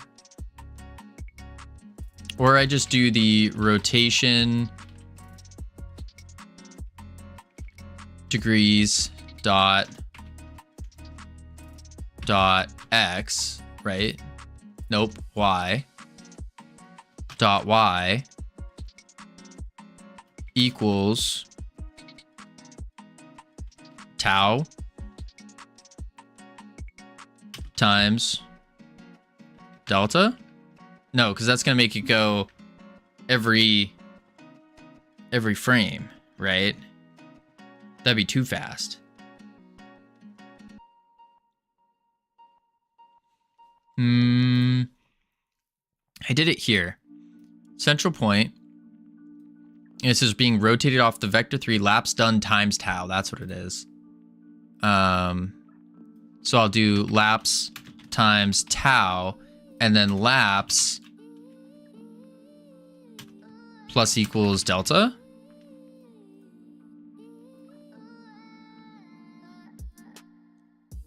laps done plus equals speed times delta. The speed, rotation, speed times delta. And that means I need rotation speed. No, I don't. Let's just see if that works. Turn off their physics process. Save. Drones. Okay. Yeah, let's see what that does. I don't know if that's gonna work though. Drones. Pull it up. Play it.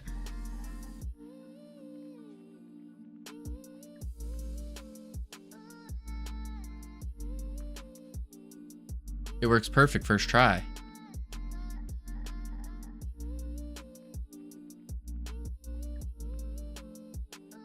All right.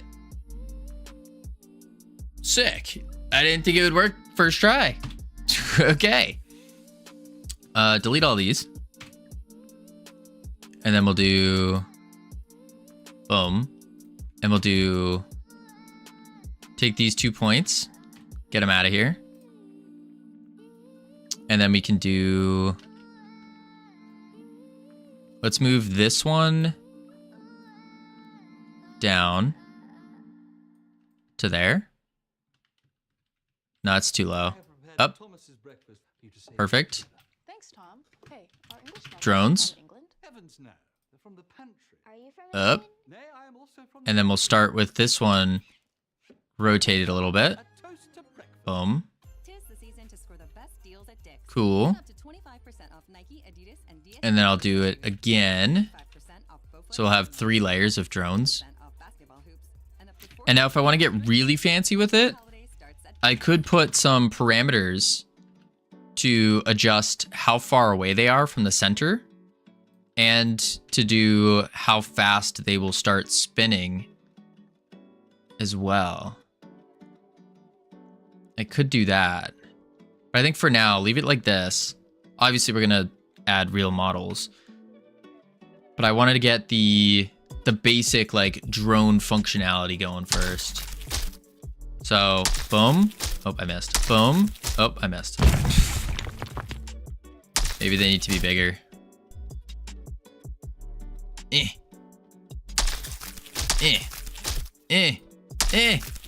Please.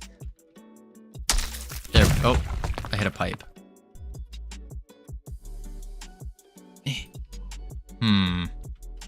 Maybe the drones need to be bigger.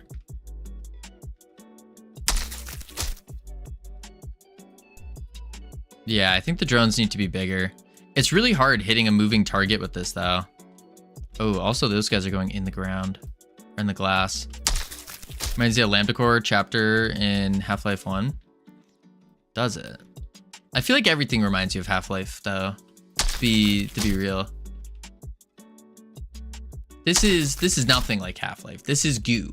This is all goo. I think there's a remodel where you give them slightly bigger hitbox for now. Yeah, I think so. I think so too. Okay, it's moving us. This is going good. I think we do need to give them, make them bigger, easier to hit.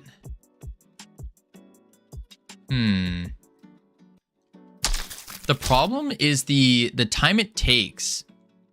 I think that's what it is the time it takes for the hand to slap out. It's like they're already gone by that point. And if you lead it, you're not going to get it. Because this wasn't designed for grabbing moving objects. Yes, literally air is like Half-Life. When I breathe, I'm like, air exchange facility. Let's see. Move that out a little bit. Actually, I need to... Oh, I see what I need to do. Okay. So in the drones... What's the drone speed right now? 5. Think about it. Our lungs are air exchange facilities. Crazy. Absolutely insane, dude. Rotation speed, float 5, and then we need to say,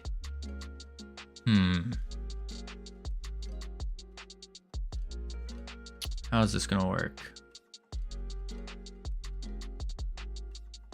I think what I do is I need to take the, how do I increase the distance spread of them? Maybe try a 3 is? I don't know what that is. We could do a tool script that would just spread them out, but I don't like that. I could manually do it, but then I'll have to save them. And that doesn't sound right. I guess I could...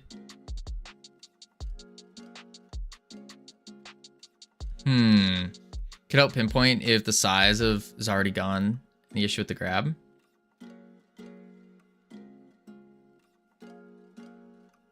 Like 3-ish drone. Oh. I see what you're saying. Yeah, we can try that for sure. But now I'm trying to figure out how to spread them out further. There's one idea that I have, which I'm not really fond of, but we could do a spring arm on the drones. Change the scale of the drone root node. Wouldn't that make them spread out?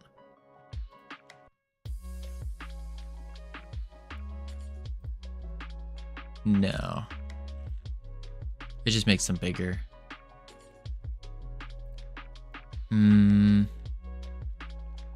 I'd have to change the position of it right here. But it's like...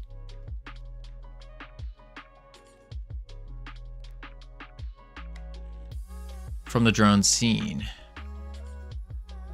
To spread, scrap the whole Godot engine and build an engine from scratch that has this problem in mind. That's crazy. Crazy talk. We could actually just do loop through the drones and just say Z, X, negative Z, negative X.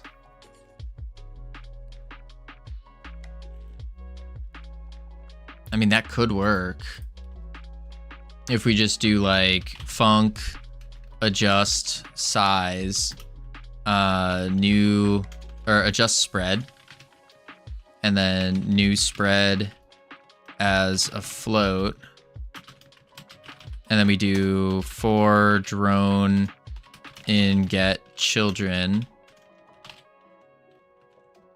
And then I just do drone dot position. But then I have to count. What up, Katie? How you doing? There's a lack of game dev knowledge here with me, but is there any code related to the drone marker? No, we're in it right now. This is all the marker does.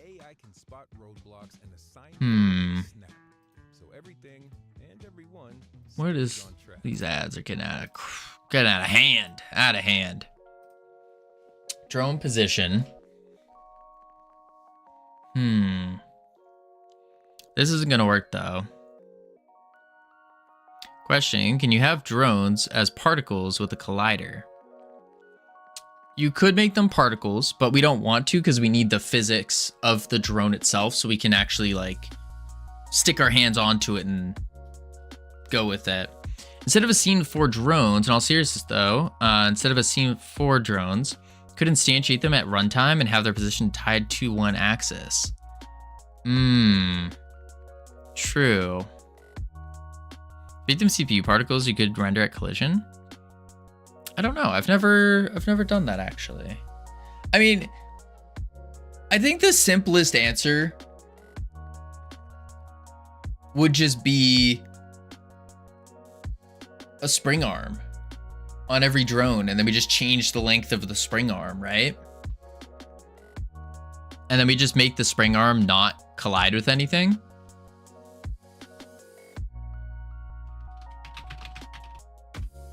I think that would work. Where's my spring arm? Spring arm. Where are you? I don't see you. What the heck? 10? Oh, there you are. And then I just do, what, 75. Boom. If you give them random Z offset, I don't want to be random with it. Let's try this. Drone 1. And slap you in there. Like that. So now it is attached to the spring arm. Up, just so I can see it. Perfect. Down. Transform. There we go. I think this is all I need to do. Yeah, I think so. Drone. Actually, not drone. Spring arm. And then we'll do 75. And we just go boom, boom, boom, boom, boom. This drone goes into there. And then spring arm. 75. Boom, boom, boom, boom, boom. This drone goes in there. And last but not least, spring arm. What did I do? 75. Boom, boom, boom, boom, boom. And drone. Bloop. Cool. Drone 1, drone 2, drone 3, drone 4. Now, what I do is when I adjust the spread, all I have to do is loop through for spring arm. And then I'll just do spring arm dot spring. Ready for this? As spring arm dot spring length equals new spread. Easy. And then I won't do this though. And I'll just say export var Luzestella. Thank you for the follow. Welcome to the team. You now have access to our beautiful and immaculate team emotes you can use to welcome people to the team. Rotation speed. What was the other one I want? What do I want to call this? Drone spread? Drone spread? Sure. And then we just say equals drone spread. And now we'll just hit it in the func ready. Adjust spread. Bam.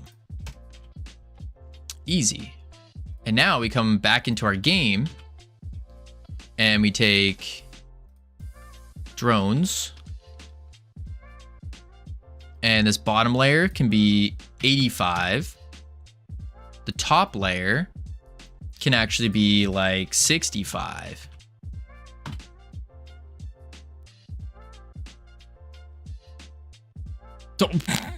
I forgot to turn off the collision. That would be important. No collision. There we go. Now we should be good.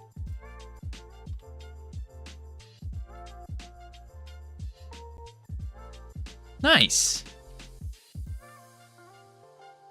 I have to give him back a random rotation, but the spread is working. Cool. I don't know why they... Actually, wait a sec. Why didn't they randomly rotate? Let's just do rotation degrees dot y equals random float. Or we do actually, we'll do yeah,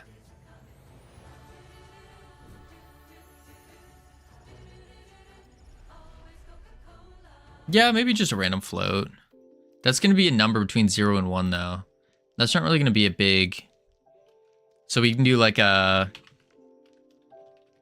random float range between 0 and deg to rad 180.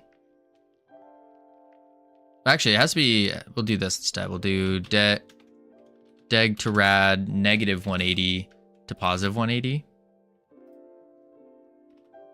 I think that'll work. That did not work.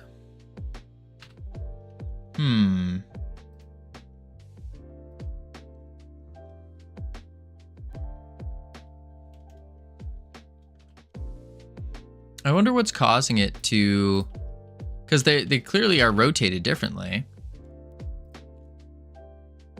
So what would be causing it to do that? Cast it to rad for rotation degrees. Oh. Ooh. Rotation is tied to drones and not spring arms? No, it's tied to the base node that we have here. Oh, so we go 80, 180 to, okay, hang on. We can do the rotation thing again. So we do rotation degrees dot y equals random float range from negative 180 dot 0 to 180 dot o. No, dot 8. There we go. Try that out.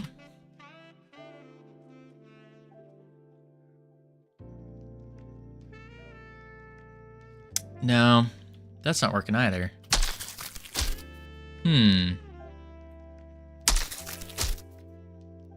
Yeah, why are they all in a line? Oh, wait. No, they're in a line.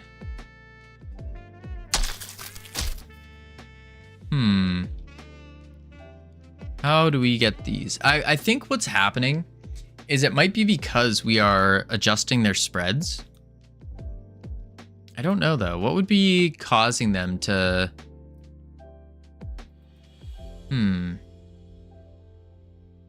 It only does random once for all drones at once. Well, we're not affecting the drones at all. We're just doing the base node. So this node 3D here. And all we wanted to do is just have a random rotation. And so that's why I was doing rotation degrees. Oh, wait. Maybe it does have to be... No. Like a local to scene thing. Fix process, you reset the Y rotation.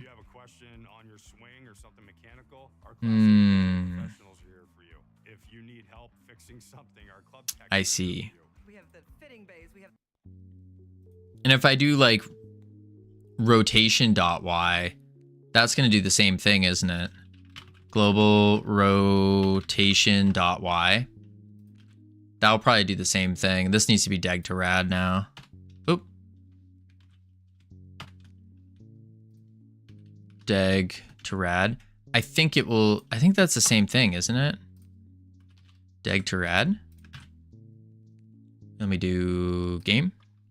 Play. Yeah, it is. Drats.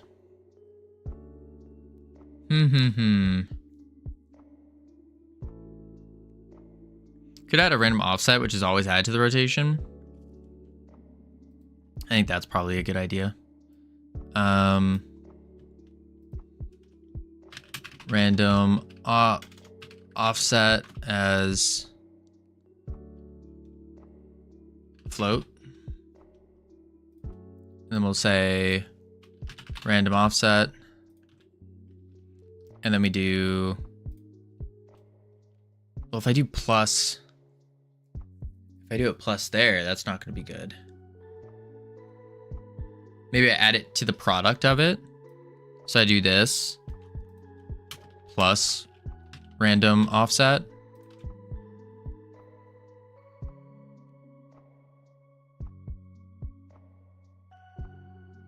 Or wait, no, I just do it in here, don't I?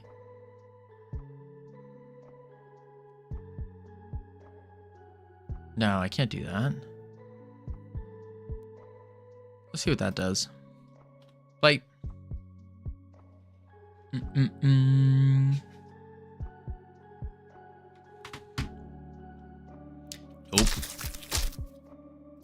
Wait a sec. They are kind of... Are they? Or am I going crazy? No, I'm going crazy. That's just because of their sizes.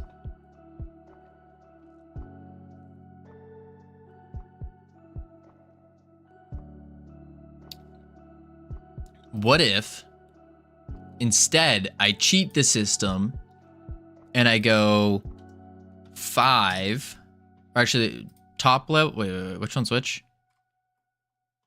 That's the bottom one.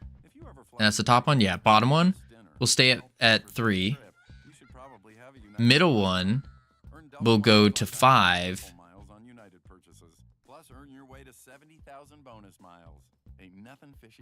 Oh, wait. Bottom one. Wait, I just made myself so confused. Bottom one? I should name these top. Top. Middle. Bottom. Bottom goes 3. Middle goes 5. Top goes 10. So we set them at different speeds because they're all different sizes. Yeah! That'll work. Oh, although...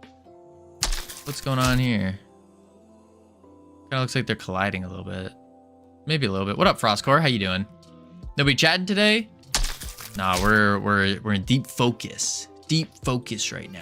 We're getting some drones working. So then we can do good by this really awesome mechanic. Boom, boom. That looks like it kind of works. Kinda, sorta. Oh, I missed. Oh, I missed. Oh, oh, no. Oh. I'm the only person in chat from my view. Really? That's crazy. That's crazy. No, we got a couple people in here. We got a couple in here. Okay, but are the top ones possible to grab? Not from the ground, no. But they should be possible once we get up there. Oh. I see what you're saying.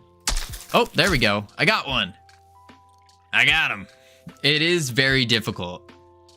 It is very difficult. I do want to make the drones bigger though, and have a bigger hitbox. What did you just do, Sammy? Oh. We went down to 3 because 5 was inconsistent. That's true.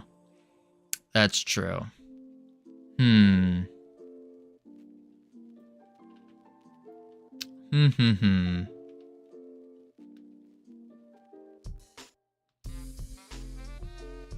Let's see.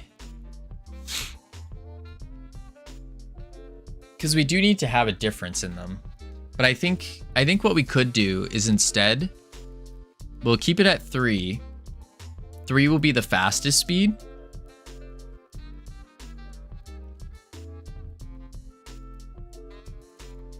And then we'll go from 3 to... Wait. Top is going to be 1. Middle, 2. Bottom, 3. Maybe we're just thinking a bit ahead. No, I think you're pretty on point. Yeah, so the top ones are going to go slower. Oh, I can collide on them. Nice. Can I sit on a drone? Oh, I don't think I can actually sit on a drone. Because it's not a moving platform. Maybe I should have made it a moving platform now I'm thinking about it. 5 top, 3 bottom, 1 bottom, 1. Well, I was thinking because the bottom's bigger, so you want a faster speed. Because it has more distance to travel. As compared to the top that has less distance to travel. That was kind of the thought there. Kinda. Okay. I think that's pretty good for now. That's pretty good for now. What we can do now is take this bottom, move it down just a bit. There we go. Cool. Cool. So now we need the drones to height increases, difficulty increases. Oh, I see what you're saying. Maybe. I could see that. We can always mess around with that. For now though, I want to get the actual interaction going. So what should happen is when we grapple on one of these, because on top you can just swing around for fun. This is just a detail. Yeah. I mean, the whole idea is to swing around for fun. But you got rockets and stuff coming at you the whole time. So it's very dangerous. Very dangerous. What we could do is, or what I want to do next is in the drone themselves, when they get collided with, delete all that. We want this drone to like, boom, boom. We need to have some kind of interaction, like I just collided. So to do that, it shouldn't be too bad. All we got to do is we have a collision shape. Can we get on this collision shape? All right, it might have to be an area. I think it has to be an area. Yeah. So we'll do an area on this guy, and we'll say on.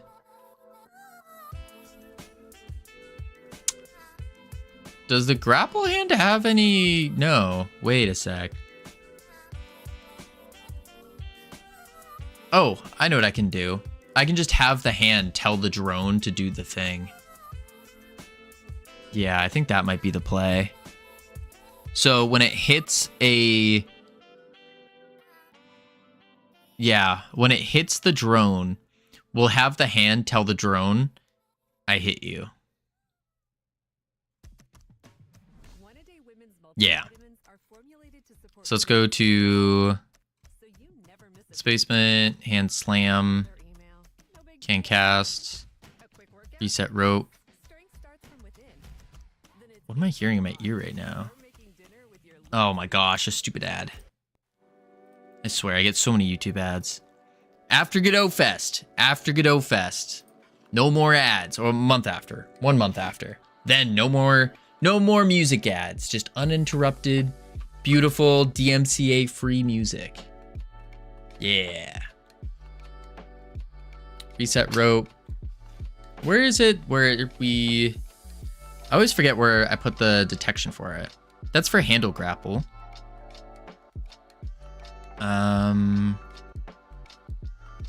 Launch grapple.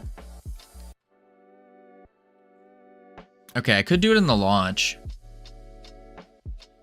And then just say if type is.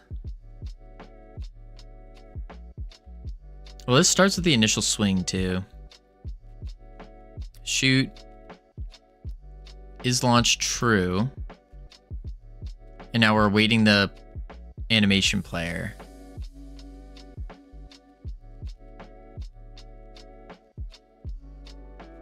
So what if I do it here and I say if collision type dot drone dot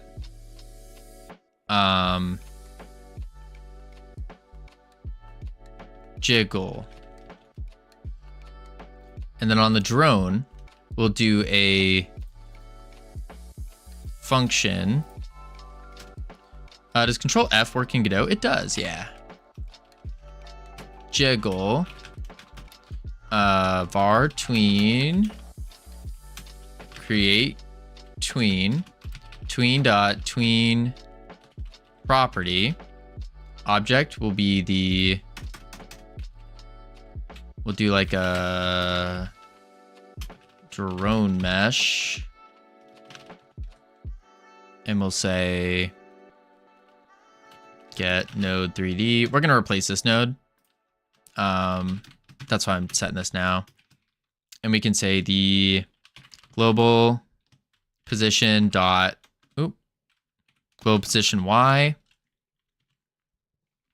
And we'll do const jiggle up as a float equals, what does jiggle up equal? Jiggle up will be just a small one, 0.5. Or jiggle intensity. That's a good one. Jiggle intensity. Oh, wait, I need to add that. Global position dot y plus jiggle intensity.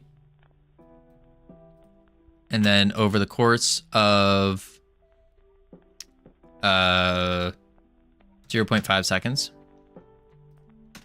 Const jiggle time float 0.5 over jiggle time. Mama, I'm a criminal. Cam, what? Bloody got a ticket. How did you get a ticket, Cam? What did you do? I thought you were being good with drawing.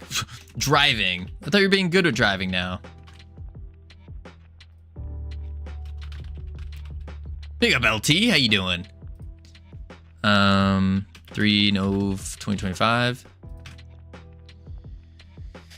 Had an out license plate light. Didn't even know it. Dang. I'm good. What about you? Doing pretty good. We're getting some work done. Dang stream popping off today. Yeah, that's because the second best rapper on Twitch, game dev rapper on Twitch, second best, rated us. Mom, I'm a criminal. There we go. Wait, is it November 3rd? It is. At least you reminded me to turn my music on. Let's see. Tween properties, and then we can do tween. It's nearly Christmas. I mean, we still got Thanksgiving, but yeah. Everyone forgets about Thanksgiving. Poor Thanksgiving. We then want to jiggle it down. So we can do tween property. Drone mesh, not me. Thanksgiving is just American. That's true. Why? I also am not really a fan of Thanksgiving. It's just kind of like an excuse to eat a lot. And it's like, I don't know. I'm not about it. Not about it. I've gotten fat enough. Boom. Dang straight. All right, and then we'll do a jiggle. And then if I do dot set trans to bounce, and then do dot set trans to elastic. Americans don't need a day to eat a lot. What do you mean? Bounce. There we go. Remember playing Tarkov Arena 10s, and we had like 5 EU, 5 NA, and my team was 4 EU. Poor NA guy came in like happy Thanksgiving to everyone. And you're like, we don't do that. It's pretty good. All right, let's see. Now, if we grab one of these, it didn't jiggle. Why did you not jiggle? Oh! All right. Let's do in the drone. We're gonna print jiggling. There we go. Not gonna lie, if you need an excuse to eat a lot, you're probably doing it wrong. Yeah. I mean, I'm not. I remember there was a time in my life where it was like, yeah, this is my time to just eat and drink a whole bunch and go crazy. But it's like, I don't know, the older I get, I'm like, I could be working, you know? I could be streaming, doing game dev instead. That would probably be better. That would be the preferred option. And that's what we're going to be doing on Thanksgiving. When is, I don't even know when it is actually. Now that I'm thinking about it. Oh, jiggling went off, but it didn't go big enough. Everybody at work was hungover today. It was great. It sounds terrible, Cam. That's terrible. Let's try jiggle intensity to, let's do 1 second, and we'll change it to 2.5. Play.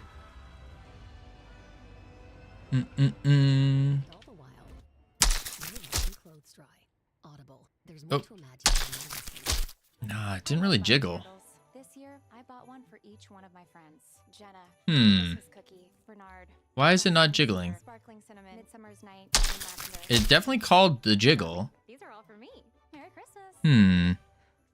And people are just like looking for excuses to eat a lot because they read something about eating healthy. And it's a basic human need you can enjoy. It's simple things in life. Yeah. I think the dangerous part about eating healthy, that was a weird sentence to start with, is I should say dieting, are the diets. When people say, oh, I'm going on a diet. I mean, it's like, ideally, the best diet is one that you just stick with forever. I think that's probably the best.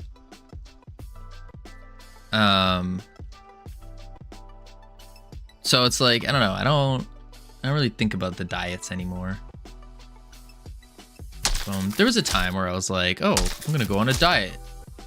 But nah. Oh, it's jiggling. You just can't really tell. Okay. New plan. Instead of jiggling the position, we're gonna jiggle the drone. That's what we're gonna do. People go on these whole spiritual journeys about these things, but they just learn the how, they don't know the why or anything around it. Yeah, I think that's pretty on point. We're gonna do the scale on this, right? Because if I do this and I change the Y scale and the Z, okay, I have an idea. Jiggle intensity will then be a vector 3, and it will go from vector 3. Going on a diet is expensive. Is it? Is it? In 3rd grade, I thought I was skinny. Then I looked in the mirror and saw oh my. Cheap food is never good for you. That's true. Yeah, the healthier food is definitely more expensive. But I mean, you can still get fit eating like the cheap stuff as well. You still can. It just means you gotta work out a lot more. I used to be very athletic, and I learned a lot about working out and eating. The whole logic is if you want to gain weight, you eat more calories than you burn. You want to lose weight, you do the opposite. Yeah, pretty much. I mean, I've kind of adopted the whole main gain type deal, where you are, instead you do like you're constantly gaining, because at least for a dude, like, I don't think any of us want to be muscularly less. I think we all, for the most part, want more muscle. So it's like, just take your base metabolic rate based off of however you're working out, and then you just up it like 250 calories or so. And then you just kind of keep eating that, keep working out, and then all of a sudden, once you get a little bit hungrier, or if your weight starts dropping, then you just up it by another 250, and then you keep doing that over and over and over. Doesn't matter what it is on the outside. You have a 6-pack and still have bad cholesterol. I mean, yeah, that is another whole issue for sure. What do we want the squish drone to look like? 6-pack is a weird one. Some people don't have 6-packs. Some can only get a 4. Some can only get 2. Jiggle squish. That's what we'll call it. And then I'll do const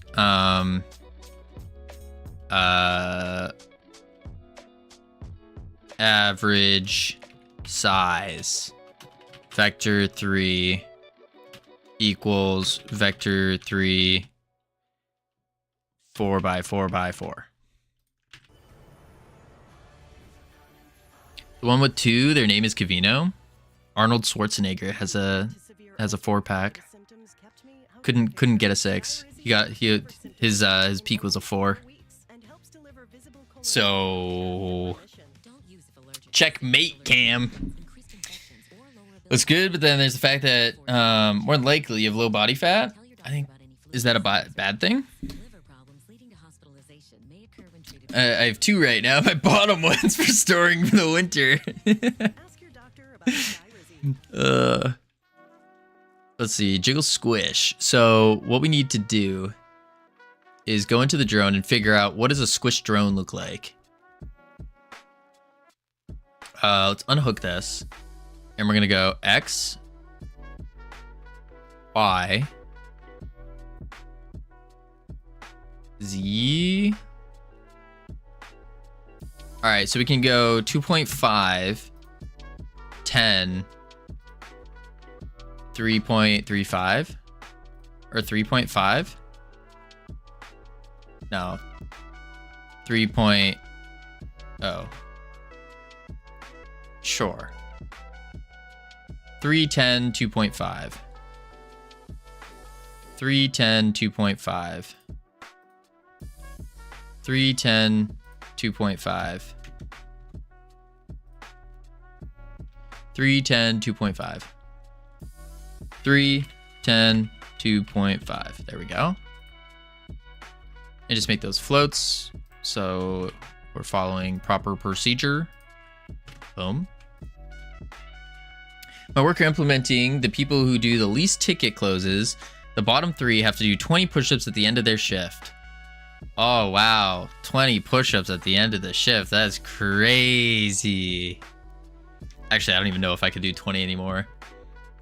A couple months ago, we were pumping them, but oh, it's gotten bad. It's gotten real bad. Real bad. And I can do 60. My upper body's good. Yeah, but it's the laziest people. True. And for a 6-pack to be visible, you can't really have fat. Yeah, it's like, I think it's, if I remember right, it's like 12 to 15%. 12 to 15% body fat is your visible abs for a guy. I think for a woman, it is 20% is like crazy lean, something like that. Something like that. So tween, we're gonna tween the drone mesh, and we're gonna tween the scale, and the scale is gonna be tweened to jiggle. Oh wait, oops. I didn't do tween. That's the wrong thing. Tween dot tween property drone mesh. We're gonna tween the scale. We're gonna go to jiggle squish over jiggle time, and then set trans bounce tween dot tween property drone mesh scale average size over jiggle time, and then set trans elastic. Let's try that out. I think that'll work pretty good. Lab. Game, actually, not lab. Play. Are you open to a Godot question? Of course. Always, Katie. I'm always open to a Godot question. Am I going to be able to answer it? Maybe. No clue.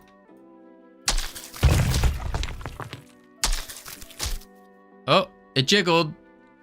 It doesn't look good, though. Because it kind of just went up, and you saw the up. Let's get rid of the transitions and see what that looks like.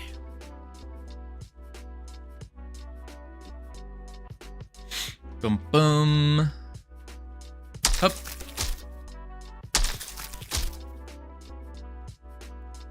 Doesn't look good.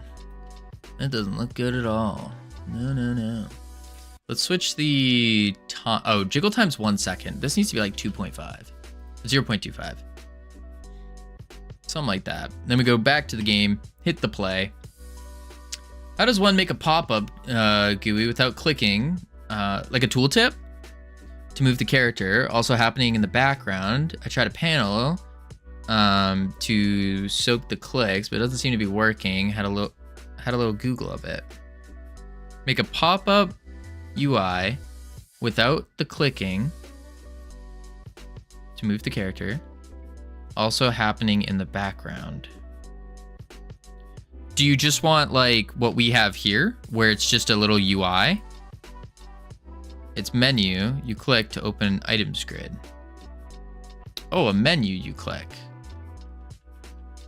So I do like a panel probably, or I mean, something like that. You do a panel, you make sure that it can collect the mouse inputs, and you want to do it as stop for like the buttons in particular. So the buttons need to be on stop, which is, oh, let's close this. Under, we'll use this as an example. We can just go to control.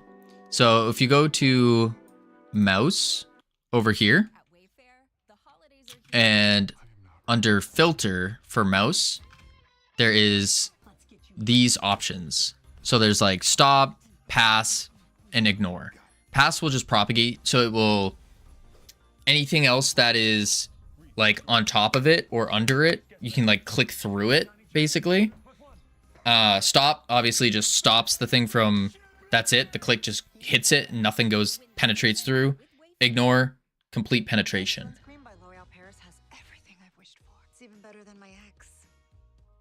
I think that is what you're looking for. I think so. If the menu is taking up the full screen, like if it's a full screen menu, then what I would say is you probably pause the game behind it. I tried stop on the panel, but it still allows click through. It's on the control node, but no idea. Okay, so to test and to debug that, you go over to the bottom that says debugger, you click that, and then you go to miscellaneous here, and then you'll see clicked control. So you want to do this while you're running the game. While you're running the game, you look at this, and then whatever you click on, this will tell you exactly what you're clicking on. How do you do the drawing on the screen thing? This is from this is Zoom It, which is a Microsoft Power toy. Boom. But yeah, do that, and this will tell you exactly what is being clicked. Because sometimes you're accidentally clicking a menu that isn't visibly there, or you're just not clicking the menu at all. And so this tells you exactly what you're clicking, and then you can go to that thing. So you could go to the user interface control reticle and then go, oh, turn that mouse mode off, and then you click the next thing. So that's how I would debug it, because I'd have to see the actual thing to give you like the actual answer. But yeah. It's clicking text direct. Filter is stop. Yep, that makes sense, because you're stopping the mouse right on the text direct. So if you have a button, you probably want the text direct to ignore the clicks. So then it ignores, and then you can go click a button. But the player behind is still moving. Oh, because you're getting two of the same inputs. They're doing two different things. So for that, is the menu full screen, or is it just like a mini menu? Or I guess it could be here too. No mini menu? Okay. You could have a signal for when this menu is open in your player inputs. It just doesn't collect the input. I would use pause, but the problem with that is I have a timer going on. And you need the timer to be going the whole time. Because is it like one of those AFK game? Not AFK games, they're like one where you could just like open a menu and then just walk away and it's still going. An idle timer? Yeah, okay. What I would do then is in the input, you could go into the input and just say like, if menu is open, menu dot is open, return. That way it just won't collect the movement inputs. That would be the next solution, I would say. Yeah. Good idea. I'm full of them. What can I say? Let's see. Okay, so now we have the squish. The squish isn't really good, though. The drone squish isn't very good. I need it to, like, violently shake as well. I will try this. Thank you. Yeah, let me know how it goes. If it works. All right, let's see. Hup. And hup.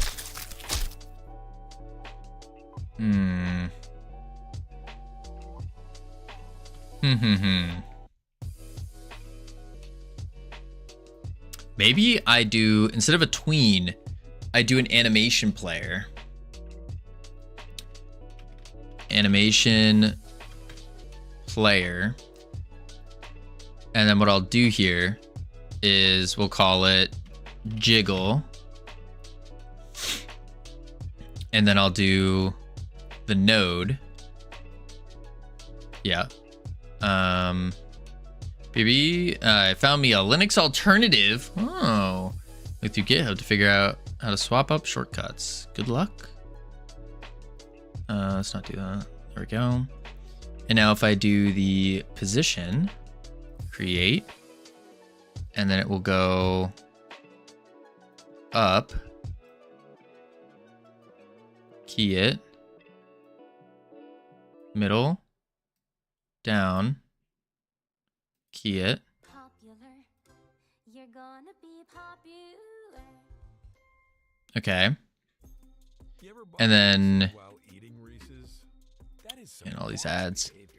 Maybe it starts with PC and just silently in the background without system tray. I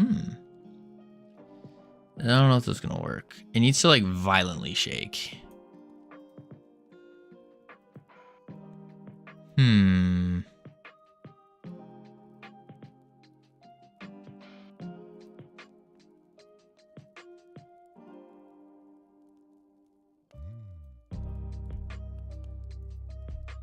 Do that. Cool drone. It's just a placeholder. Don't need it. It's just a little placeholder.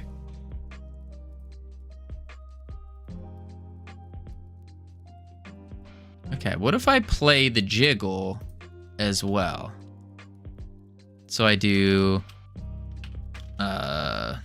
animation player dot play jiggle.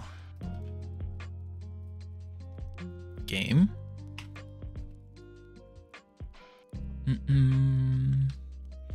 Because I need it to feel like you just grabbed a drone. You know, it can't be like, oh, I just am on a drone now. Oh yeah. Oh. Whoa. Okay. That's not bad. It's not good, but it's not bad.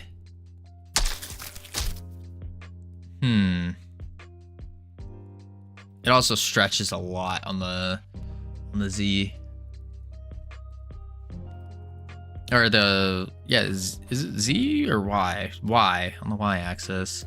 Because it's going to 10, which is crazy. Let's bring that down to 5. And then it does play a decent jiggle. What if I do ease out and in?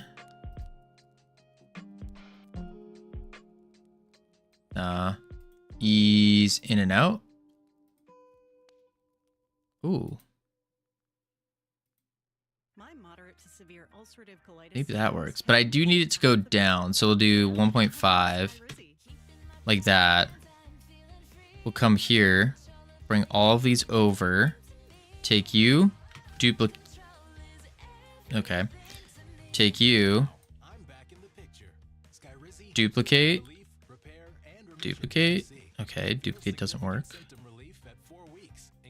Can I just duplicate? There we go.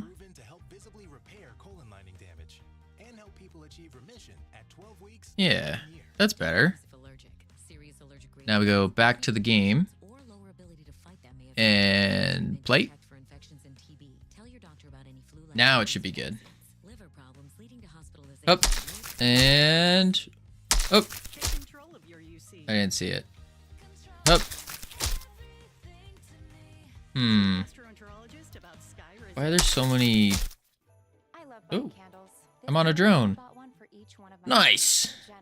Christmas cookie, Bernard. Cool. Cedar, sparkling cinnamon, Midsummer's Night, Lemon Lobster. Okay.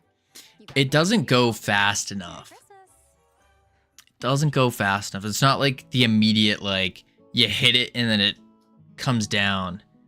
That's what we need to get. We need it to be like, boom, kind of thing. That's the idea. Okay. What we could do in that case is...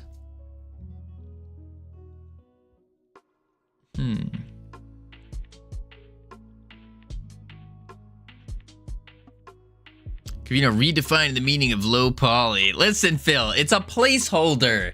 I haven't opened up Blender. You saw it yesterday. I gave Blender the old 1-2.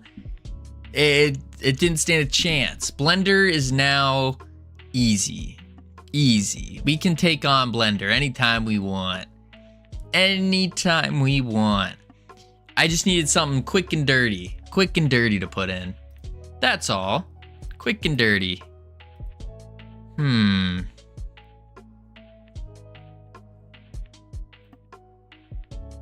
How else can we do this? Okay, reading through the GitHub, I think I may add a couple extra shortcuts and do a couple changes. Nice. I guess the jiggle's okay for now. It doesn't solve the problem, the main problem of the game though. Also, the spawner toggle thing wasn't working, if I remember right. For spawner and get children.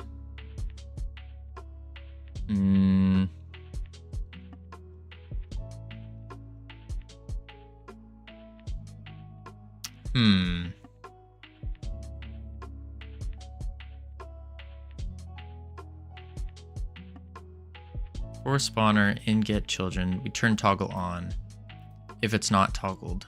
Oh. Wait, if it's not toggled,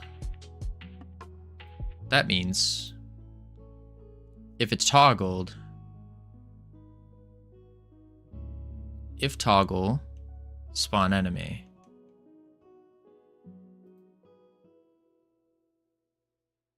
What?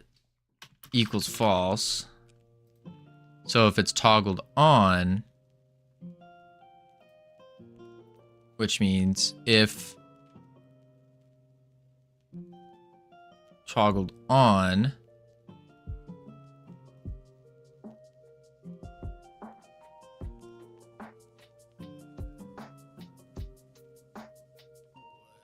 if not on, if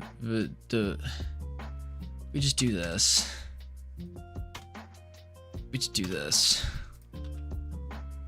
There we go. If not on, if maybe not. Yeah, that's okay. That didn't work, huh? Is it spawner toggle? We go to here. Toggle. If toggle. They sent you a picture of the little menu? Check it out. What is this? Wasn't sure about the Lambda core. Oh, I know what the Lambda core is. I've seen that in Halo and in everywhere else. What is this? Expose it in front of everyone? This is the little menu. And this is the node tree.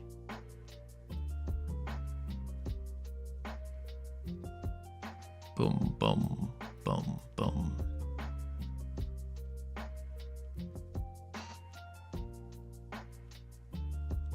Yeah, you don't do anything with it. You just look at cool things you've collected. That makes sense. We've had that before. Just a little looky thing. Scroll container.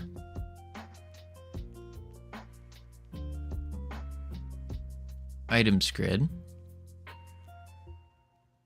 And a close button. That makes sense. That looks pretty good.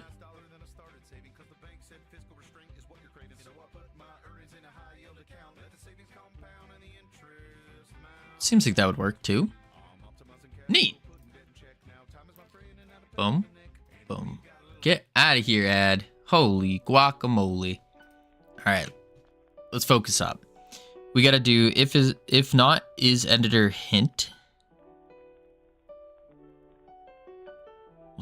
What the heck is that again? Oh, it's for the tool script. If toggle.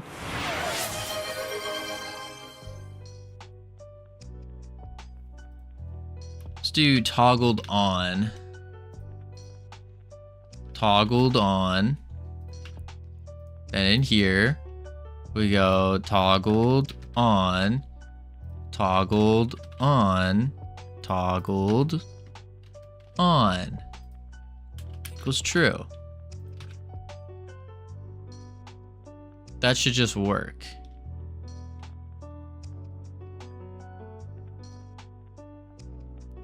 But it didn't.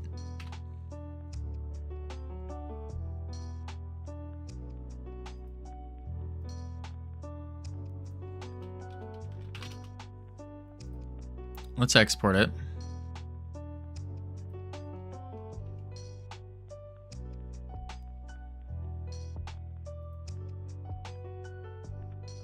I'm just gonna just delete it. Just get out of here. We don't want it. We don't want it anymore. Screw it. I don't feel messing with that. No. Get it out of here. Get it out of here. Boom. Make spawner toggle thing to turn on and off. Boom. There they are. Holy moly. Oh. And I get netted. It's okay. All right, so the next thing we want to do, now that we have the drones going. Oh. Whoa. Okay. Now that we have the drones, obviously we're going to make them bigger, make them better, and all that. Oh, that's a lot of rockets. That's a lot of rockets. If toggle. This is the comment. If not toggle, print toggle was error 2025. Thank you, Phil. 81334TV. Phil, we need to change your username. We need to change your username. You need to remove the 81334. Holy. Error equals here. Ah, I see. I see. You know, always butchering slang. I don't listen. I'm cool and hip. I'm cool and hip. I say the cool words. I don't just. There's just certain levels of slang that I just don't do. I just don't do. Yeah. Certain levels to it. All right. So we want the. Oh, that's what we're gonna do. We're gonna replace the. We're gonna switch up the attacking. Switch up attacks. So the bouncy goo ball would be the main attack. The slam would be the secondary. Yeah. But first, we have ads. I'm gonna chuck on the words real quick. Heading to level something. Lots of fun. Level 1, lots of fun. That's right. I still got it. Start, boom. I'll be right back real quick. Gonna go fill up my water, and then we'll get back to, we're gonna swap the abilities and make the bouncy goo balls strong and dangerous. BRB. Boop, boop.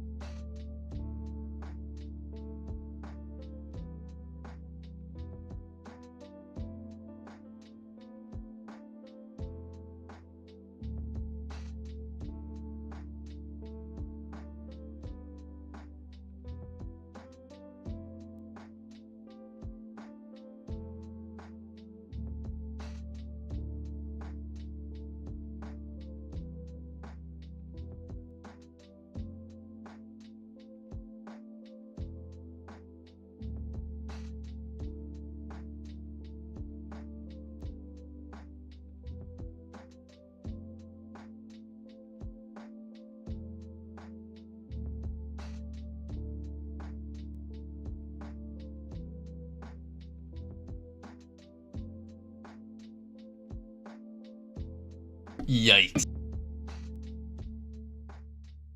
Turn these words off. Boom, boom, boom. I didn't realize how dark it was outside. Holy moly. Forgot, the times changed. Times changed, it's so dark out. I was like, whoa. Whew. Skip this ad. Bang. There we go. What did I miss? To be fair, I saw Chad Cavino the other day. It's weird when Chad Cavino looks better than just Cavino. Listen. The Chad Vibes coder. He dresses like a stereotypical Y Combinator wannabe vibe coder. It's just what he does. It's just what he does. He didn't have his proper shades though. He has better shades. He just misplaced them somewhere. Believe it or not, I used to dress like that quite a lot. I was attempted as a mimic, but you pulled it off all too well. I may have or may have not dressed like that every day at one point in time in my life. May have or may have not. Now I just go in with a sweatshirt, some jeans, or like some kind of sweatpants or something. Yeah. All right. Let's see.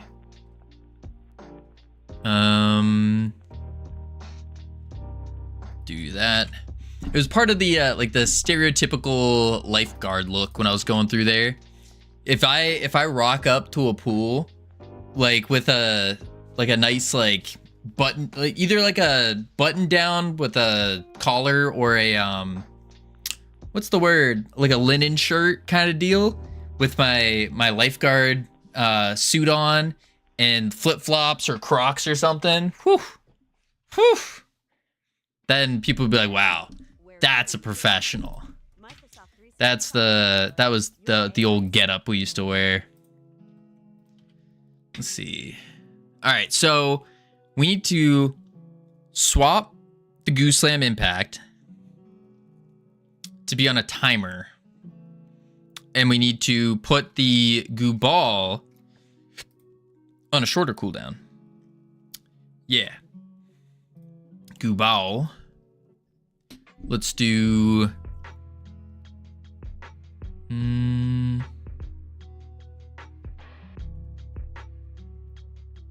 Let's see. Alrighty. What? It's early, Cam. What are you talking about? What do you mean, Cam? It's still early. What? We're gonna do, where is it? Oh, forgot your time zone's changed. Back. Yes, they did. They did. That's why we started an hour later for you. That's why we started an hour later.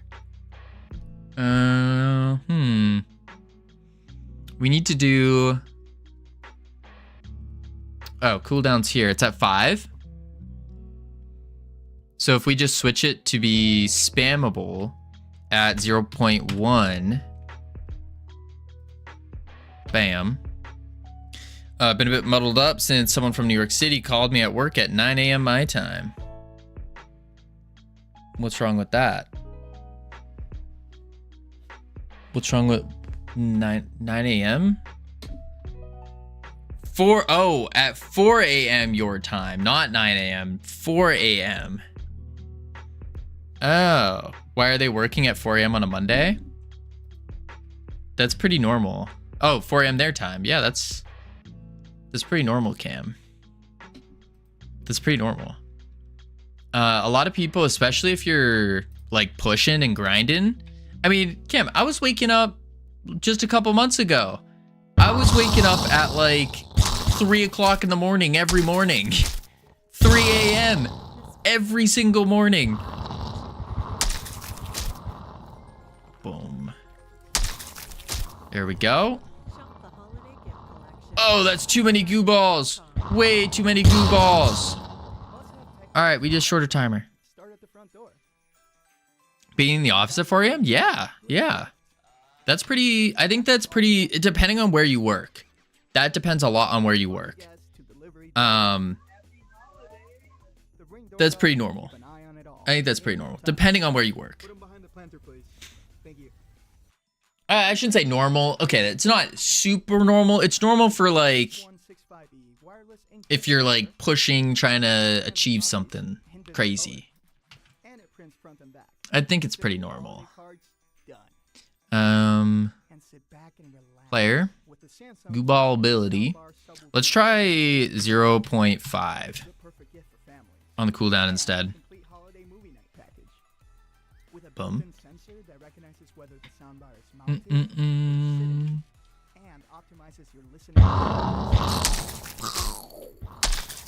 And the goo balls, much slower.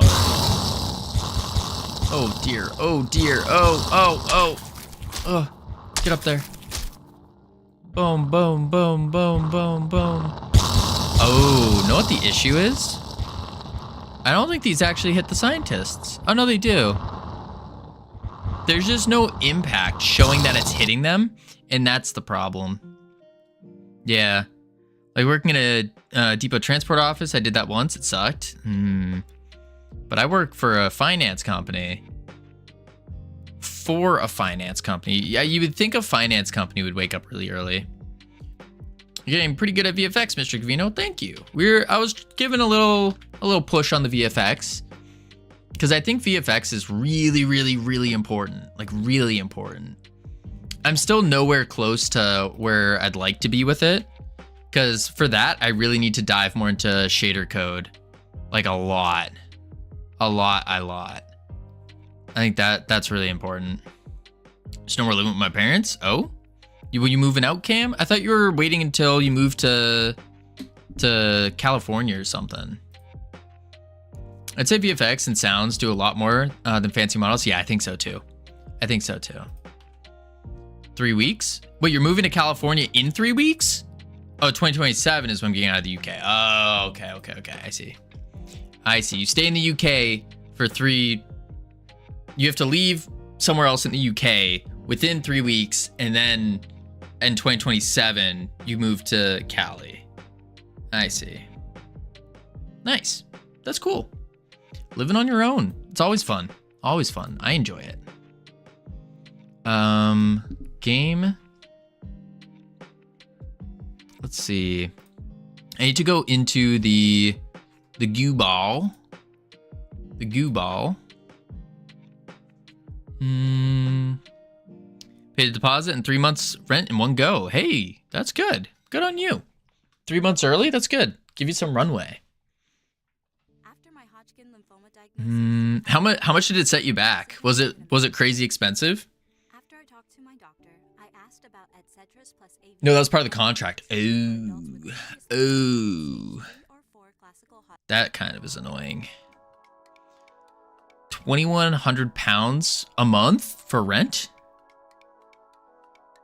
2,100? 2,750 in total per month?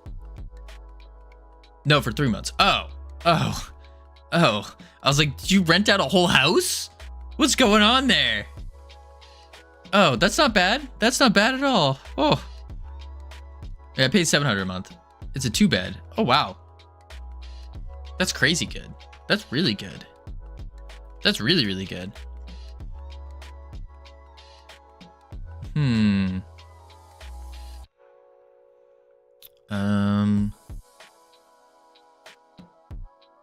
It should be about 60 pounds for Wi-Fi.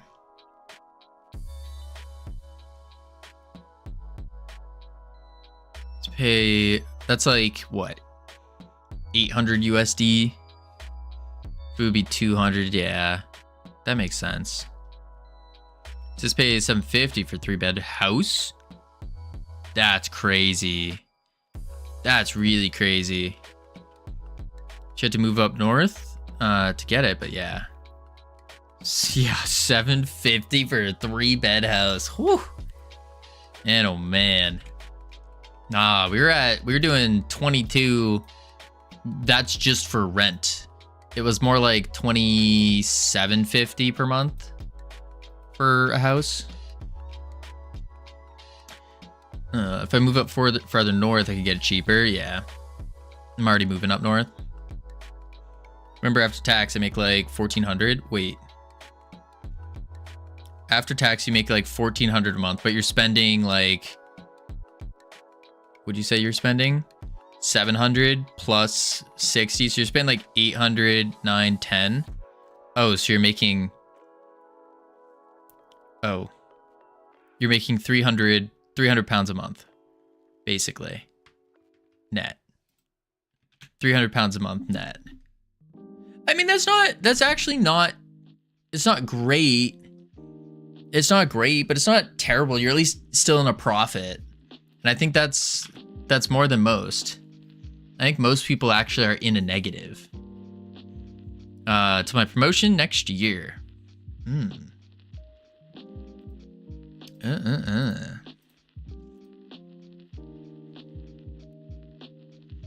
Let's see. Yeah, budgeting starts this week though. Good. Don't forget to do some investing. This is not financial advice, but investing's good. I can't do investing? What do you mean? Are you not allowed to? Because of my work?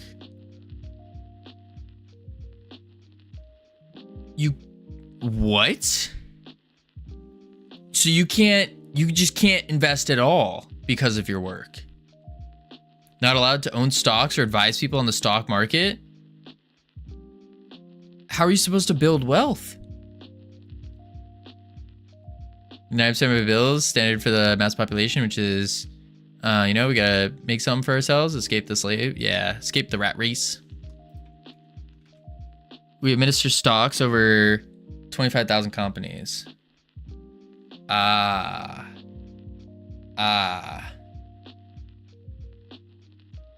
So what are like your, what's like your investment route then? Do you still have one? Because like, I guess you could put it in a high yield savings account and then save up for some real estate, but save bank accounts or invest in the company that you're in. Dang. This is not financial advice, Cam, but I'd learned some crypto. I think learning crypto would be beneficial. All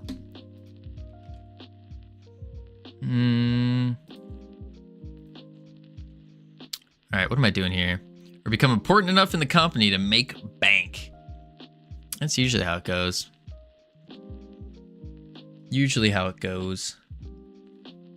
Kim should get into game dev like Kavino. Kavino's making bank. Whew. You know it. Man, oh man, $1 a day, feeling crazy. Whoo-wee. $1 a day. Nah, I make more than $1 a day. I make $1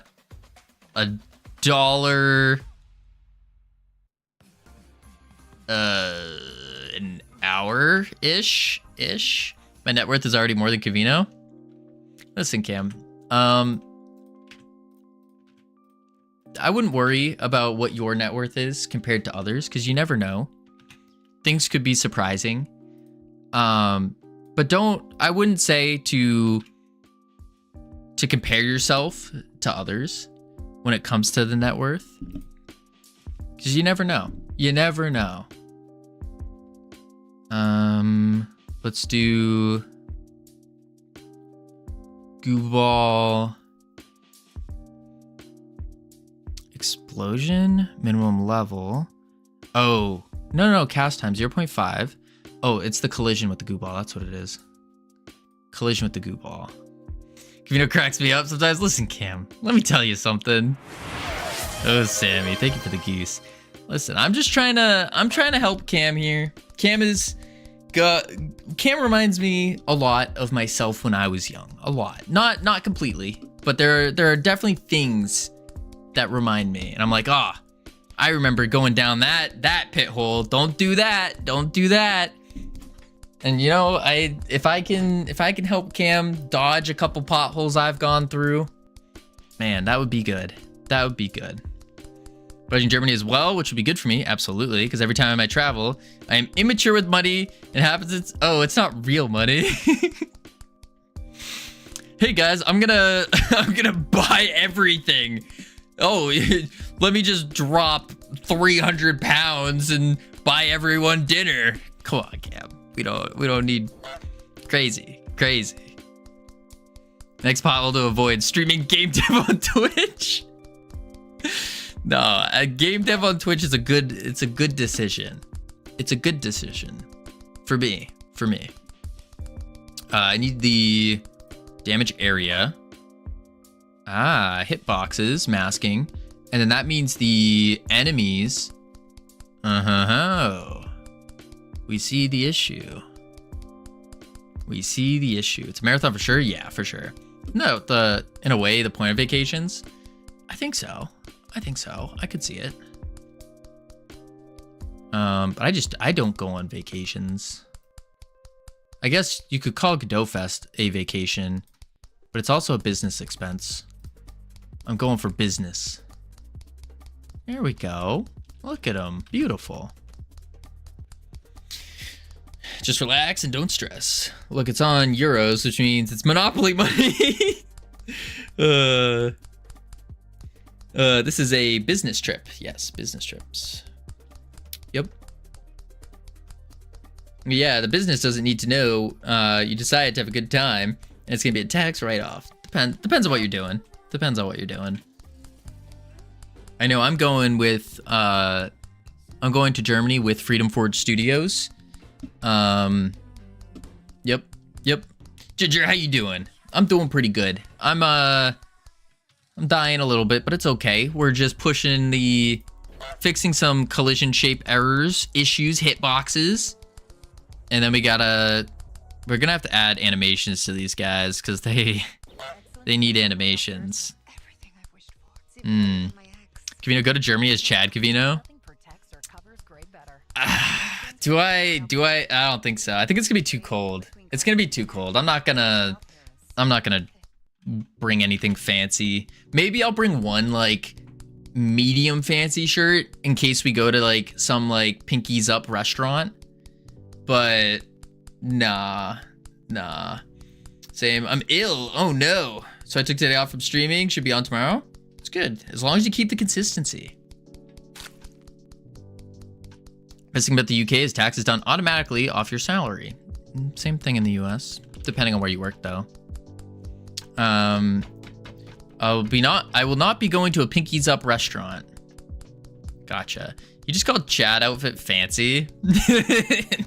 I mean, look at it this way, Phil. I'm wearing a sweatshirt. I mean, yeah, you could consider this sweatshirt fancy because it is a Freedom Forge official sweatshirt, now available on freedomforgestudios.com, where you can get all of your Freedom Forge Studios merchandise. But no, I meant like with the collar, you know? The collar is only if you're in employment. If you're a sole trader, you do it yourself. Yep.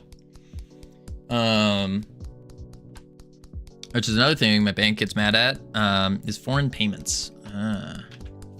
Remind me of those enthusiastic adverts. Are you cold today? Are you sick of the cold weather? Is it snowing outside? Well, stop on by to freedomforgestudios.com where you can get your premium embroidered hoodie for the winter season. Stay warm this season in a Freedom Forge Studios hoodie. Now brought to you by Freedom Forge Studios. Warning, this product may cause bugs in your code. Please be advised that you should... And all the little subtext that we put in. TNC supply. Not gonna lie, that first ad placement was better. It definitely was. It definitely was. That one I've had more practice with. Let's see if this worked. Boom. We do an Aldi quite close to the hotel as well. Aldi's just a grocery store, isn't it? Is it hitting them? I can't tell. They need a hit effect. Boom, boom, boom, boom. I don't think it's hitting them. Oh, it hit them. Okay, so we need a hit effect. We need a death effect. Let me write this down. There we go. This year, I bought one for each one of my friends. Jenna, Christmas cookie. Definitely practices in the mirror. No, that's silly. Not at all. Definitely not. I'm so generous. Tarts rope, so sweet. Yeah, cheap. Pucker. Sweet tarts. Dare to combine. Oh, it's just like a cheap grocery store? I mean, yeah. But how are we gonna cook in a hotel room? Honestly, wouldn't a simple knockback do it? Yes, but I don't want to do that. We need just a natural born entertainer. No. Definitely not natural born. Definitely not. Good night, Cam. Have a great one. We need to do the enemies. Enemy. Hit animation. Goo ball bouncing off enemies. Then we need enemy death animation. This goose is lagging me.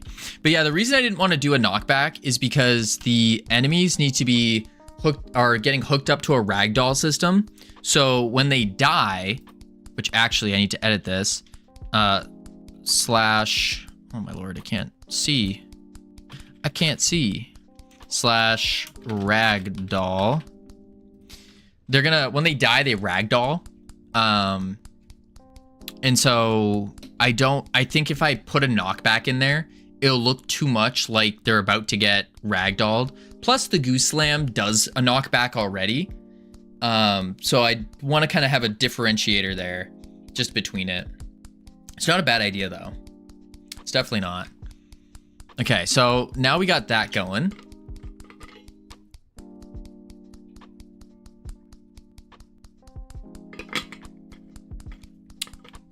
We need to do some... Our Goose Slam impact needs to be gooey. We need a better character model. Could use a Tesla coil area. And then also we can say about this area is where the player will spawn. Should look like a lab experiment place where they created the goo guy. Yeah. Boom. Can I turn this goose off? I can. The goose lags me too much. Too much. All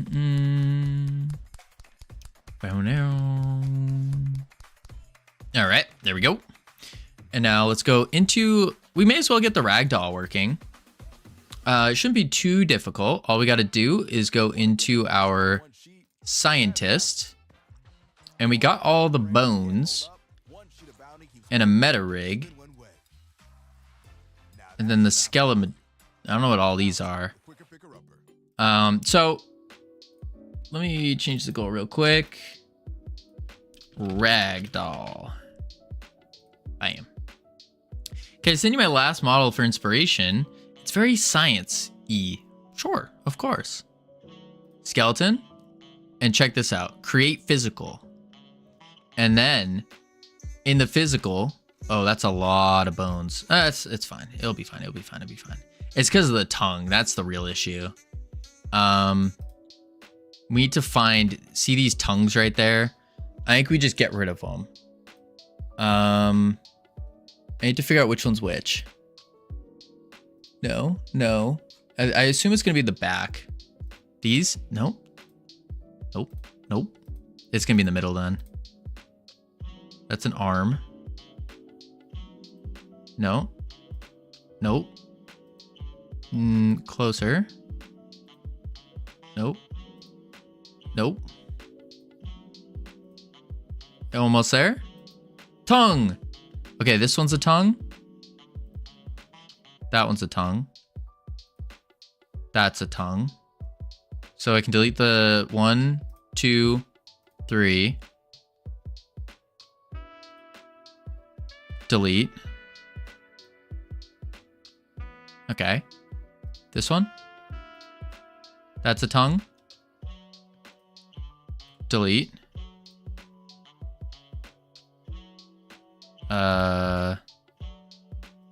That's a tongue. What about you? You're a tongue as well. Get deleted. Okay. And then I need probably this one. Yeah, this one. Delete. So all we're doing right now is we are preparing the skeleton, the physical skeleton, for jiggling. Not jiggling, ragdolling. Let's delete that one too. There we go.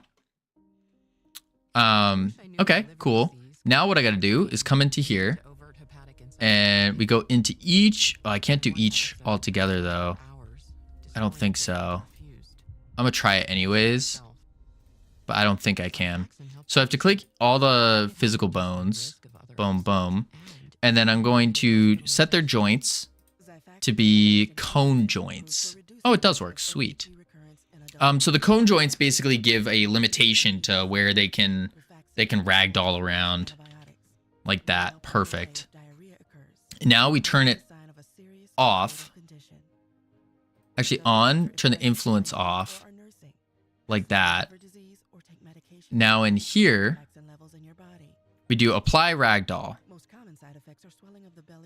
And what we'll do is we'll grab the animation player. This one. Let's just do this and say copy, paste. That was not the right thing. That's not the right thing. We need to copy the path. Copy node path. Paste it. There we are. And then I do get dot active false. Then ragdoll skeleton, I just need to set it.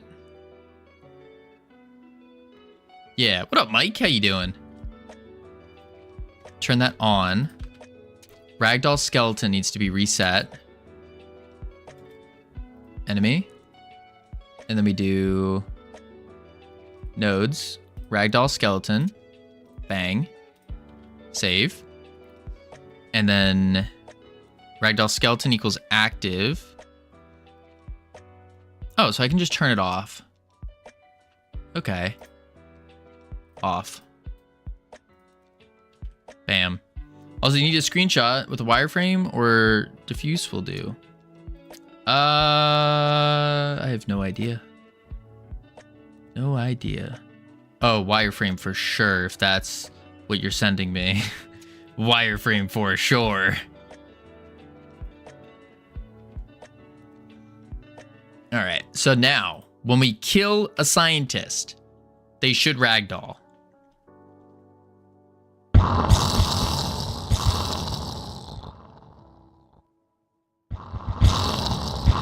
He's not ragdoll. Oh, there he goes. Look at him flop over. Silly goober. Look at him. Boom, boom. Look at him. Oh, he just collapses. We need to add like an impulse to him, so he actually doesn't just like fall over and he needs to go flying. But it's probably because we have no velocity either. Okay. Let's hit play. And then grapple. Ooh, a little laggy. Little laggy. Boom. They just fall over. Yep. Oh, it's very laggy. Oh, it's the skeletons. It's the skeletons. When they use random concept arts for references, it's usually easier to follow the shapes. Oh, that makes sense. That makes sense. All right, let's run a profiler on this. And let's figure out, why is our game so slow?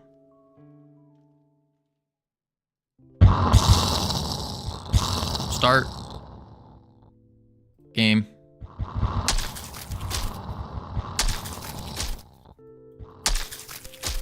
I have a feeling it's going to be the, it's definitely going to be because of those bones we just added. Oh, come on. There you go. Get wrecked, nerds. Get all of them. Yeah. So I needed to also bounce off the enemies. Unreal Godot, gotta need some upscaling. Alright, we have... Oh, our frame time's not as bad as I thought it would be, actually. It's 50 right now. That's because we paused it. Up our health. Ooh, it broke. Huh.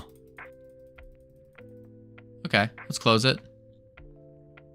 Let's see what's going on here. What is this? 131. Nice. What was doing that? I think it's gonna be the bones. Oh, the player physics. Enemy test physics process. Sort by time. I don't know how to do that. Like, I can click time, but it doesn't sort that way. See? I'm clicking that.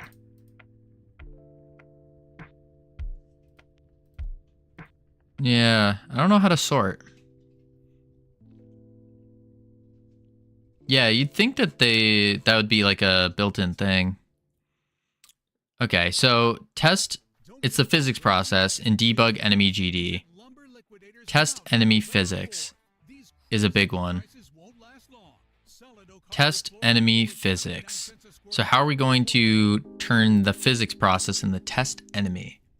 Is that what this is called? Are you called test enemy? No. Are you up? Ah, you are called test enemy. Let's delete the test part. Okay. Clean up some physics. 70 ms is a lot. Yeah. It's a lot.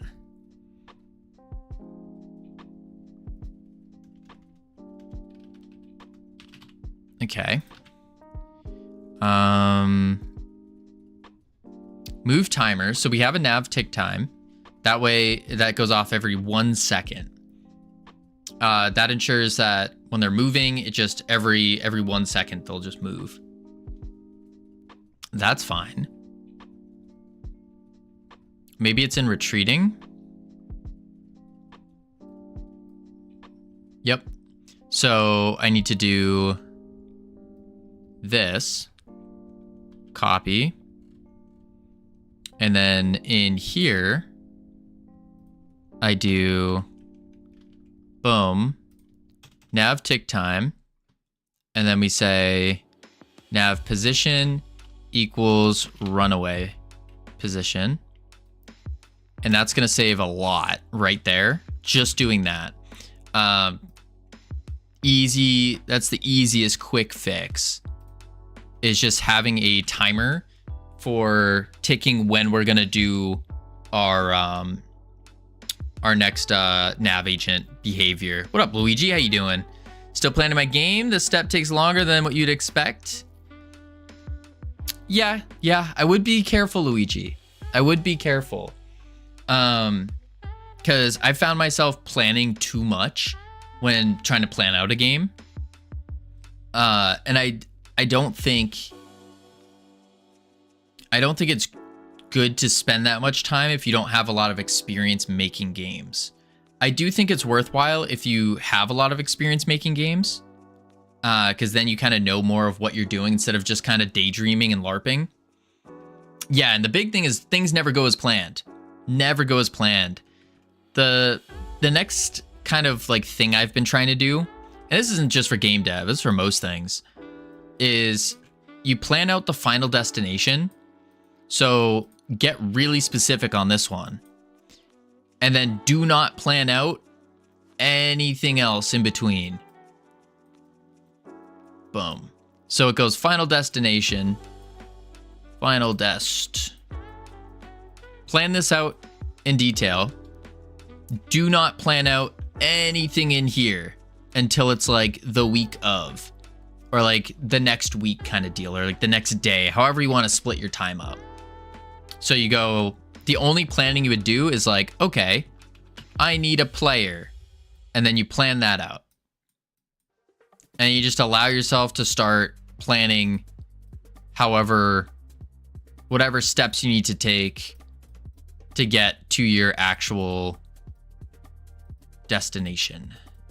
Final Destination was those creepy movies, right? I have no idea. I have no idea. Good to have a plan. Just make short scope and Obsidian, get a good flow map, and wing the rest. Yeah. It sounds weird and it sounds wild to wing this center part, but I mean, I can give you thousands of examples of times where I've done this and I've planned this out so perfectly, and then something breaks, and you're like, uh-oh. I don't think it's good to start from the final, because if you're making a story, that would make sense chronologically. Let me give you an example, because it actually does. So think about one of the best storytellers in the world. Iricho, how do I say his first name? Last name, Oda. His name's Oda. He's the creator of one of the greatest stories ever told, which is One Piece. That's right, it actually is. And his way of planning stories is he did start at the final destination. What a nerd. Boo this man. Boo. No, it's true. Look it up. Google it. Just look up best storytellers and he pops up. Anyways, he planned out the final destination first.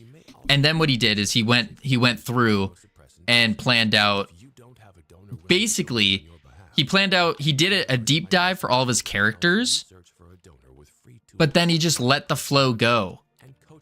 And that's it. He just let it go. Because he always knew where he was going. And he said one way to keep on track, especially if you're telling like an actual story with characters and stuff, the way he kept it on track is he had deep dives of every single character. Like even background characters have stories to them.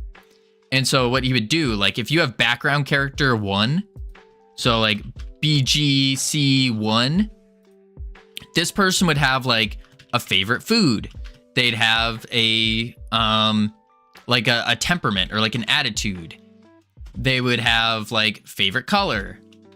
They would have their height, their weight, everything. But he didn't plan out this central part. And instead, he let these pillars guide him on how to get there. Yeah. Jordan did the same with the Wheel of Time. Yeah, there you go. It's some of the greatest stories actually start with the final destination as like the most important thing. Like that's the thing. Yeah. Because how are you going to know where to go if you have no direction? How are you going to go somewhere if you don't plan out a location, like a final destination to go to? Everyone works differently. Not everyone sticks with one thing. And I rather start from, well, the start, and it allows me to build the final, everything in between. Yeah, I mean, sure, Luigi, you can do that. You can most certainly do that. I'm not telling you don't do that, but I'm just saying, learn from other people. It will expedite your process dramatically. Apparently he had so many detailed notes for the story. When he died, the following authors could continue the work. Yeah, that sounds exactly on point. Like Naruto being the ultimate ninja. Believe it. Yeah.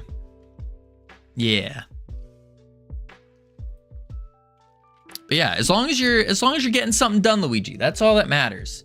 Just don't forget, you also have to do your medium for how are you going to tell this story? Because you could spend years and years and years crafting the perfect story.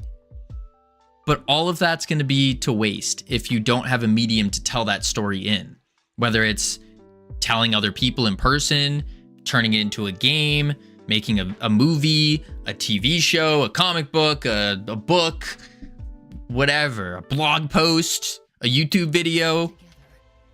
It's very, very important. Very important. Cowboy Bebop. Whatever happens, happens. Narrative is so important. Dramatically, yeah. Dramatically. I've actually... What I started doing as well is this is mostly for YouTube videos now. And we'll see the results of it hopefully after Godot Fest. I wanted to get it out before, but it's not looking that way. I need some very important footage that requires a cameraman. But what I started doing for YouTube videos actually is I plan the end perfectly. I plan the end, and I haven't even planned the intro. I haven't thought about the intro or anything because the ending is so important right now. And of course, like the intros for YouTube videos especially is extremely important. Extremely, extremely important. But you can't have the start without the other things for the video. A little bit different because video editing goes backwards, but yeah. I do have my main characters planned and even have backstory and follow the rules of my world. Nice, nice. All right, let's see. Cowering, good. So this should...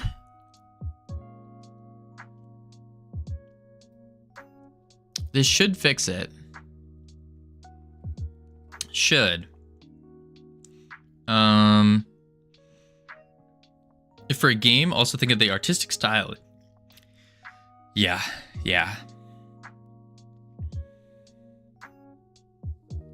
I think this will work. I'm singing in front of my school. Yippee! Is that a song, Pseudo? Welcome in. Booger ads. Aw. 1 minute. It's only 1 minute. We're good. Let's see if that did any difference. Boom. Oh. There we go. Oh, because it's playing right now. Let me find test enemy. Match case. Perfect. Now it should be good. And? Still a little laggy. Profiler, start it. Alright, let's see what's going on here.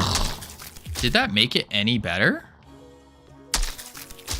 Not really. I really didn't make it better. I could just have too many enemies. I mean, I have a lot of enemies in right now. I think I have each zone spawning 5. If I remember right. Something like that. Something like that. Up. Boom. Oh. Up. Whoa. I went flying up there. Ah! Boom, boom, boom, boom, boom, boom, boom. All right. Let's check it out. You know, look and feel of a character design and their environment and such? Yeah. Did you make an explosion noise with your face? Maybe. Why, does it sound really good? Really professional? Let's see. 100 still on the frame time. It did drop. It did drop. It was like 130 or something before. Here we go. Oh, yeah, because this was 70. It's now 49. So we did do a lot. We did break down a solid chunk. I'm not lying, though. Oh, what are you doing, Pseudo? Just sitting around? I wish I could go into this and see, like, what call specifically. The other thing I do while designing a story and such is add an asset list. Notes what I would need for each. Sounds like when my dad plays games, making his own sound effects. I do that. I do that all the time.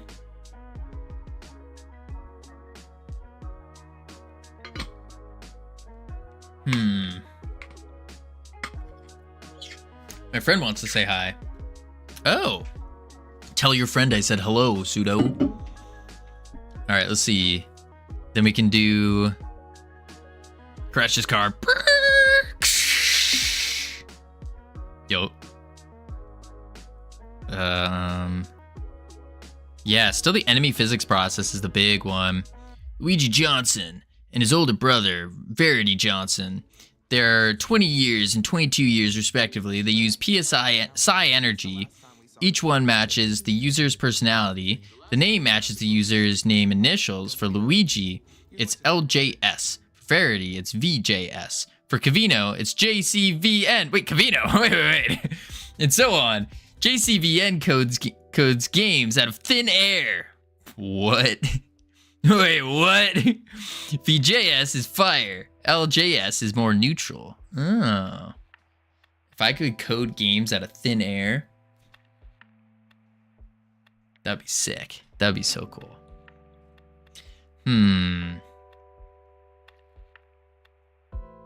4963. That's really... it is kind of bad. So, more with the enemy physics process then. Let's try something crazy. So, right now, it's at 49. 109. Let's go to here. 157. 74. Called 960 times. And then also the can hit player. That's really not doing much. We don't need to worry about that. It's really just the physics process. So for the physics process, what we could do is go back to the game. How many are we spawning? We're spawning 5 per. And we have 1, 2, 3, 4, 5, 6, 7, 8, 9, 10. We have over 100. 1, 2, 3, 4, 5, 6, 7, 8, 9, 10. 105, 110, 115, 120. We have 120. So it is solid, to be honest, right? Yeah, I think it's pretty solid. I mean, it's missing. You got like a power thing going, but like, where's the story? We need the story.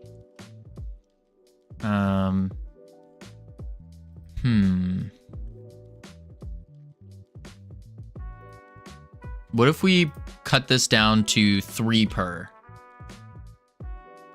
Actually, I'm just gonna go into it. Enemies to spawn is at 2, 3.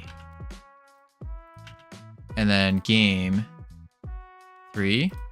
Okay, it's gonna spawn 3 now. Clear. Play.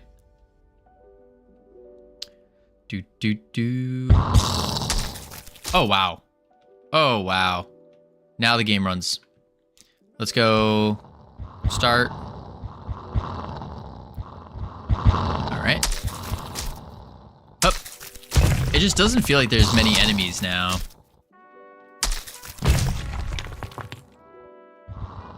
Yeah.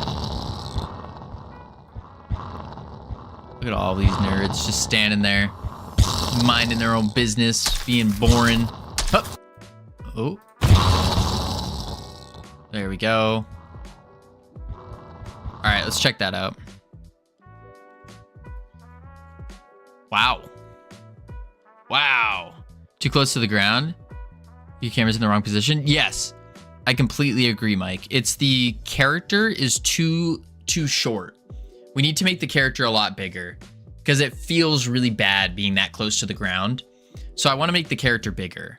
And that in turn will raise the camera height as well. I completely agree. That's nothing. Wait a sec. Angle the camera up about 25%.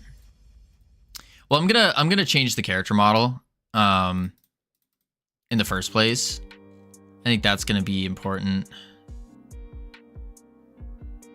Enemy physics process going 65.3. Oh, what are you?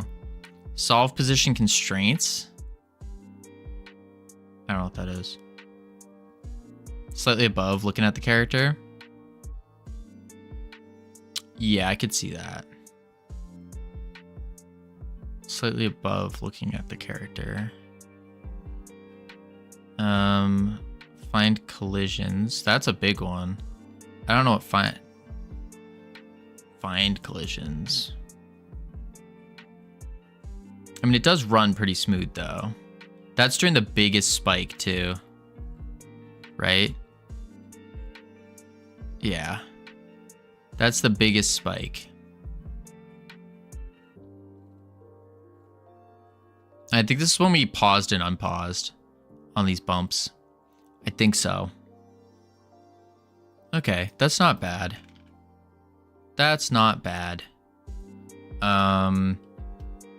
Added drones to grapple.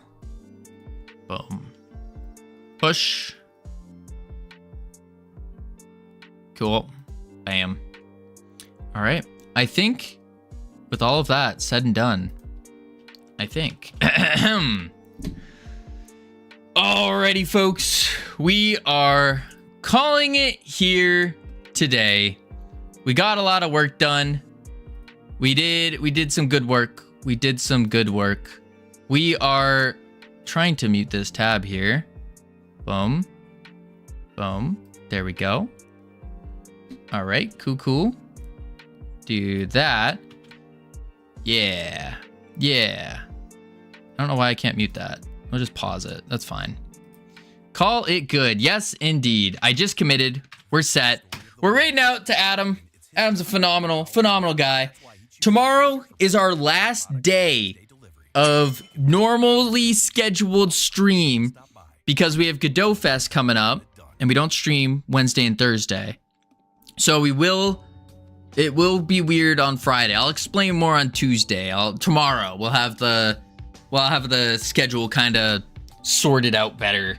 But I'll catch you all later. Spam the emotes if you got them. Otherwise, see you tomorrow. Yeah.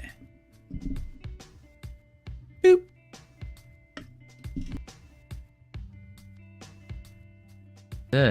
Reload this tab. And then spam that. Boom.